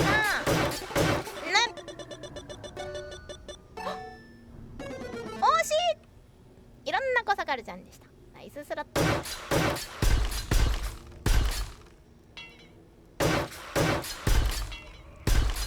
なんか聞こえる。うまい。なんか聞こえる。なんだ。ああ、撃たれてるわ。なんやった。誰さんや。ミュータントです。あ、ミュータントさんか。ミュータントさんの声まだ判別できてないな。なんか関取みたいな。関取みたいな。なんていう、おっっていう感じ。あれなんだけど。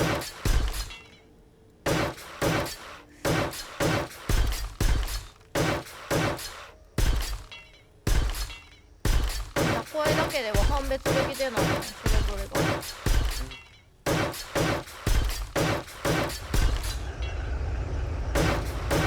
間に合うか心配になってきたな。今7時半。全然間に合いますよ。間に合いますかね。あ、だって1時間以上ありますから。まあ1時間以上あるけど。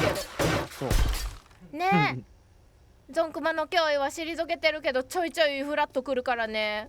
まだね震えてるよ。今日初手震えてたよ。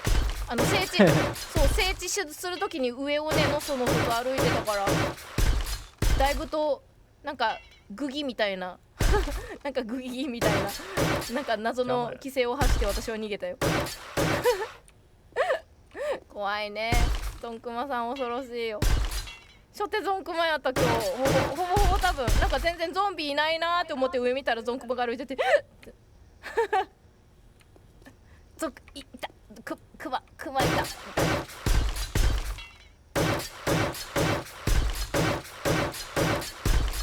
やっとだいぶ形になってきたからあれだけど、もっと周り外周やってる時はほんまに怖い。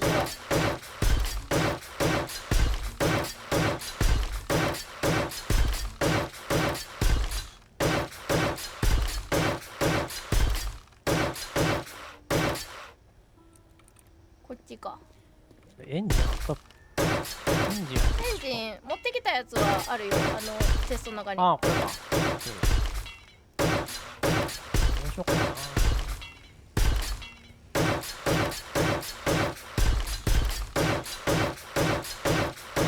そう作り切ったものが電源バンクとか電流フェンスポストがなかったので、原料は持ってきたけどって感じだね。それ以外もこっち行くか。届いてないかこれ。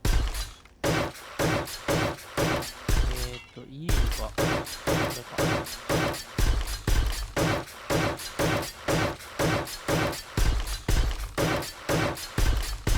もう今日は昨日が散々破壊やったから、もう今日本当に想像のフェーズで、そして最後大破壊みたいな本当に破壊と想像を繰り返しまくってますね。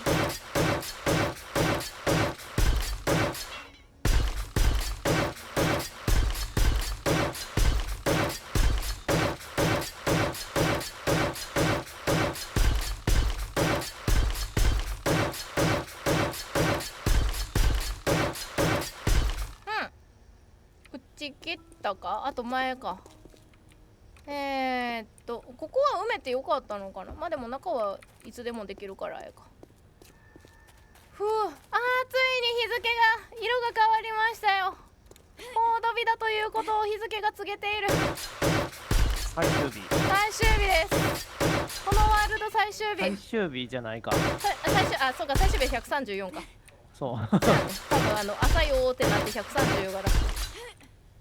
さあラストホード日ね。あ、ジャンキンさん、ヘイツインね。ヘイジャンキンさん、ウェルカムウェルカム。来てくれてありがとう。Thank you for coming。ゆっくりしてってね。うん。さあ、今ね、このバージョンのセブンデイズは最終回でございます。Is it Blood Moon? Yes! Blood Moon Hold Day ですね。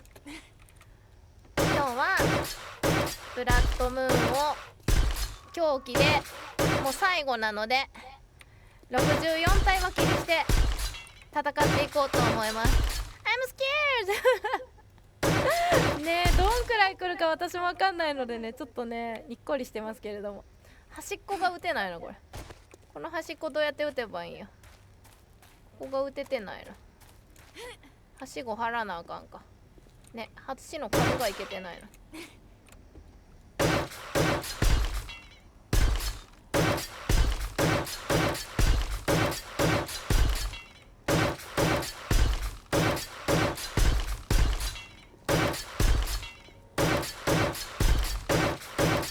ね、でも今はゾンクマが本当に怖い。てかクマの脅威がずっと去らないの。クマすごい怖い。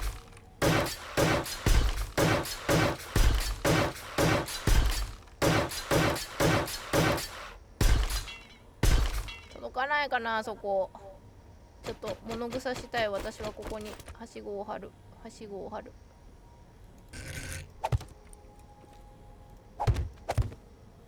この辺から行けるか。どういう行動になっているか私もわからない。だがしかしこうやってはしごを張ることによって尻尾が張れるのである。よいしょ。これこっち行けるかな。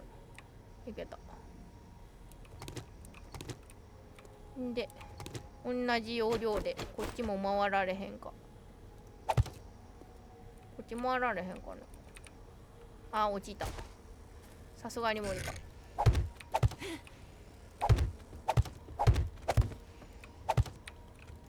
この辺から行けるかな。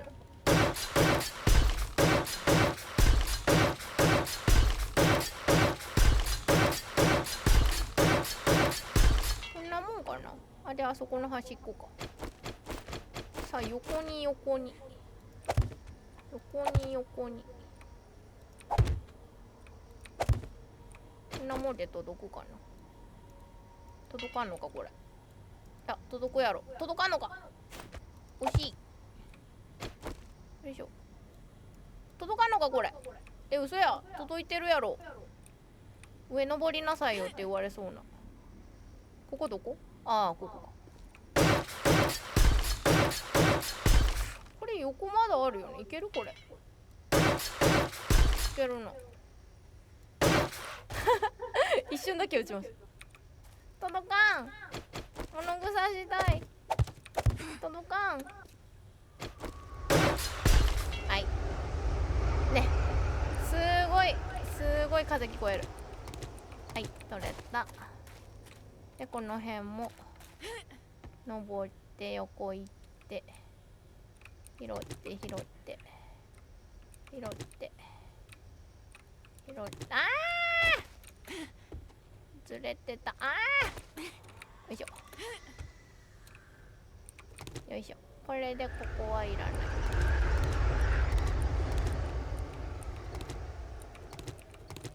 い。よし。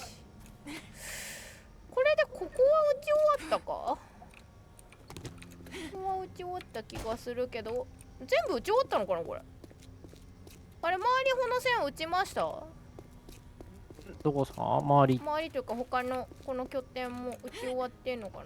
ここいや、あんまりどうやら適当にしかやってないから分からんですね。いけてそうな気はするけどな。みんなも水分取ってね。ありがとうかおまじさん。いただきます。あ、ない。こっちにある。よいしょ。あとつなぐためのやつ持ってきてないかな、もしかしたら。あー、持ってきましょうか。つなぐためのやつないな、持ってきてないと思う。あ忘れちったな、確か周りあ、上にウッドスパイクを置くができるか私。じゃあ上にウッドスパイクを、あ、ちょっかここ固めてないよ。ここか。よし。に。やっぱ固めてない。なんか適当にしかやってないから。うん。あ、全然全くまだ固まってなかった。一番端っこが。そう。もうまだ仮ブロックのままなんかちょーんってして。置いて。ああ、でどうするかやな、確かに。まだ何かで悩んでらっしゃる。発電バンク多めに置くかだけやな。う発電バンク、電流ポストか。ちょっと多めに置いとくか。ん。はいはい。どこ置くか。まあその64体をどれぐらい足止めできるかっていうのがちょっとね気にはなるけど、まあでもそっち俺はマシンガンで行くでしょ今回。そう。だからまあ修理キットちょっと作っとかなあかんな。とりあえず、あれからさらっかったか。待って。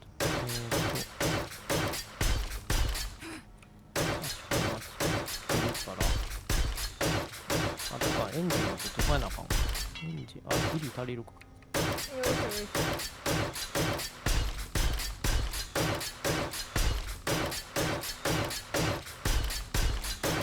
まあ一つ全部固めるのにどんくらいかかってるかわかんないから、なんかもう本当に間に合うのかなって感じはするけど、なんか夕方には終わってるだろうなっていう感じはするけどっていう感じやろ。全然、そう、いつもより倍やからね。だいぶと、うん思ってたよりね、時間あると思います。確かにさっきやばいなって言ってて7時まだ2時間しか経ってないっていうのはまあ確かにそれはそうかもしれない。そう。まあ2日分、あと今2日前に近い状態ですからね、いつもで言うああそうだよね、確かにね、倍だもん。1日前。あ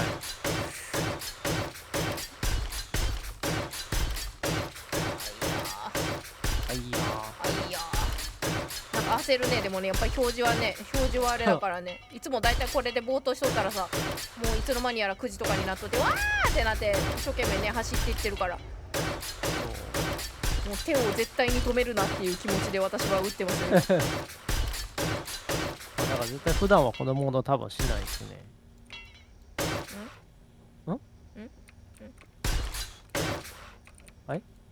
いや打つ音で聞こえてなかった反応です。ああ、なるほど。打つ音で聞こえてる、半分ぐらい聞こえてる。普段はなかなか使うことはないですけどね。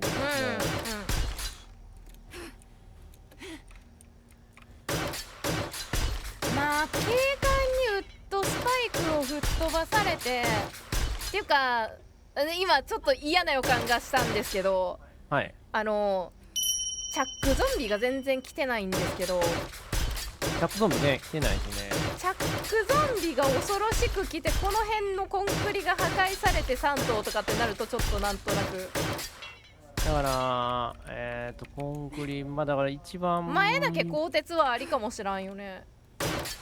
あっちの拠点でも前鋼鉄そうなんやんね、そう多分鋼鉄が足りてればまあかき集めてきたらありそうな気はするんだけど、多分64体脇にしたら多分チャックゾンビ来る可能性は上がりますね。そうだよね、なんかすごいね、それがねとっても嫌な予感が。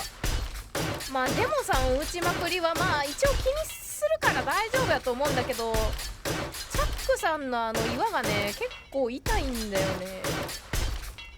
多分我々に当たっても痛いし、このコンクリさん当たっても結構痛そうな気がしてるんだけど、どんくらいの破壊力があるのかがちょっとあんまり経験値としてないような気がしていて、いっぱい湧いたことがないからあんまり。そこら辺がいっぱい来たらまずいね。あいついっぱい来たらやばいよ。チャックと警官とデモリッション。ねえ、デモリッシャーとね、デモリッシャーとあと何やったっけ、名前いつも忘れる牧場主。牧場主、そうそうそう。あ、インテルさん来てくれてありがとうございます。そして20回連続視聴ありがとうございますね。いつも来てくれてありがとう。こんにちは、ね、先にもう言おうとしていた。ウェルカムウェルカム、ゆっくりしてってね。さあセブンデイズ2ダイバージョン 2.6 の今日が最終回でございます。来週からは 3.0 に大型アップデートが来るセブンデイズ2ダイさん。 UI も変わります。システムもちょっぽり変わります。ちょっぽりどころじゃないんだけれども、なんか見た目はそんなにあれじゃないかもしれないけど、結構中身がだいぶと別物ぐらいにゲームのバランスがだいぶと変わります。なのでね、今の我々の時点で一番強いゾンビが来るであろう位置に今ね迎撃拠点を急いで立てて、今日報道日なんですけど、今日がね襲われる日なんですけれども、なんとか戦えるようにね作っておりますです。もうずっと昨日は破壊ばっかりだったけど、今日は想像ばっかりしております。よいしょ。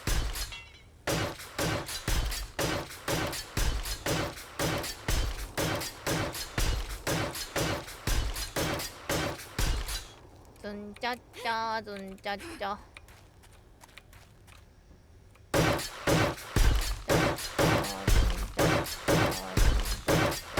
ちょっと待って、ここあかんのでは。ちょっと後で破壊しや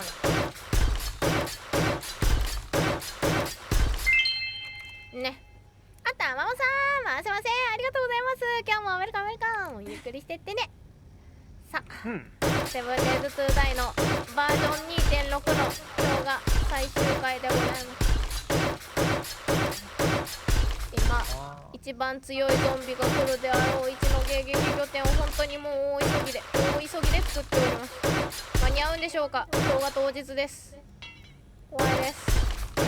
当日使う設備を当日作るというこの恐ろしさ。あれ、あ、木ないなった。木がない。木でもあっちにありますよね。あそこに入れてるんで。あ、まだ多分こっちのやつも使い切ってない。こっちにあるといいな。まだ確かワンスタックあったはず。あれ、ここじゃない。ここでもない。ない。あれ、ないかもしらん。ここにない。いや、ありますあります。さっき入れたんで、そこに。あれ、どこだ。あった。あ、いっぱいある。いっぱいあるよ。ってことは玉石もろって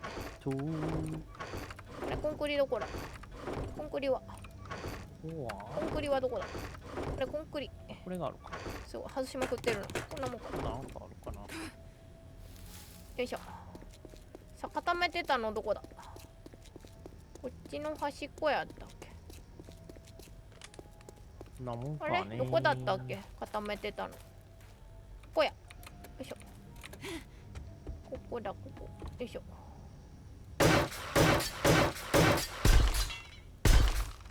ここのはしごも外していいんだよな、多分。で、これ固めちゃったので、ここはつるはしで。よいしょ。よし。あとどこだ。中なんかどっか固められなかった気がするな。あれ、気のせいか。あ、ここか。固めやなあかんので。なんかずれてるな。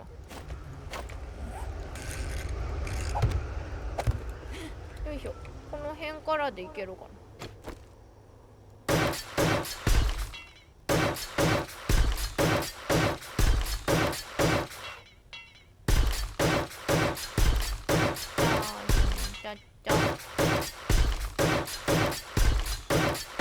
入ろうかな、ここの範囲。届いてる。いける。あれ、惜しい。よし。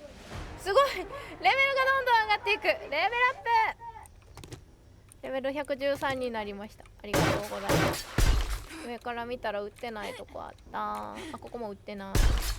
あとはどこだ。ここのはしごがない。はしごがないのでつける。で、ここは上がって、で、どうだ。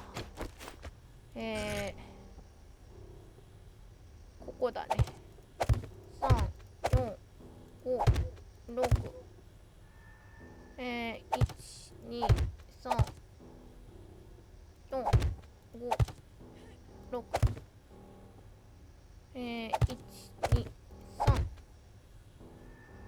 ドローンくんちょっとごめんね、こっちだよ。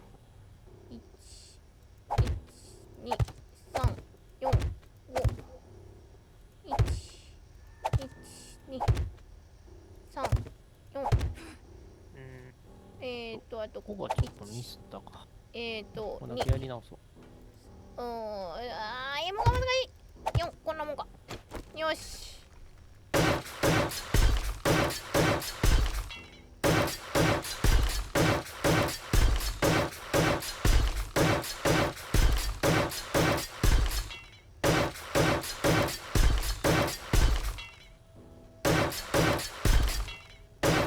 うやったら効率のいいゲームができるか。このはしごで。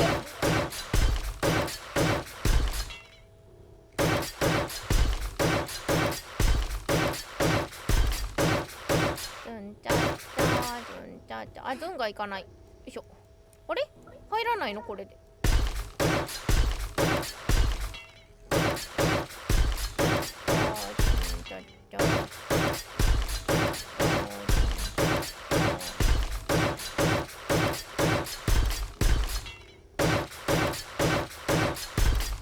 よし。あとはやってないところはどこかあるかな。あるかなの。ここちょっと細いんだね。で、こっちの階段がある。ここもある。結局つなぐやつ持ってきました。できました。ああ、ほんま。あれじゃあもうあれか、固めるとこなしか。終わりか。もうほぼ終わりっすね。終わったような気はする。前にあとウッドスパイク、あ、上にウッドスパイクか。よいしょ。上にウッドスパイク。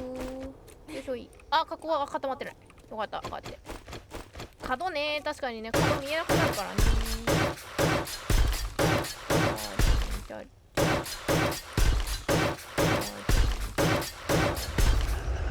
で、周りに全然ゾンビがいない。なんでなんだろう。どこにおんやろうな、今、君たちは。あ、間違えた。ね。間違ったよ。あれこれ取られへん。なんでやろ。なぜなんか足りないですか。いや、なぜか回収ができない。回収ができない。あれここ、なんでやろ。土地主張ブロック、私が置いたとかそういうわけじゃない。主張ブロックの範囲内のはずやのに。なぜだ。何取ろうとしてます。作業台。いや、ポスト、電流。ああ、フェンスポスト。あれなんでやろ。まあ、いっか、これ。ほう。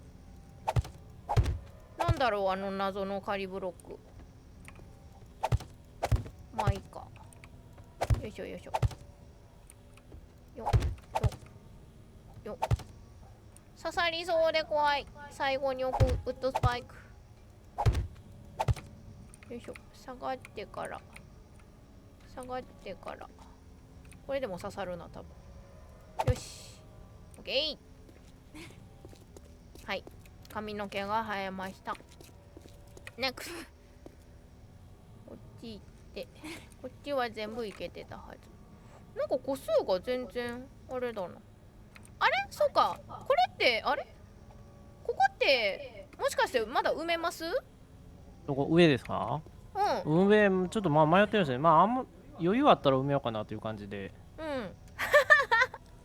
おかしいな。T シャツ買うつもりがなぜかリュック買ってる。出たぞ。ね。負けず嫌いの民、私はもしかしたら同じね、やっぱりニューアライバルという文字に弱いですが、皆さんもね、いやーね、その時にね、魅力的な商品が増えていますからね、やっぱ買い物に行くぞというね、時期の時にいいもの出てきてしまって、しかもね、ちょうど買えるかもしれない。買えるぞ。どうしよう。悩みますよね。まあでも T シャツはね、昨日ね買ったからってね言ってるから、まあ今 T シャツいっぱいあるしという気持ちもね、またね後押しをしたのかもしれませんね。まあリュックもなんぼあってもええですからね。よいしょ。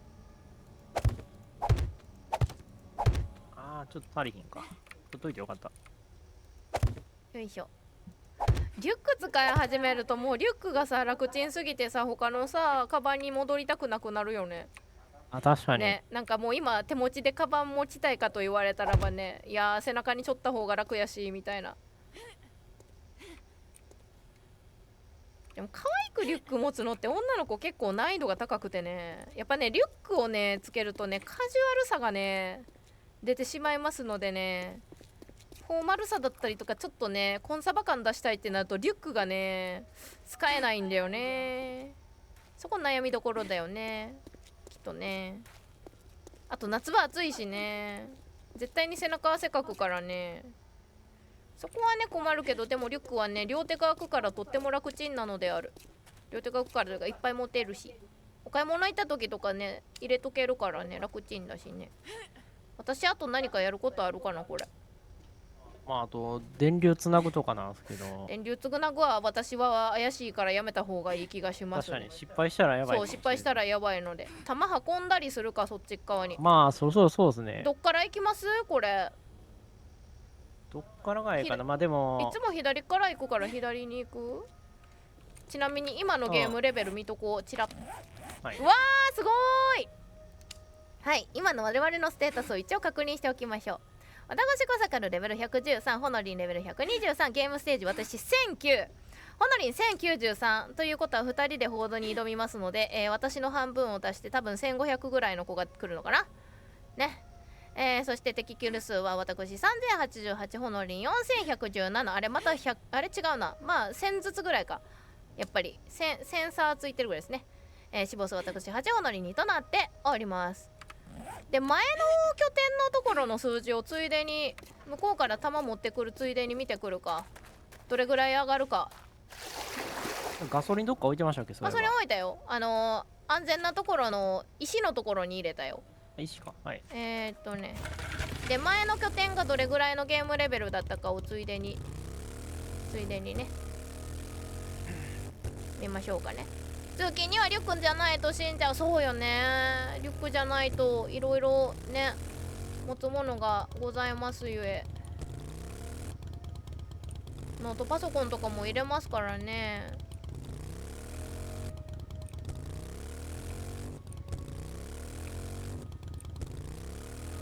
リュック使っちゃうと本当にもうリュックの便利さにもう虜になっちゃうけど、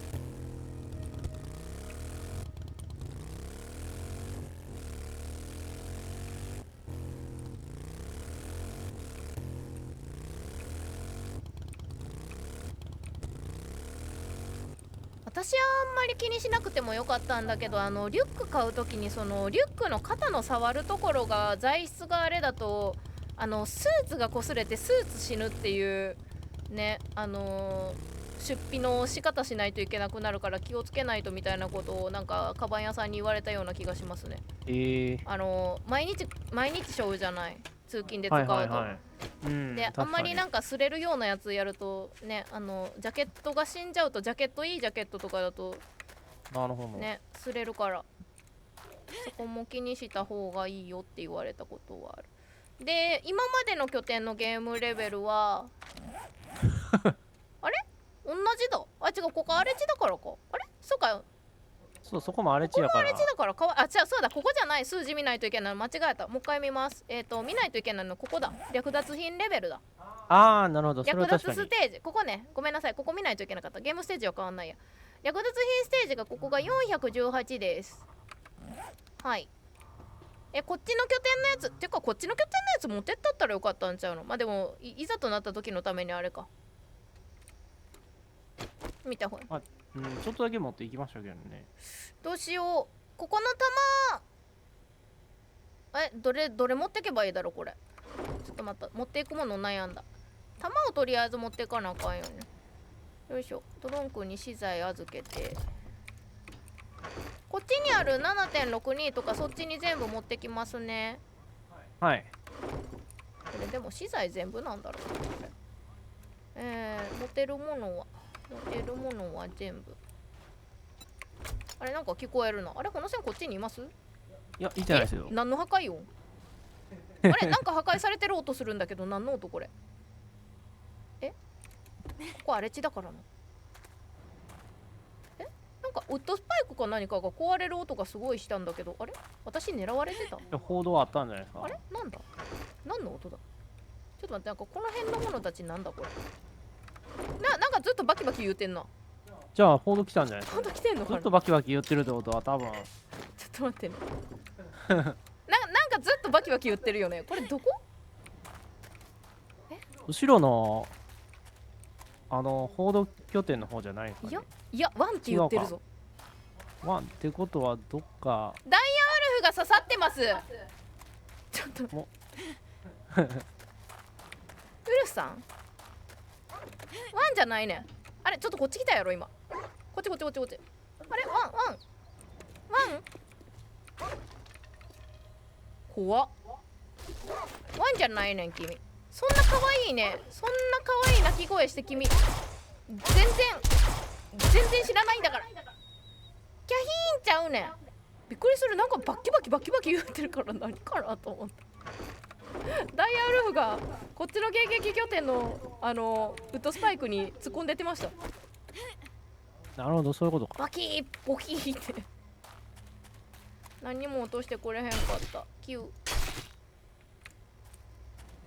こにね刺さってたね今ね。怖い。ここは荒れ地です。何度も言いますがここは荒れ地。ゾンクマもいます。危ないですよね。そうだよね。そうそう、安いリュックだとスーツ死ぬから気をつけてって。なるほど。そうなん、そうなんよ。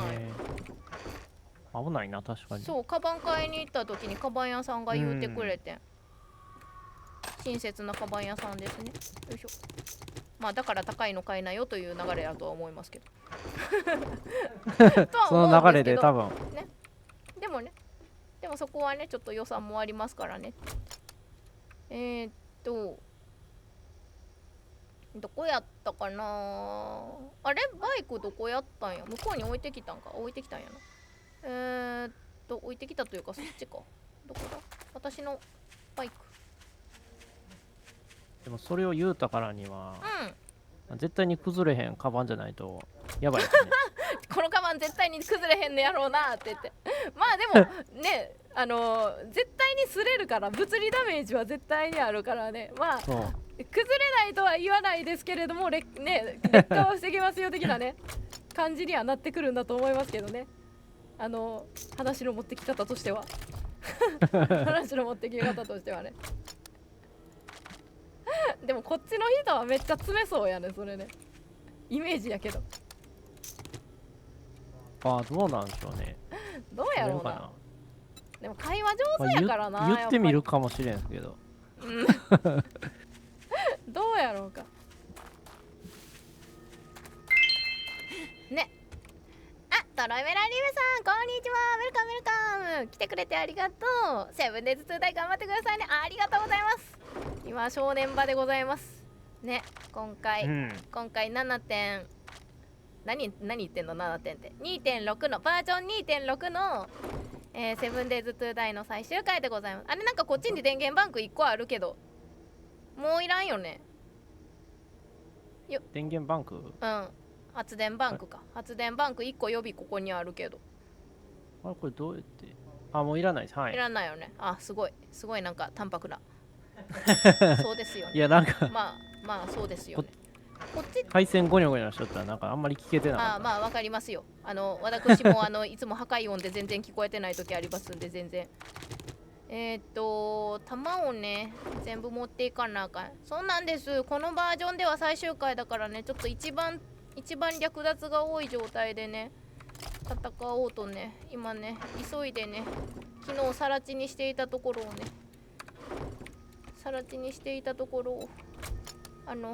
迎撃拠点に帰って今お引っ越し作業中でございます。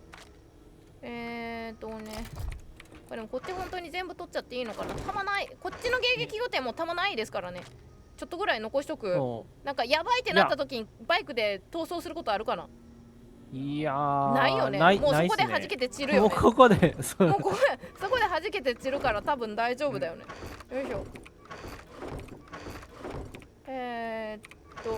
ていうか別に壊れてもいいんだったら私ショットガン撃てばいいのでは。まあ最終的にですけど壊れてもいい。どうやろね。ね。前が壊れたら困り前ますからね。壊れたらやばい。い。そう、前壊れたらやばいから。あれでもショットガンって普通に撃ってる時って別に貫通してるところってダメージ受けてないんじゃ。受けてんのかな。受けてます。ガーン。あかんやん。やっぱりあかんわ。ショットガン撃たれへんわ。確かにうまいこと言ったら下のカリブロック潰れんのかな。潰れると思う。多分破壊神の私をもってすれば多分ですけど、そこ破壊したら自分も破壊されてしまうので、全てが無になったなエンドになってしまう。それはちょっと避けたい。あれなんかまたガウガウ言うてない？あれ気のせい？なんか聞こえたような、何かが聞こえたような気がするけれども、バイクで逃走したら大丈夫かい？なんかゾンクマのような声が聞こえたような気がしているのだが、チラリチラリ。さて帰るか。よいしょ。とりあえず迎撃拠点の弾をそっちに持ってっております。今は1時半。これ時間早めます？もうそのまま行きます？いや早めませんよ最後は。はい、OK です。もう出来上がったらね。はい。さよし、下の段やった。この弾をすべて打ち切ろうと思っております。ちょっと危ないから森林通ってこう。間で死んだら元も子もないですからね。いやー、よう作りましたね。昨日の整地の速さもびっくりだったけど。そう。よいしょ。でも整地できたら別にもうどこでもね、これが作れるから。そんなに広くなくてもね、いけるからね。ごちゃごちゃしたやつを整地できるかどうかがあれなんですよね。そうね、確かに。さら地ができるかどうか。どこに弾入れます？一番左でいい？左から順か。はいはい。それで言うなら。はい。じゃあ、ここショットガンの弾。ショットガンは使わないかもしれないけど。よいしょ。弾足りるかな。マシンガンすごい勢いでなくなるからね。3列ぐらいは欲しいよね。 7.6 に多分。マシンガンを前回使った私曰く。結構すごい勢いでないなるよ。よいしょよいしょ。これで最低限戦える準備できた。はいはい。けどあれ 7.6 にまだ入れてないか。ここか。7.6 に一応ここをちょっと広げたりしとくか。よいしょ。んで弾をゾンビの数多いってこと考えるとちょっとだけ広げとくか。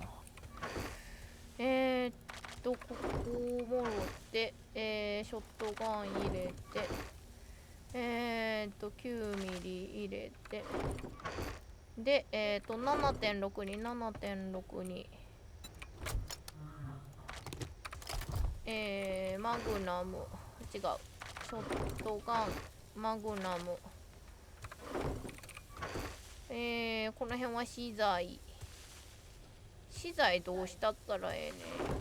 一回資材もここにちょっと入れとこうか。はい。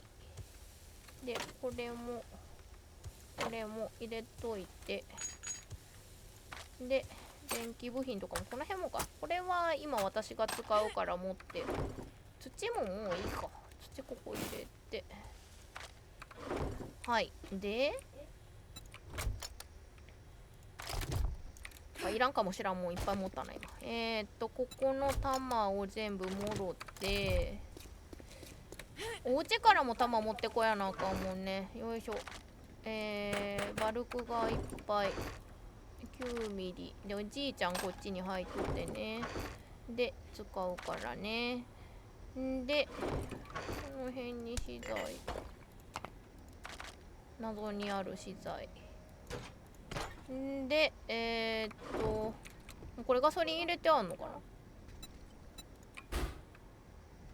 ガソリン入ってない。ガソリン入れればいいです。これガソリン、発電パンク。そうですねそうですね。はい、確かにぽいぽいぽい。ガソリン入れ忘れてるやん。これエンジン1個でいいの？エンジン1個で、はい、はい、いけます。 OK。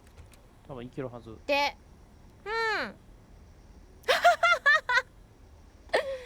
小坂さん、先生、怖い話をします。何でしょうか。3000円ぐらいの T シャツを買いに出かけたら、気がついたら2万5000円ぐらい財布が軽くなっています。これ絶対都市伝説です。背後に気をつけたか。背後にはスリはおらんかったか。スリの原始的なものはにゃーん、うわー、恐ろしい。それは恐ろしいですね。恐ろしい。この線でもこれぐらいの変動があっても欲しいもの変えたら別に敗北感は味わわないの。私多分敗北。あ、別にないっす。ないんや。やはりないんや。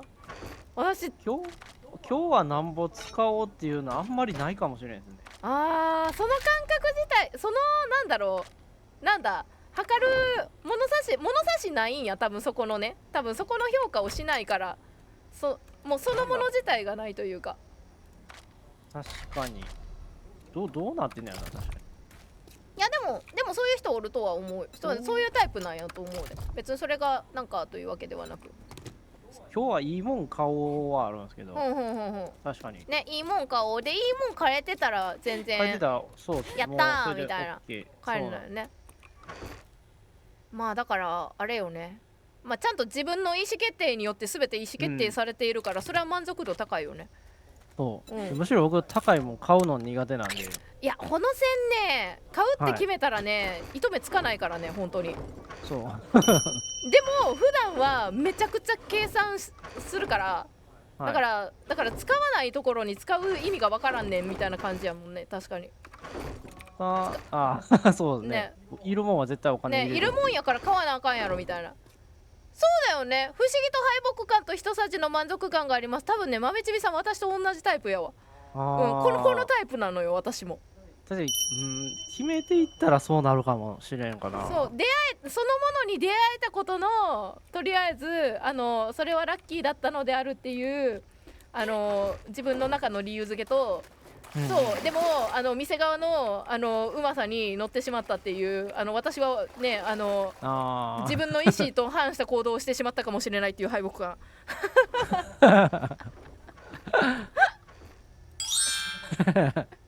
何買おうなと見回って想定よし高くても他のが良くないんだったらしゃあね、そうだよね。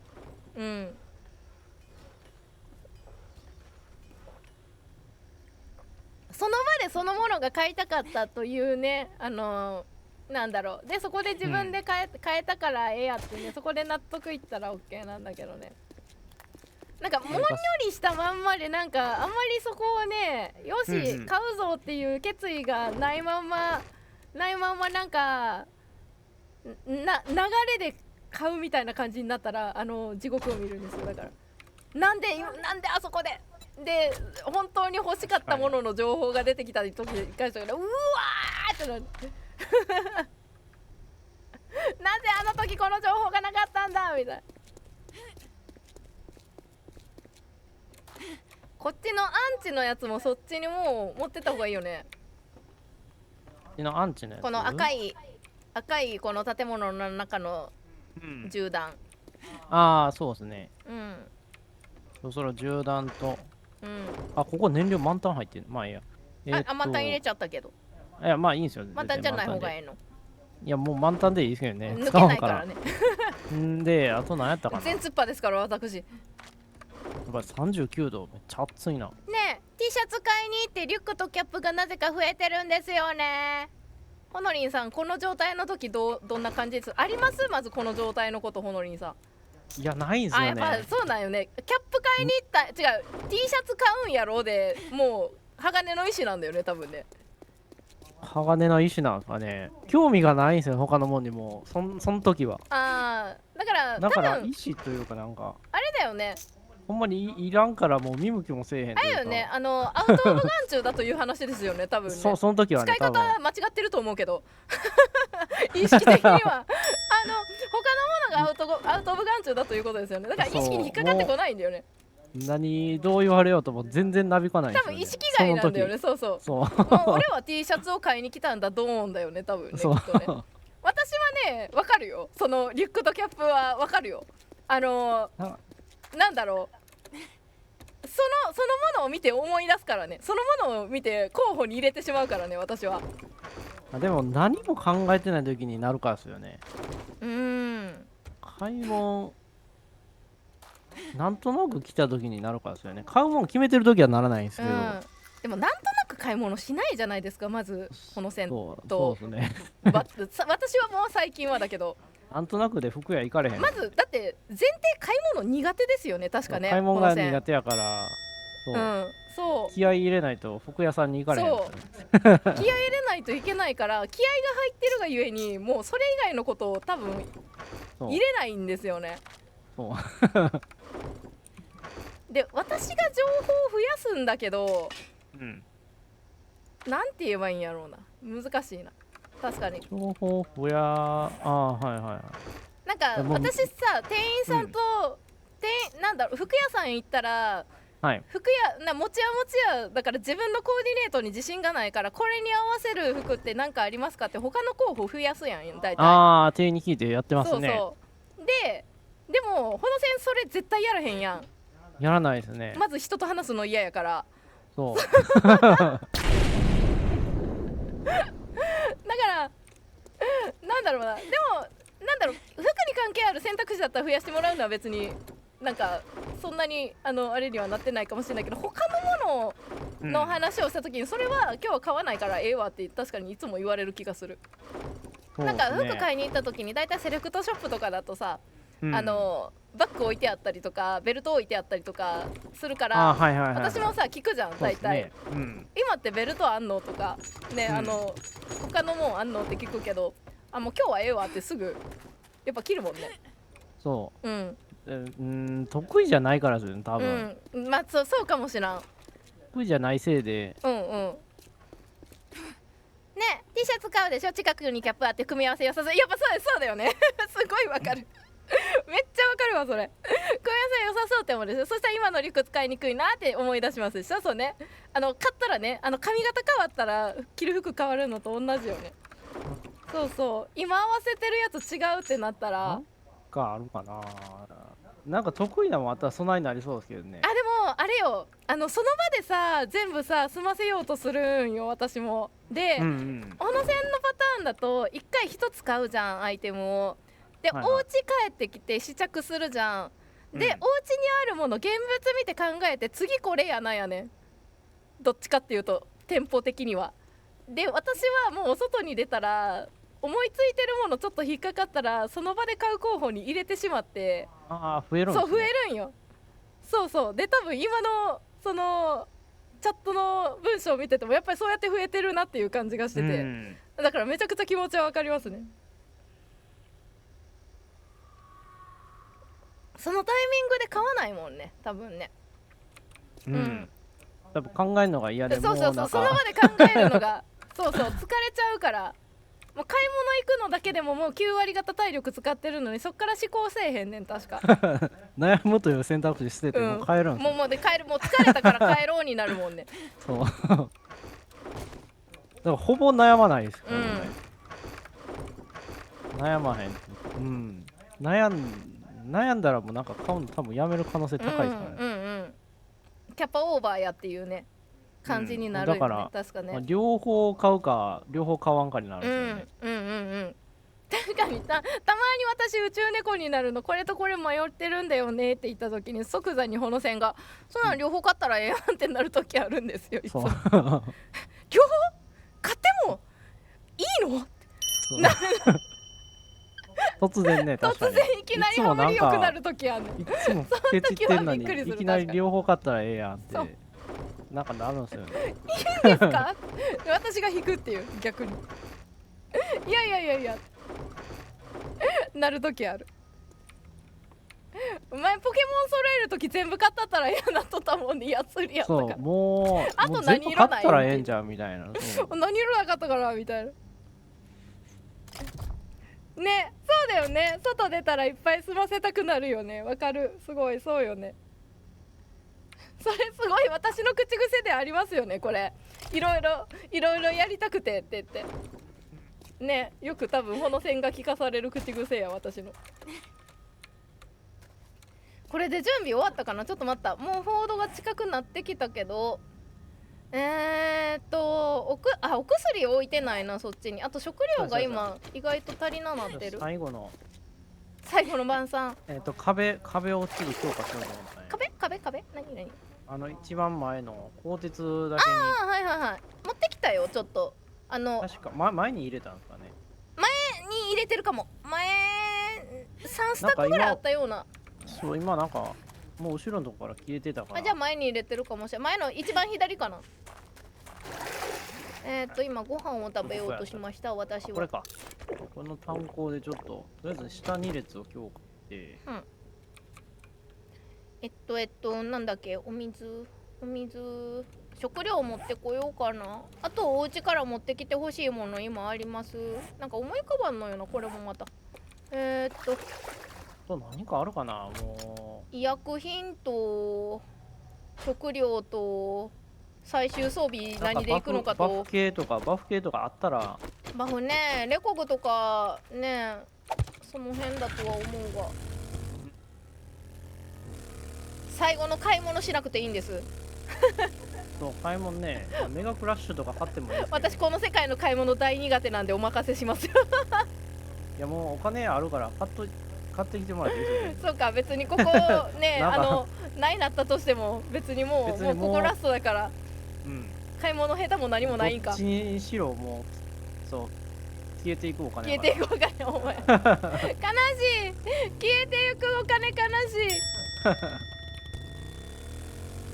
い。まあ一日で紙くずになるね、何かはいろいろあったかもしれないけれど。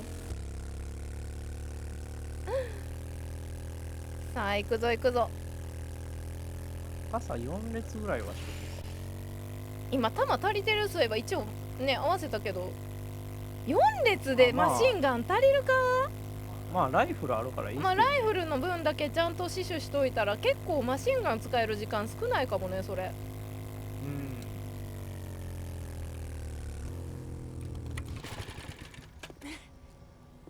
さて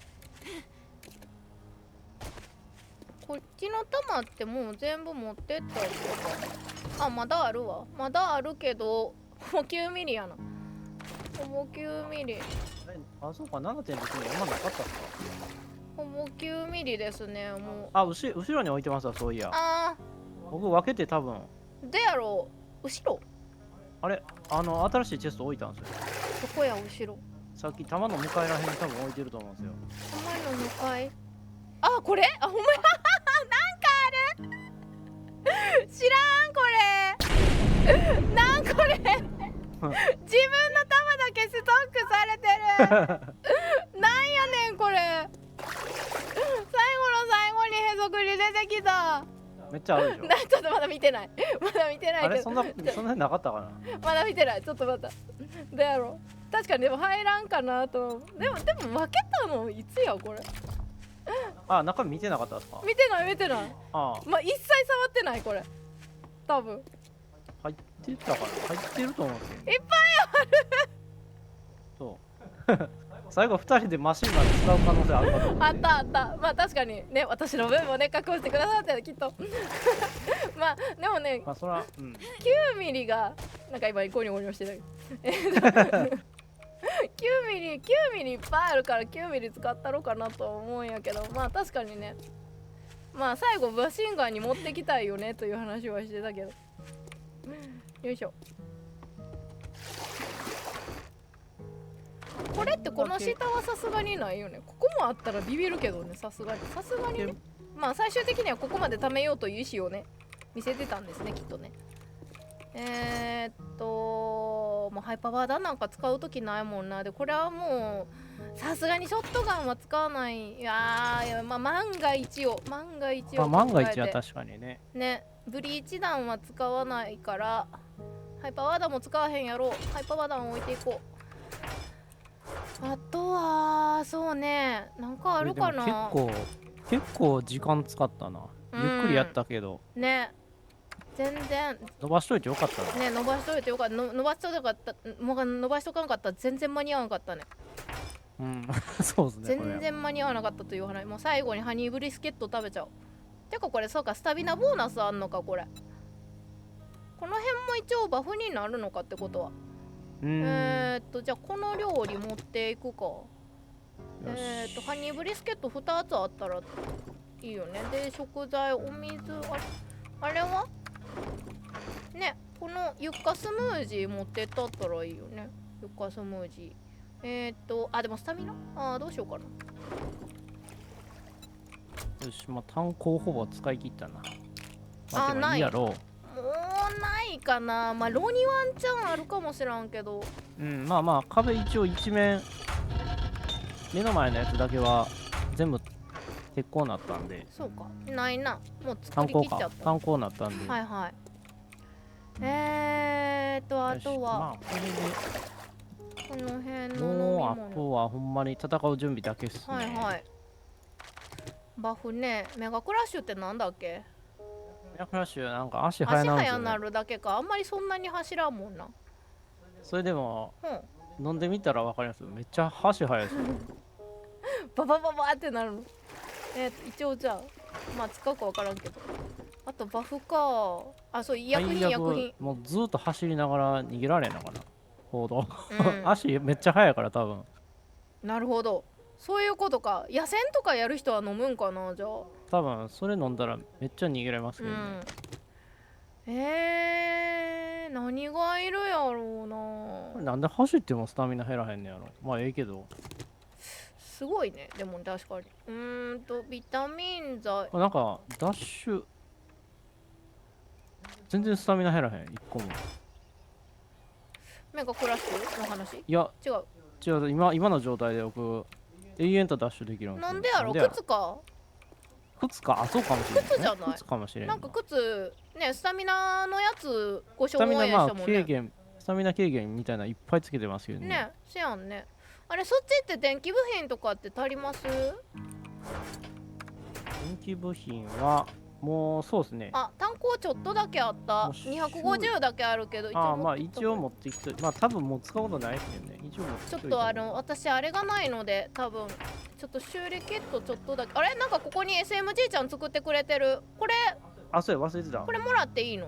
はい。じゃあじいちゃん行こう、一緒に。めっちゃ忘れてた。本当にね。じいちゃんかわいそうに。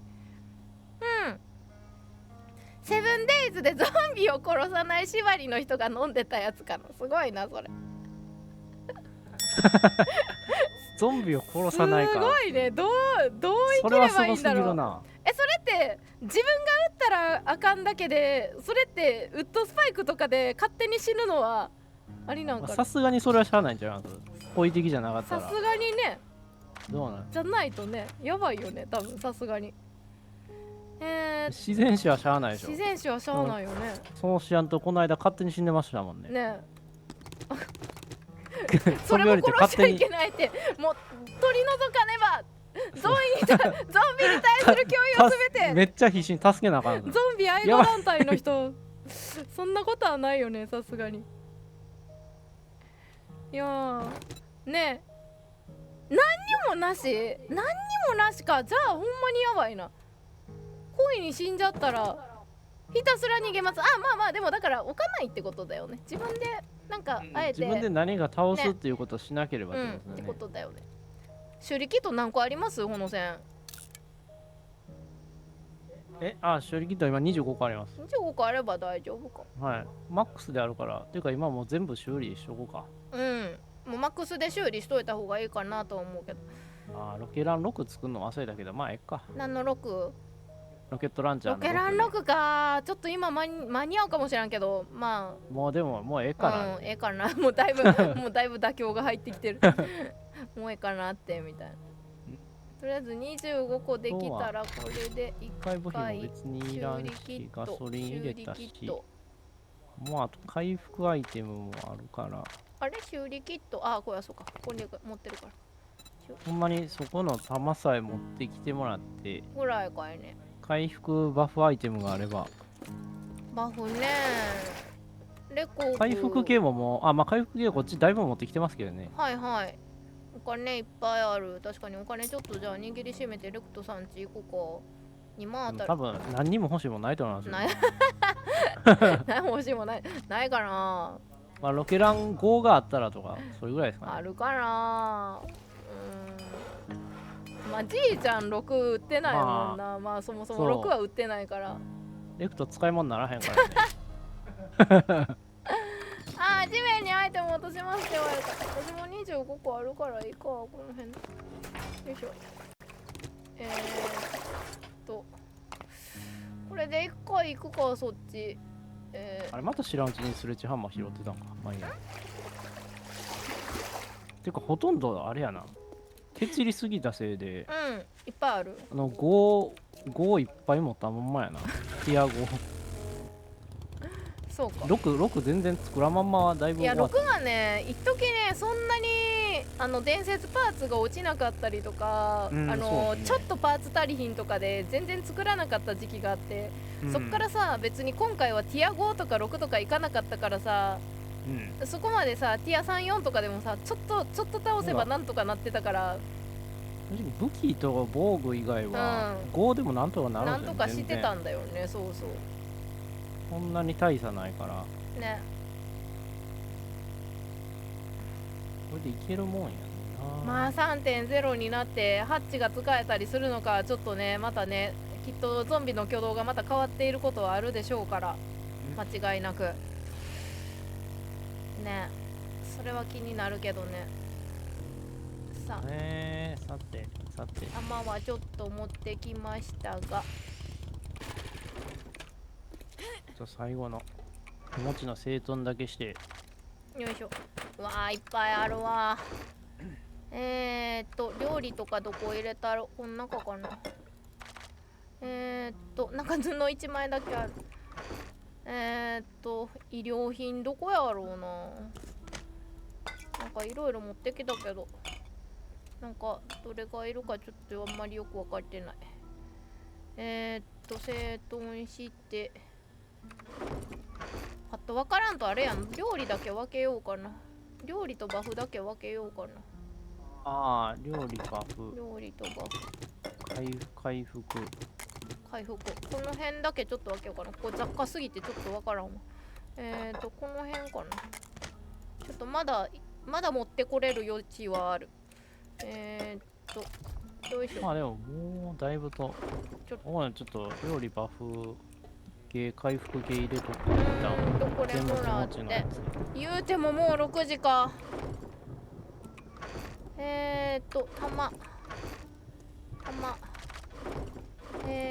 玉。あれ、ここか。こんなにあるのか。あ、ここにもあんのか。すごいな。で、あれちょっと待ってよ。これ、こんなにあったか。今食べる。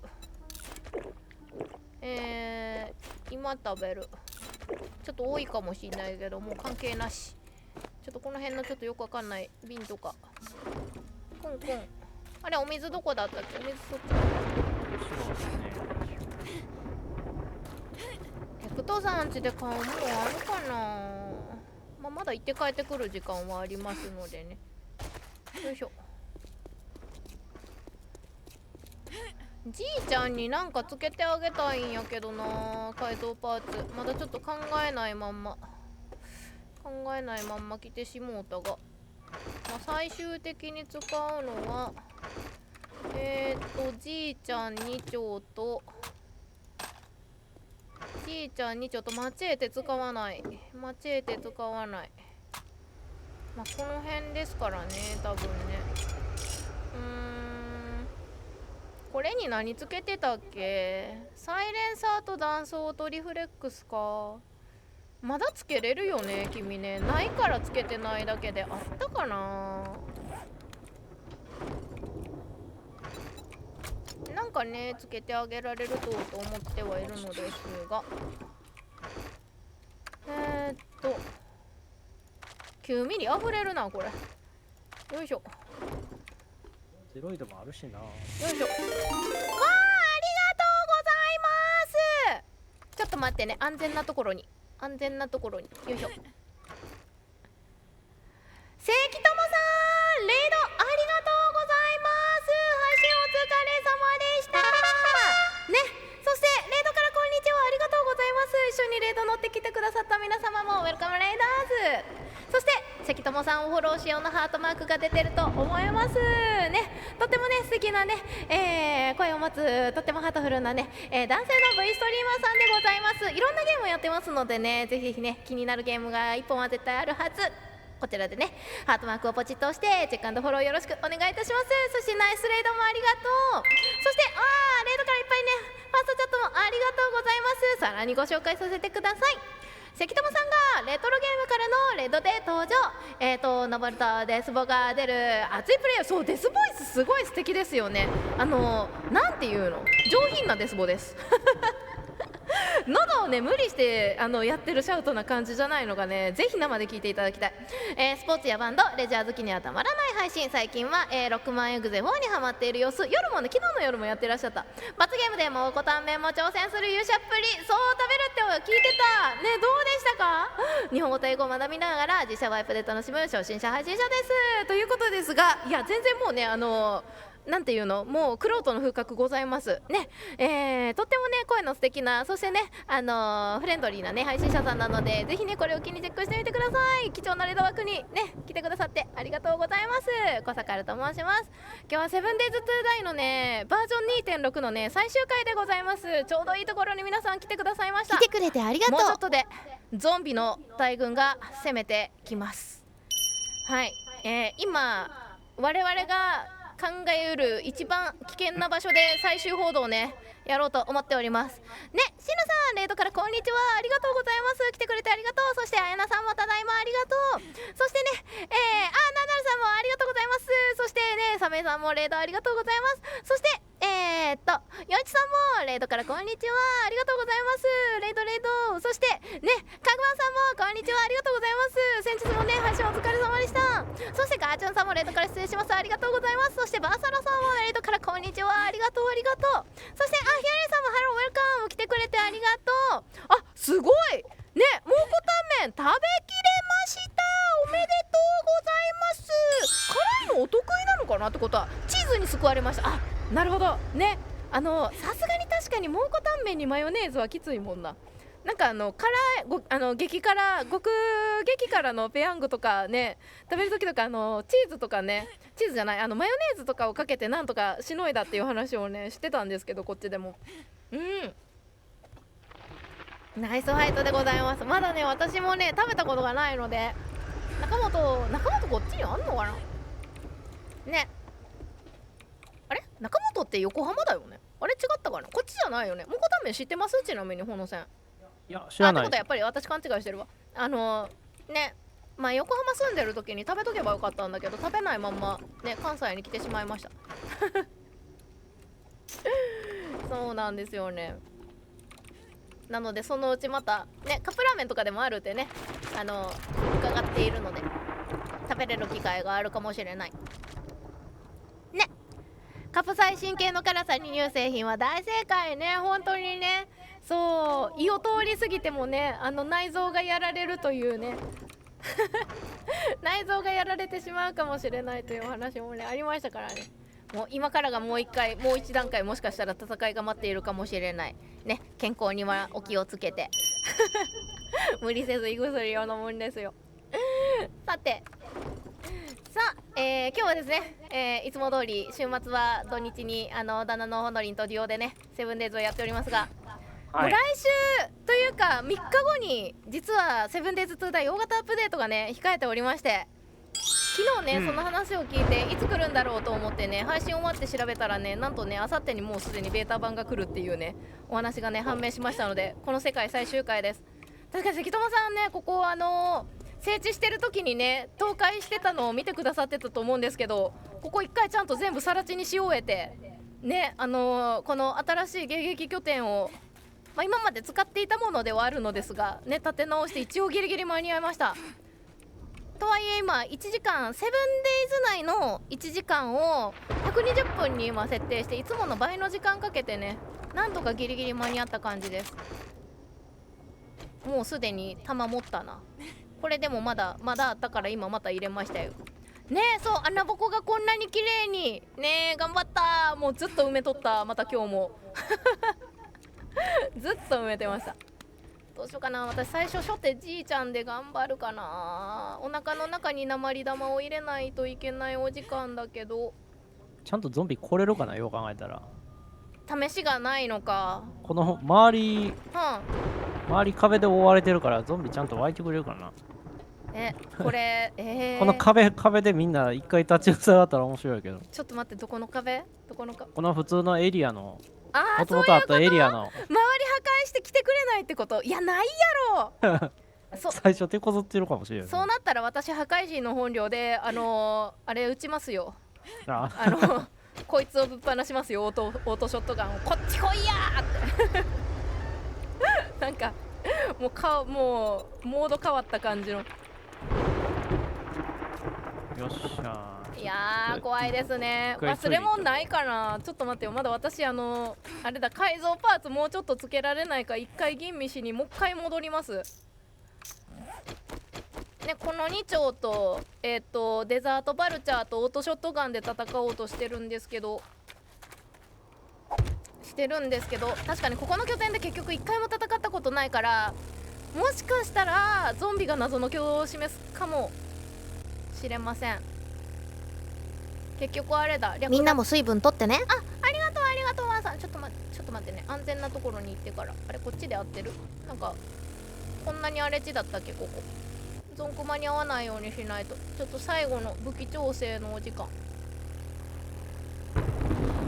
あとそうだ、レクトさん家にお買い物しに行かないと。今ちょっと飲もうかな。いただきます。ここ私が削った土。もう好きなバフ買ってもいいって言われたから、とりあえずレクトさん家に乗り込んで。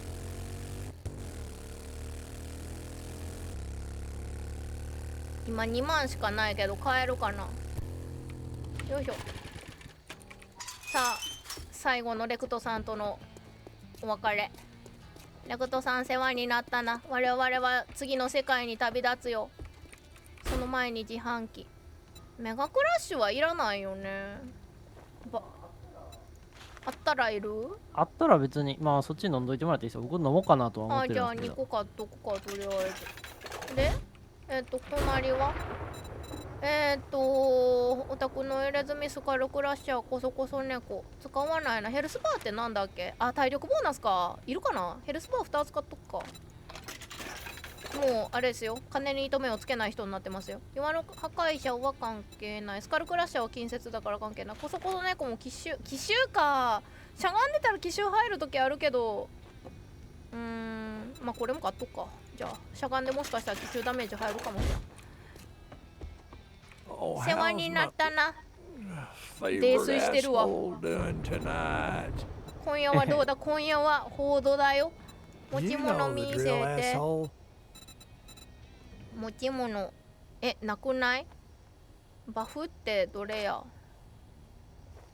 食べ物の中？食べ物じゃないな。剣棒エリクサー。ほんまに買うもんないかもしらん。買うものないですよってほのせん言うとったけど、ほんまにそうかもしらんあれ？なんか買いたいものが見当たらないな。ない。染料もらおうかな。銃の色変えたいなぐらいこんなとこ今さらいや、どの銃かは大事ですよ。でも欲しい色がないな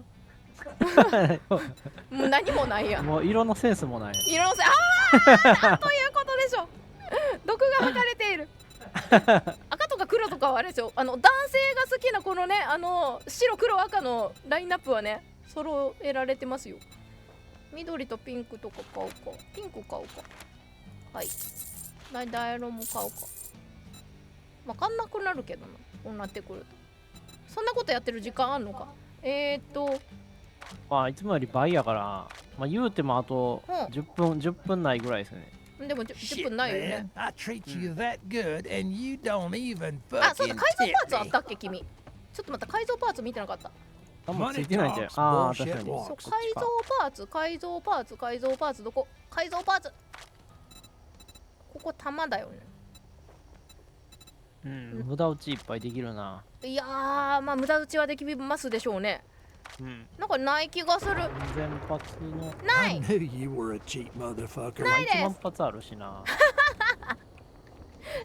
生、時として事実は人を傷つけるんですよ。大丈夫、ちいちゃん今泥酔してたからさ、何も多分忘れてるから大丈夫大丈夫。いや大丈夫、ちゃんと傷つけてるんで。意志を持って傷つけてたなんということでしょう。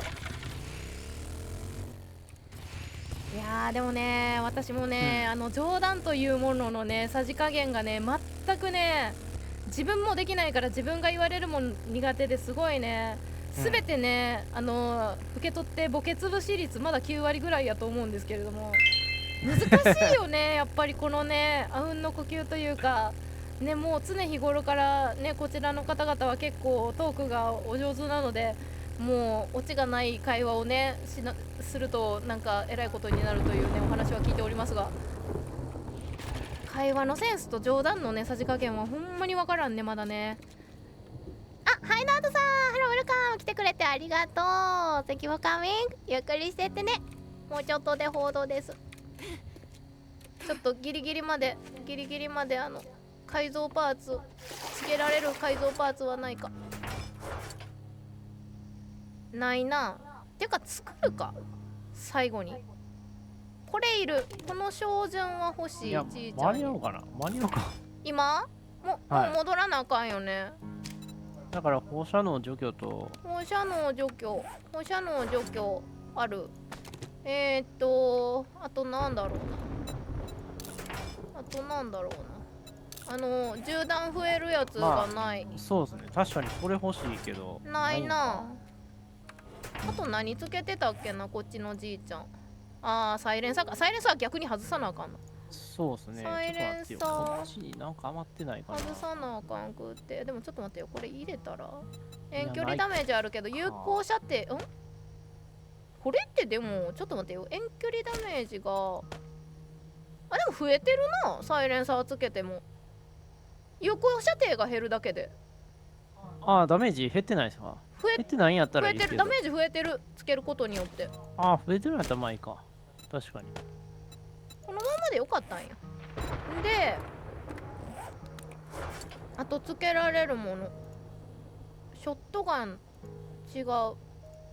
他つけられそうなもの、あれも帰らなあかんと思うんだけどテストもしてないからほんまにどうなのかわからんな。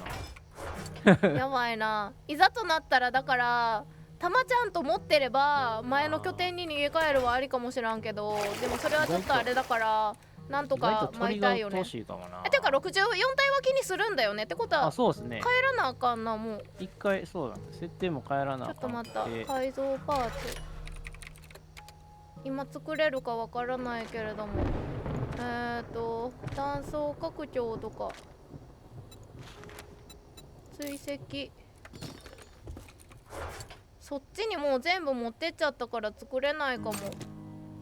作れないか、もういいか、そのままでいこうか。じゃあ材料持ってけばいいのか、そっちに。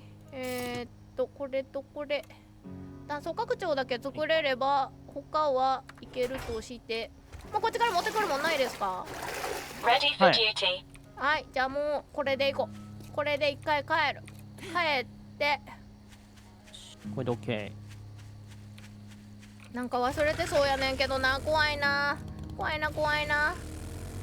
よいしょ。世界が終わる。確かに一発勝負ですからね。そうですね、これ一発勝負ですね。テストしてないからね。あれ、なんか何かに弾かれたけど何に弾かれたの今。石があったの。なんかよくわからないものに弾かれた。やばい、あと1時間しかない。まあ言うてあと1時間しかない。あれちょっとだいぶと時間ないぞ。おかしいな。帰る。これ断層拡張なんか作ってる場合ないな。っていうか私まだ今弾持ってないしな。弾はでもその中にあるからただ取ればいいだけ。お腹いっぱい弾を詰めればいいだけ。よし、帰ってきた。でも時間早めたらすぐになっちゃうから一回これであれここにあるかな。ここにちょっぽりぐらいないかやね。あ、ちょっぽりもなかった。ない連鉄ちょっとぐらいないかなと思ったけどなかった。ないなんか連鉄いるんですか？ないね。ないからいいや。いや、最後の最後に断層拡張作ろうかなと思ったんだけど、ああ、まあでも間に合わないですね。もういいかなと。時間が全然。そうもういいかなと思いました。丸。オートバイくんありがとう。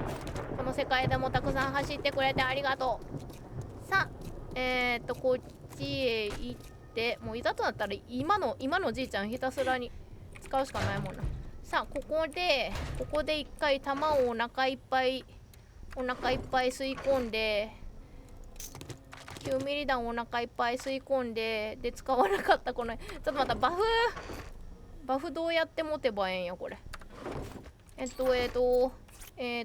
使わないもの、もうシャベルとかも使わない。もうシャベルとかもめっちゃ飲んでる音する。キューキューキューキュー言うてる。めっちゃ注射さしてますよ。ちょっと待って、何個刺したんやあの人。やばい、薬中や。どうしよう。私も刺した方がいいのかな。ちょっと待ってよ。その前にいらないものを全部入れておきたい。ちょっと待って、これはワンチャンいる。あれ水分値下がらんな。なんじゃこりゃ。まあええやん。大丈夫かな。一回これ一回この線このワールドから抜けますよね。大丈夫かな。あ、そうか、抜けましょうか。はい、でもう時間戻しますよ。じゃあはい。じゃあ一回ちょっとリセットします。この状態で一回終了ですよね。終了してこれで入られへんってなったら入れんかったらやばいよ。それは困る。さあ、ゲームを続ける。変えます。さあ、時間を早めます。60分でゾンビの体数をブラッドムーンの敵数今8体なんですけど、これを64体分けにします。はいさあ、最後の我々の舞をぜひ見届けてください。よいしょ。この線パソコンクラッシュしませんよね。そう、それもあるかもしれん。なんならちょっとあれ物理的なちょっと戦いもあるような気がしております。さあ、最後の祭りだ。まず足りるかな。スポーン。こっから時間めっちゃ早く過ぎるからな。さあ、もうあと30分しかないです。正体、これこの線来れるかな。ちょっと待って、これ時間間に合うんかこれ、本線。ちょっと待ってよ。ちょっとこの辺食べとこうかな。さあ、まず接続ができるかどうか。ちょっとそっからちょっと私じゃこの辺のバフをちょっと使ってですね。これ水分値あんねや。なぜかこの認証がたまにうまいこといかんからな。これだけ通れば敵を潰しに行きたい気分です。はい、そうね。よいしょ。認証の確認待ちですが長い気もするけど、3本ぐらい刺して、もうこの子たちもう最後の舞を舞う覚悟です。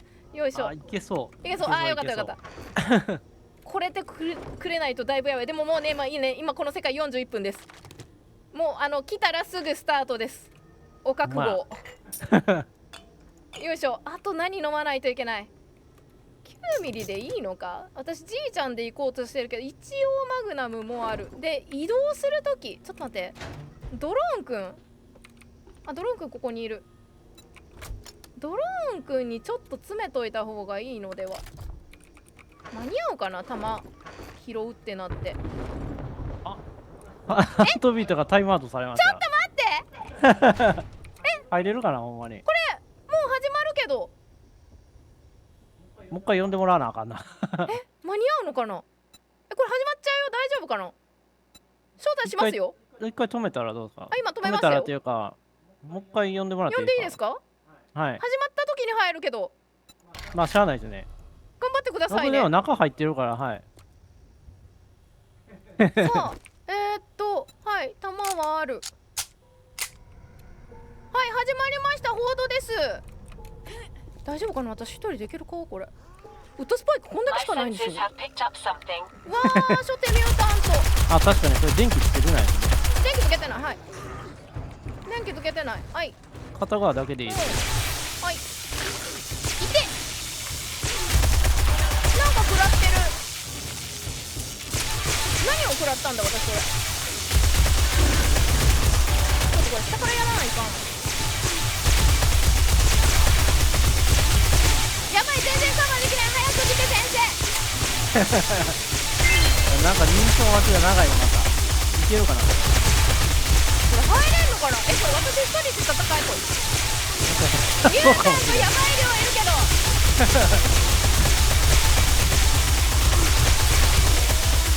これいけるかほんまに。やばいよ。黄色とかじゃないよ。ちょっと待って、私一人で全然間に合わない。サーバー待機中からなんかでもちゃんと前からは来てる。なるほど。昨日待ってると。あかん、またタイムアウトなんやった。当たり前なんでやろだったんです。多分。はいギャウこれ大丈夫かな。そんなに入られんの。なりそうな気はしたんですよね。そうか全然無理かもしれないよこれ。目が弱い。ゆうさんと2枚組みされるんだ。結構とはいえそれがあるかな。確かになんか銃が間に合ってなさそうです。体力全然足りてない。マグナムでやってるのかマグナムの方がいいかな。な。もしかしたら。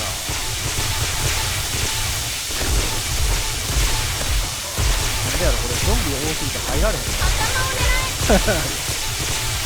青は待て青は待て青は待て青は待て青は待て。いや間に合わんよ。あれこれこの選手ちなみに今またタイムアウトは。いや今ちょっと待機中で入ってる待ってるのでちょっとわからない。間に合うかなこれ。そんな入られへんな。あやっと小春ベロになったら。やっぱこのセントマシンガンもらった方がいいんちゃうか。壊れたー。あれちょっと待って。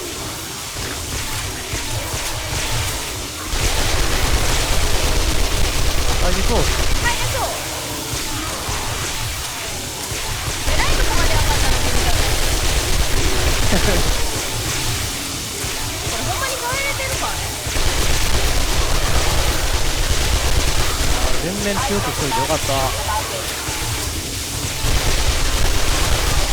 ったね。ああ消えるんだ。なんかクエストを送付しましたねってますけど。クエストやってる場合じゃないね。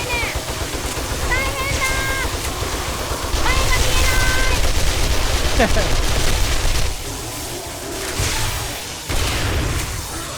とうございます。ロケットランチャーをあ、中入ってきてる。何これ。あ、破れてる。っ破られてる。あーそれ怖い。てことはこれ次のとこ行った方がいいですね。弾持ってきてない。弾を引いてない。ああ、なるほど。あんなちょっと一回直せます。まあ倒せば中入られへん。まあ弾持てばいいか。とりあえず使い直したらここだけ倒されへんかね。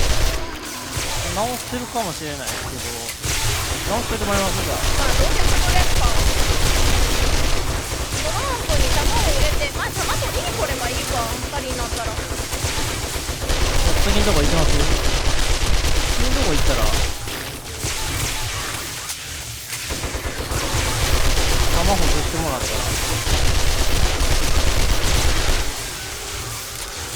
Master, we are not alone. いやこれじいちゃん2本も覚えてよかったわほんまに。ちょっと一匹修理中なんです。とりあえず次のとこ全部しといた方がよくないですか。上も空いてるしね。ねえねえすごいとこまで行きますよだからとりあえず次のとこ行きましょうか。あれ聞こえてないの。あ今もう銃の音で全然なんなんでやろうだ。今は大丈夫。次のとこ移動しましょうか。そんなに行きます？はい。行きましょう。だったらすごいなこれ。なんでこここんなに破れてるの？やばい、大丈夫してる。次の方、じゃあはいー、いけます？行きます。なんか後ろからも来てる。お気をつけて。ちょっとタイミング狙っていくか。あ、ちょ。なんかどえらいところなんだけど。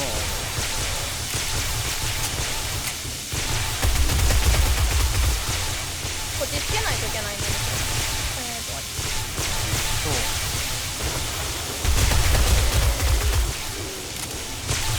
いやー、最初が大変だったな。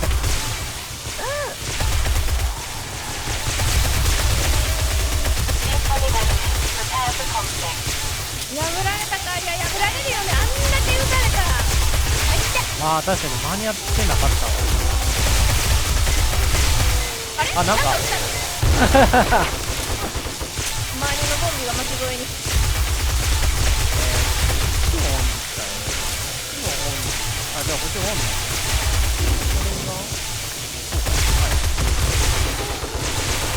だね。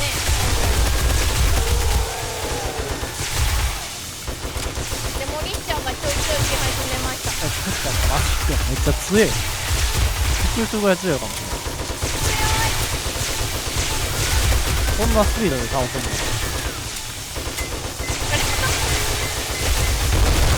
今度私撃ってないよ。そっち撃ってないから。あ、こっち適当に寄ってたら。なんかね、混ざってくるね。でもこんだけ壁破られるのやばいな。確かに。これデモさんは撃もうったらちょっと寿命が。あれ？またやろ。ちょやばいやばい。デマリッション後ろにめっちゃ隠れてる。後ろにひょこってきた時に撃ってる。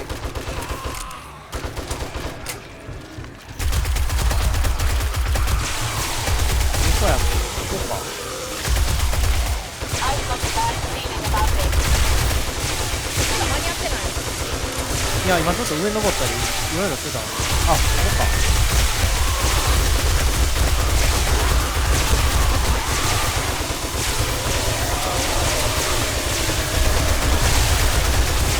ホラーゲームですね。俺そんなに倒されへんねや。さっきまで全然倒せとったの。あー、やっぱりあっち変えたら倒されへんね。下の方が良かった。めっちゃめちゃですね。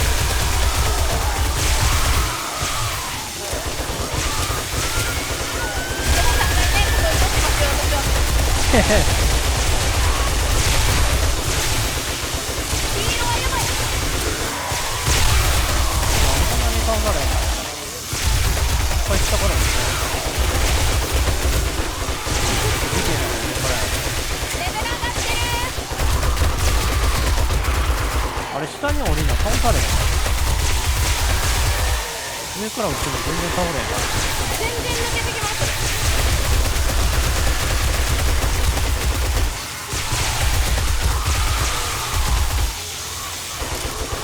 ピーちゃん頑張れ。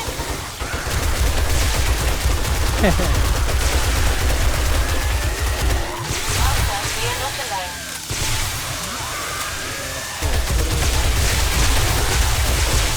黄色優先ではない。黄色抜いてくるもんね、多分ね。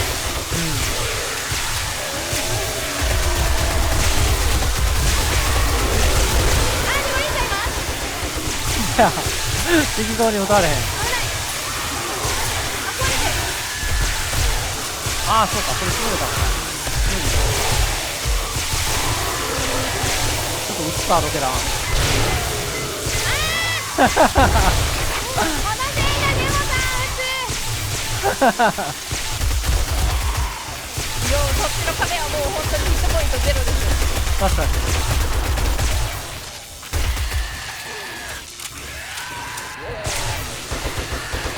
まあまだでも壁が破れ、ここが鋼鉄が破られてないからなんとか。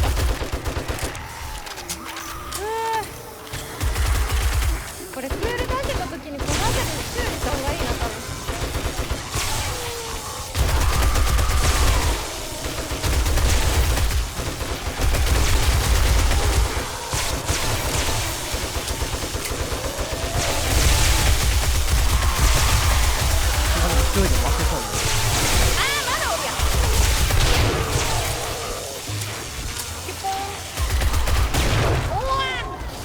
I've got a bad feeling about this. はい来たでも来た。デモさんが危ないデモさんが。危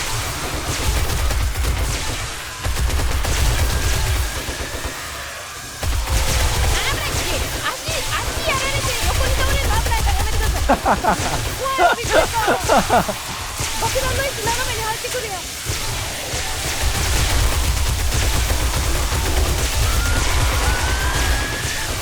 久々に確かに金髪マンの状態。計算してないねそういえば。あ、計算してない、確かに。どちらん。こちら持っといてよかったですね。伝説じゃないとはいえ。そう。これ絶対必須だと思う。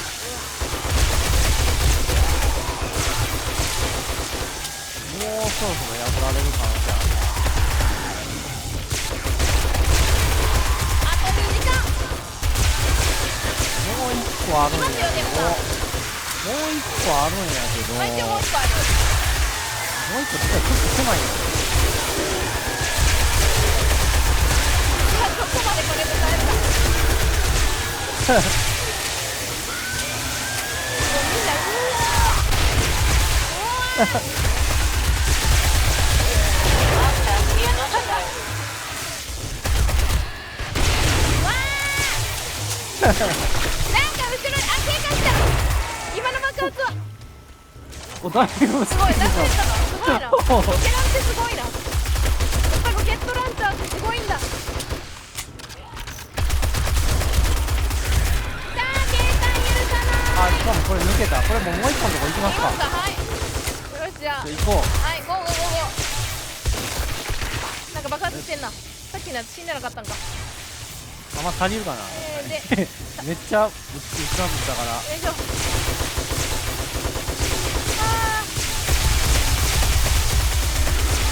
あ弾が足りるか心配なの。ーいやいけるまだ2列以上あるライトに変えなやばいか。警戒したな警戒されてなってたなやばい爆発するかもしれない大丈夫か間に合うか間に合ってあー間に合わなかった奥に持ったんかーい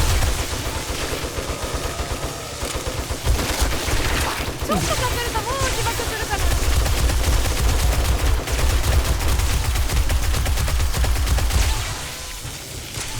いいのかな黄色。あーダメだ。あーもう間に合わない。リロードの間に爆発された。一緒いければいけるんか。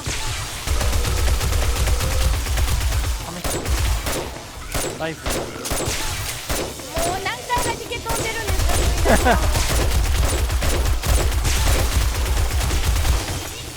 壊れたな。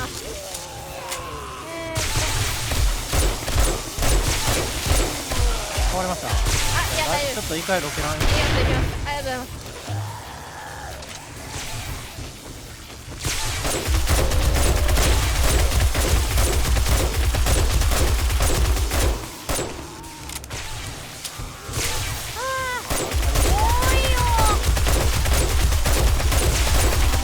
なんか飛んだね。さすが64歳。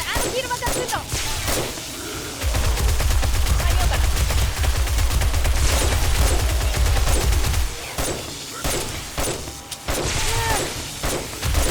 黄色が爆発する前なんとかしたい。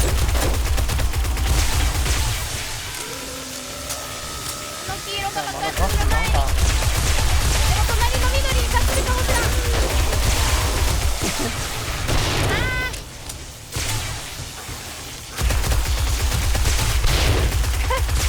とりあえず飛ばそうの巻になってる。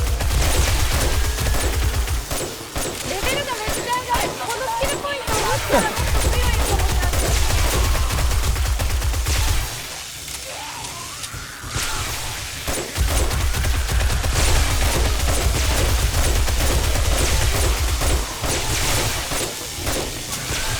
い。ちょっ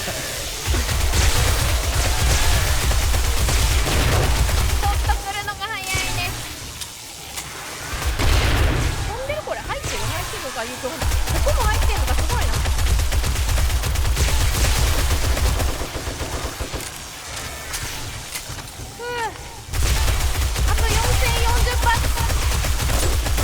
全然いける。全然いけるやろ。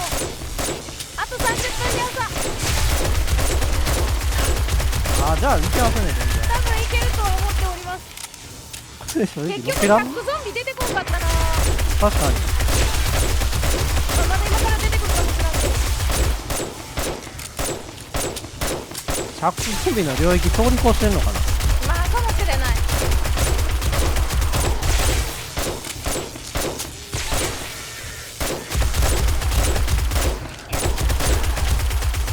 あれこっちにもうずれてたかな。なんか後ろにおった気がするんだけど気のせいかな。おったもん。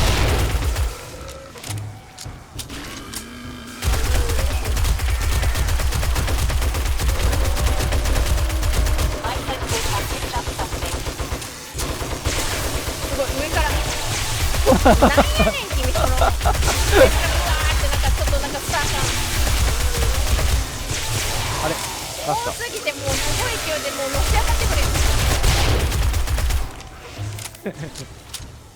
うわーロケラン強いんだな。さすがに大量になった時に強いとね。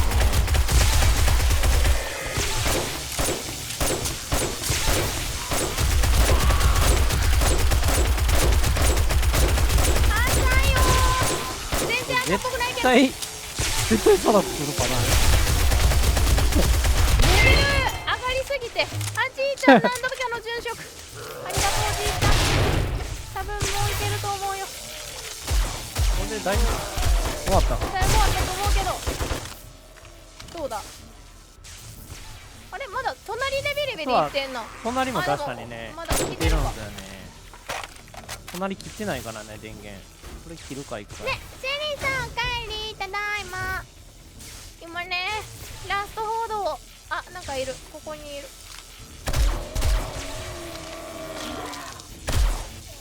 これ報道が来てる違うか。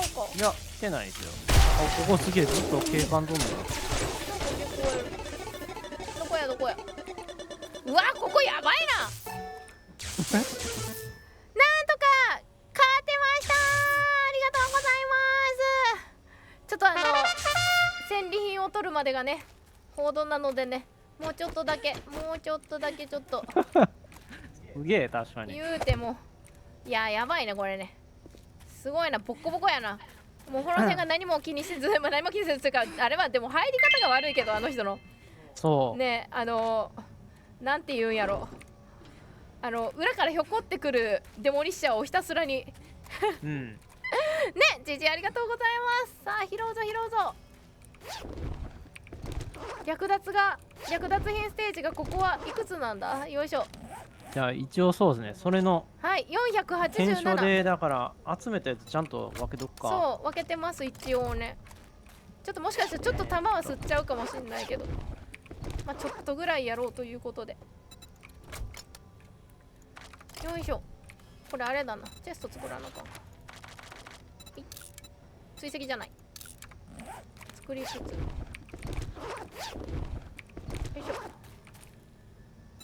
よいしょでこれをあれどこ行った。これだ、これをはいよし。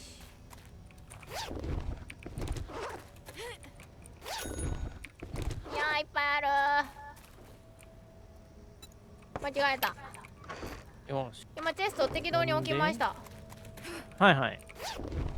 一回拾うだけ拾ったんやんか。はい今拾ってます。ここからゾンクバとか来たらちょっとあれやけど。よいしょ。経験値1700とか書いてある。一回拾うだけで。拾うだけでいやー大変やったー。一応一旦同じとこ入れとくか。あ、まだ入ってない。これもう一人で戦ってくださいってなったら絶対死んでましたねこれ。だって確かに2人で3箇所使ったんやろこれ。あの勢いやばかったな。いやー最初の確かに勢いやばかったな。開幕がだいぶと。さすがにあの量になると爆弾系必須やな。まあ確かにダイナマイトでも施設も壊れるからな。悩ましいとこですよね実際ね。よいしょ。まずここは完了。よいしょ。まだいっぱいございます。よいしょ。ほんまや、すげえ。よいしょよいしょーい。入れるよいしょ。壁破られたん初めてやな。壁破られたね。いやーすごかったですね。もうないのか。これで終わり。こっちか次。よいしょ。入らん。でもパッと見だけどやっぱりあれは出てきてくれないんだね。なんだっけ、スーパーチャージャー。やっぱスキル振らないとダメやな。出ないような、まだ確認してないからあれですけど。ね、スーパーチャージャーがどこなのかちょっとスキルで考えやなあかんな。スキルポイント確かに。で、レベル6も上がったのか。すげえ。 6のインナー出てきてくれるかな。あ、インナー確かに出てないですね。出てない気がするな。あれやっぱ出ないのかな。か、もうチェストの中のみか。はいはい。ティア6の。あ、ティア6のテストの中のみ。まあそれはありえますよね。終わったか、ほぼ。あ、終わりました。これで、そうですね。はいはい。ほんまやね、ないね。いやー、やばい。まさかログインできないっていう恐ろしいログインできないっていう恐ろしい事態になるとは思っやった瞬間に確かに思ったんで、なんか。あ、そういえばみたいな。そ困るわー。よいしょ。でオートバイの中のものもよいしょ。これで入れ切ったかな。よいしょ。入れて、一回、ちょっと待って、まだ入れてないです。本だけ回収していってるんで。はい、これで終わりですね。ふうねえ、ジジもね、パチパチもありがとうございます。なんとかなったー。よかったー、危なかったー。ふうさあね、今一番多分略奪ステージが多いであろうところで何がもらえるか最後に見て終わっていこうと思います。ふうなんだかんだで配信時間が5時間27分です。そういやー、お腹空きましたね、さすがに。そうですね、確かに。本体の食料値が5ぐらいです。よいしょ、お水飲んで。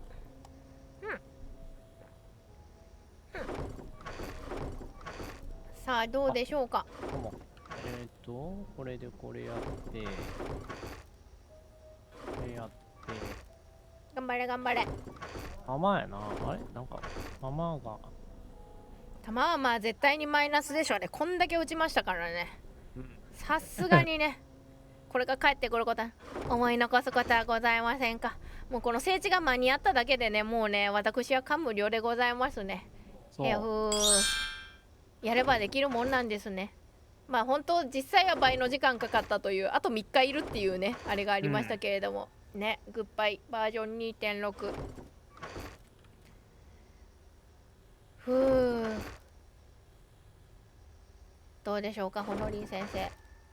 ちょっと待ってよ、なんか。まあ大体でいいかな。弾と本とそれ以外ですよね。なんかちょっと得意げだね、この角度にや切るわよっていう感じですね。よし、オッケはい、よし。からここが玉ね、ちょっとニヤッとしてたね今ね。ドヤ顔してたね。玉こんだけ帰ってきたか。まあでもすごいくるくるしてすごいはしゃいでる人。メガクラッシュ飲んだ後。メガクラッシュこんな早いんや。すごいな。タタタタタタタタタタタタタタ。あ、ちょっと私も一本飲んだような。あ、でもそんなにあれだな。帰ってきたかな。どうだろう。いや、さすがにマイナスか。もっと打ったような気がする。この線も途中参戦だけど、まあマイナスかな。玉コンだけ。はい。で、雑貨がこんな感じ。あ、ちょっと多いか。なんかちょっと多いような気はする。あ、で溢れてる。あ、じゃあちょっと多いね、やっぱりね。でインナーはやっぱり6は出ませんでしたというお話ですね、これね。はい。で本がいっぱい。本もちょっと多いね。多いわこれ。やっぱ人数が多い分だけの分かさ増しされてる気がする。なるほど。はいね、すごいカサカサカサカサ言うてる。怖い。なんか怪異みたいな。さささささささささささ。はい。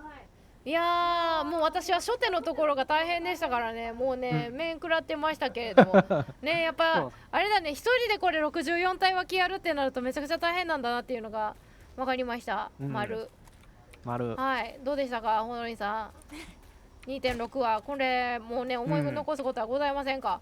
もう、やりきったもういいでしょうね。やりきりましたね。ようこれ頑張りやりきりましたね。これねこれもうこの子かわいそう。こっちの子、そうこの子たちの損傷を見ましょう。見えてたかちょっと皆さん分かりませんから。ここね、私が一人だったらもうミュータントにやられて、ここの鋼鉄がこの3マスなくなって2マスか2マスなくなっているのがお分かりいただけるだろうか。押し切られましたね。押し切られました。ここね押し切られたので、もうここ早く行かないとっていうね感じに、ね、なりましたね。あー、やずこさん来てくれてありがとう。ウェルカムウェルカム。今ね最後の報道を終えてね、もう傷だらけの我が拠点たちを見て、ここ間違えて撃たれてる。鋼鉄でも破られるということがお分かりいただけたと思います。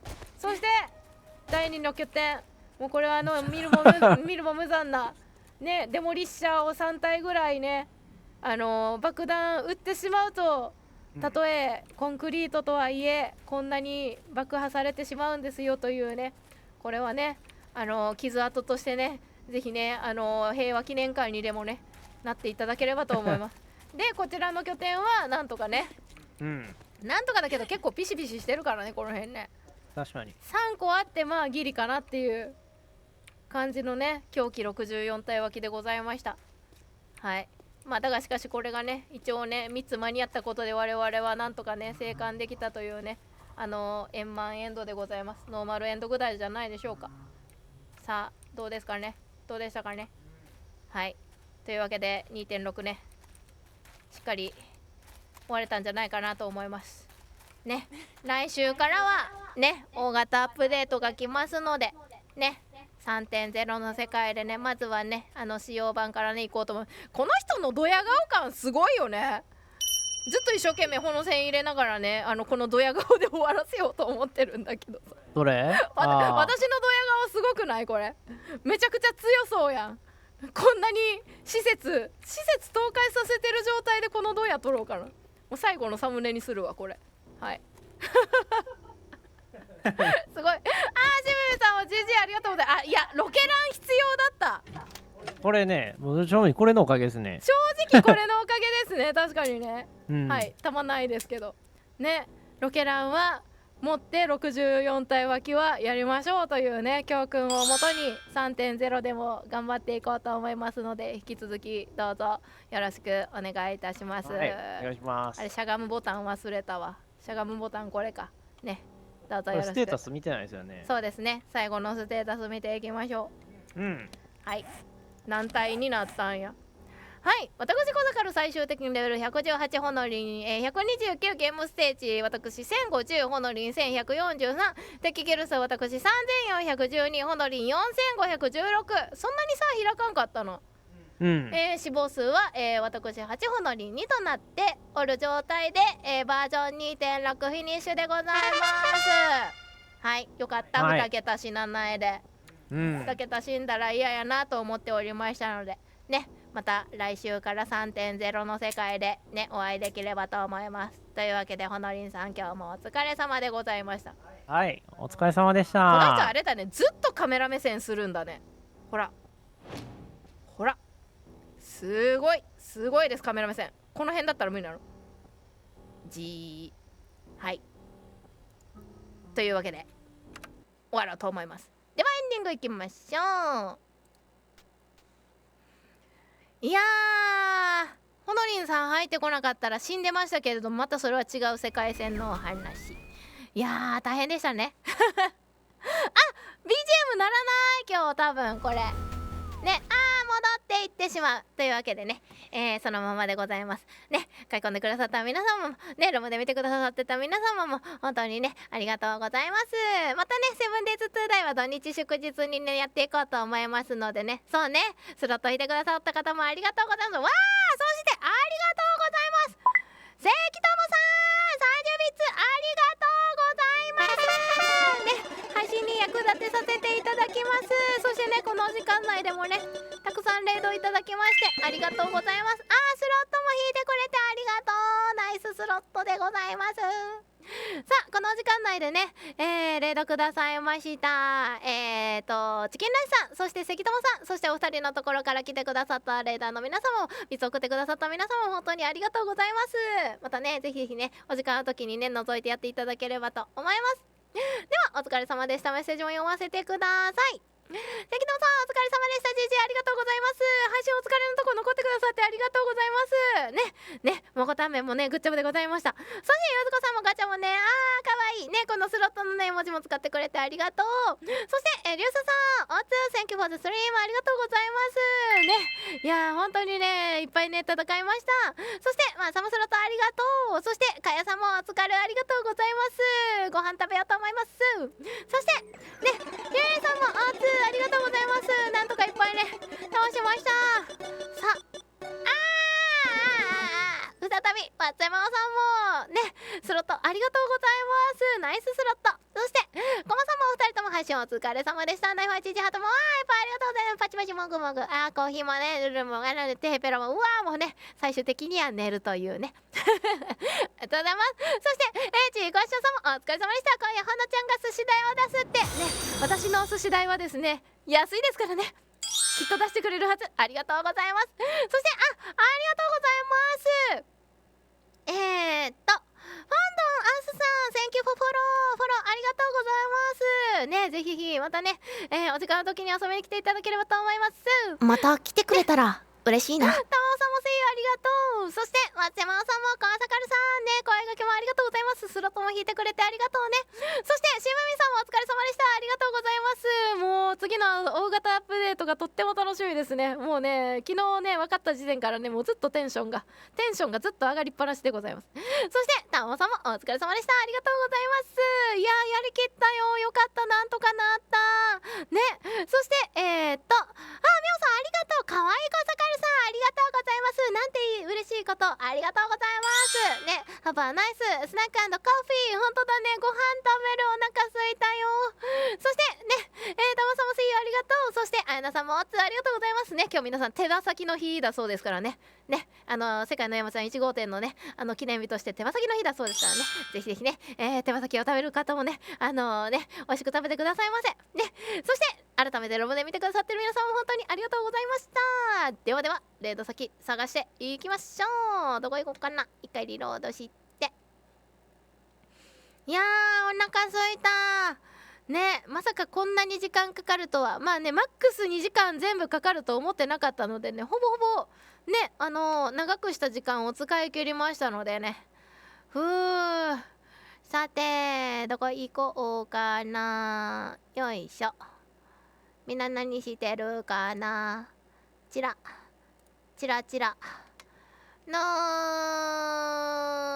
いつも通りの私行けたことがないからこちらの方のところに行こうかな。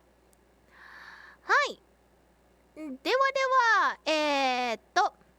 アート配信者のチャムサさんのところにレードして終わっていこうと思います。私初見レードかもしれない。よくねチャットでねご挨拶いただくんですけどレード返せたことがなかったのでね、レード返していこうと思います。日曜日昼のんびり作業ということでね、今とっても素敵なイラストをね描いてる途中でございますね。ぜひぜひね休日の午後にねアートのね配信いかがでございましょうか。さあレードメッセージご用意しております。よいしょ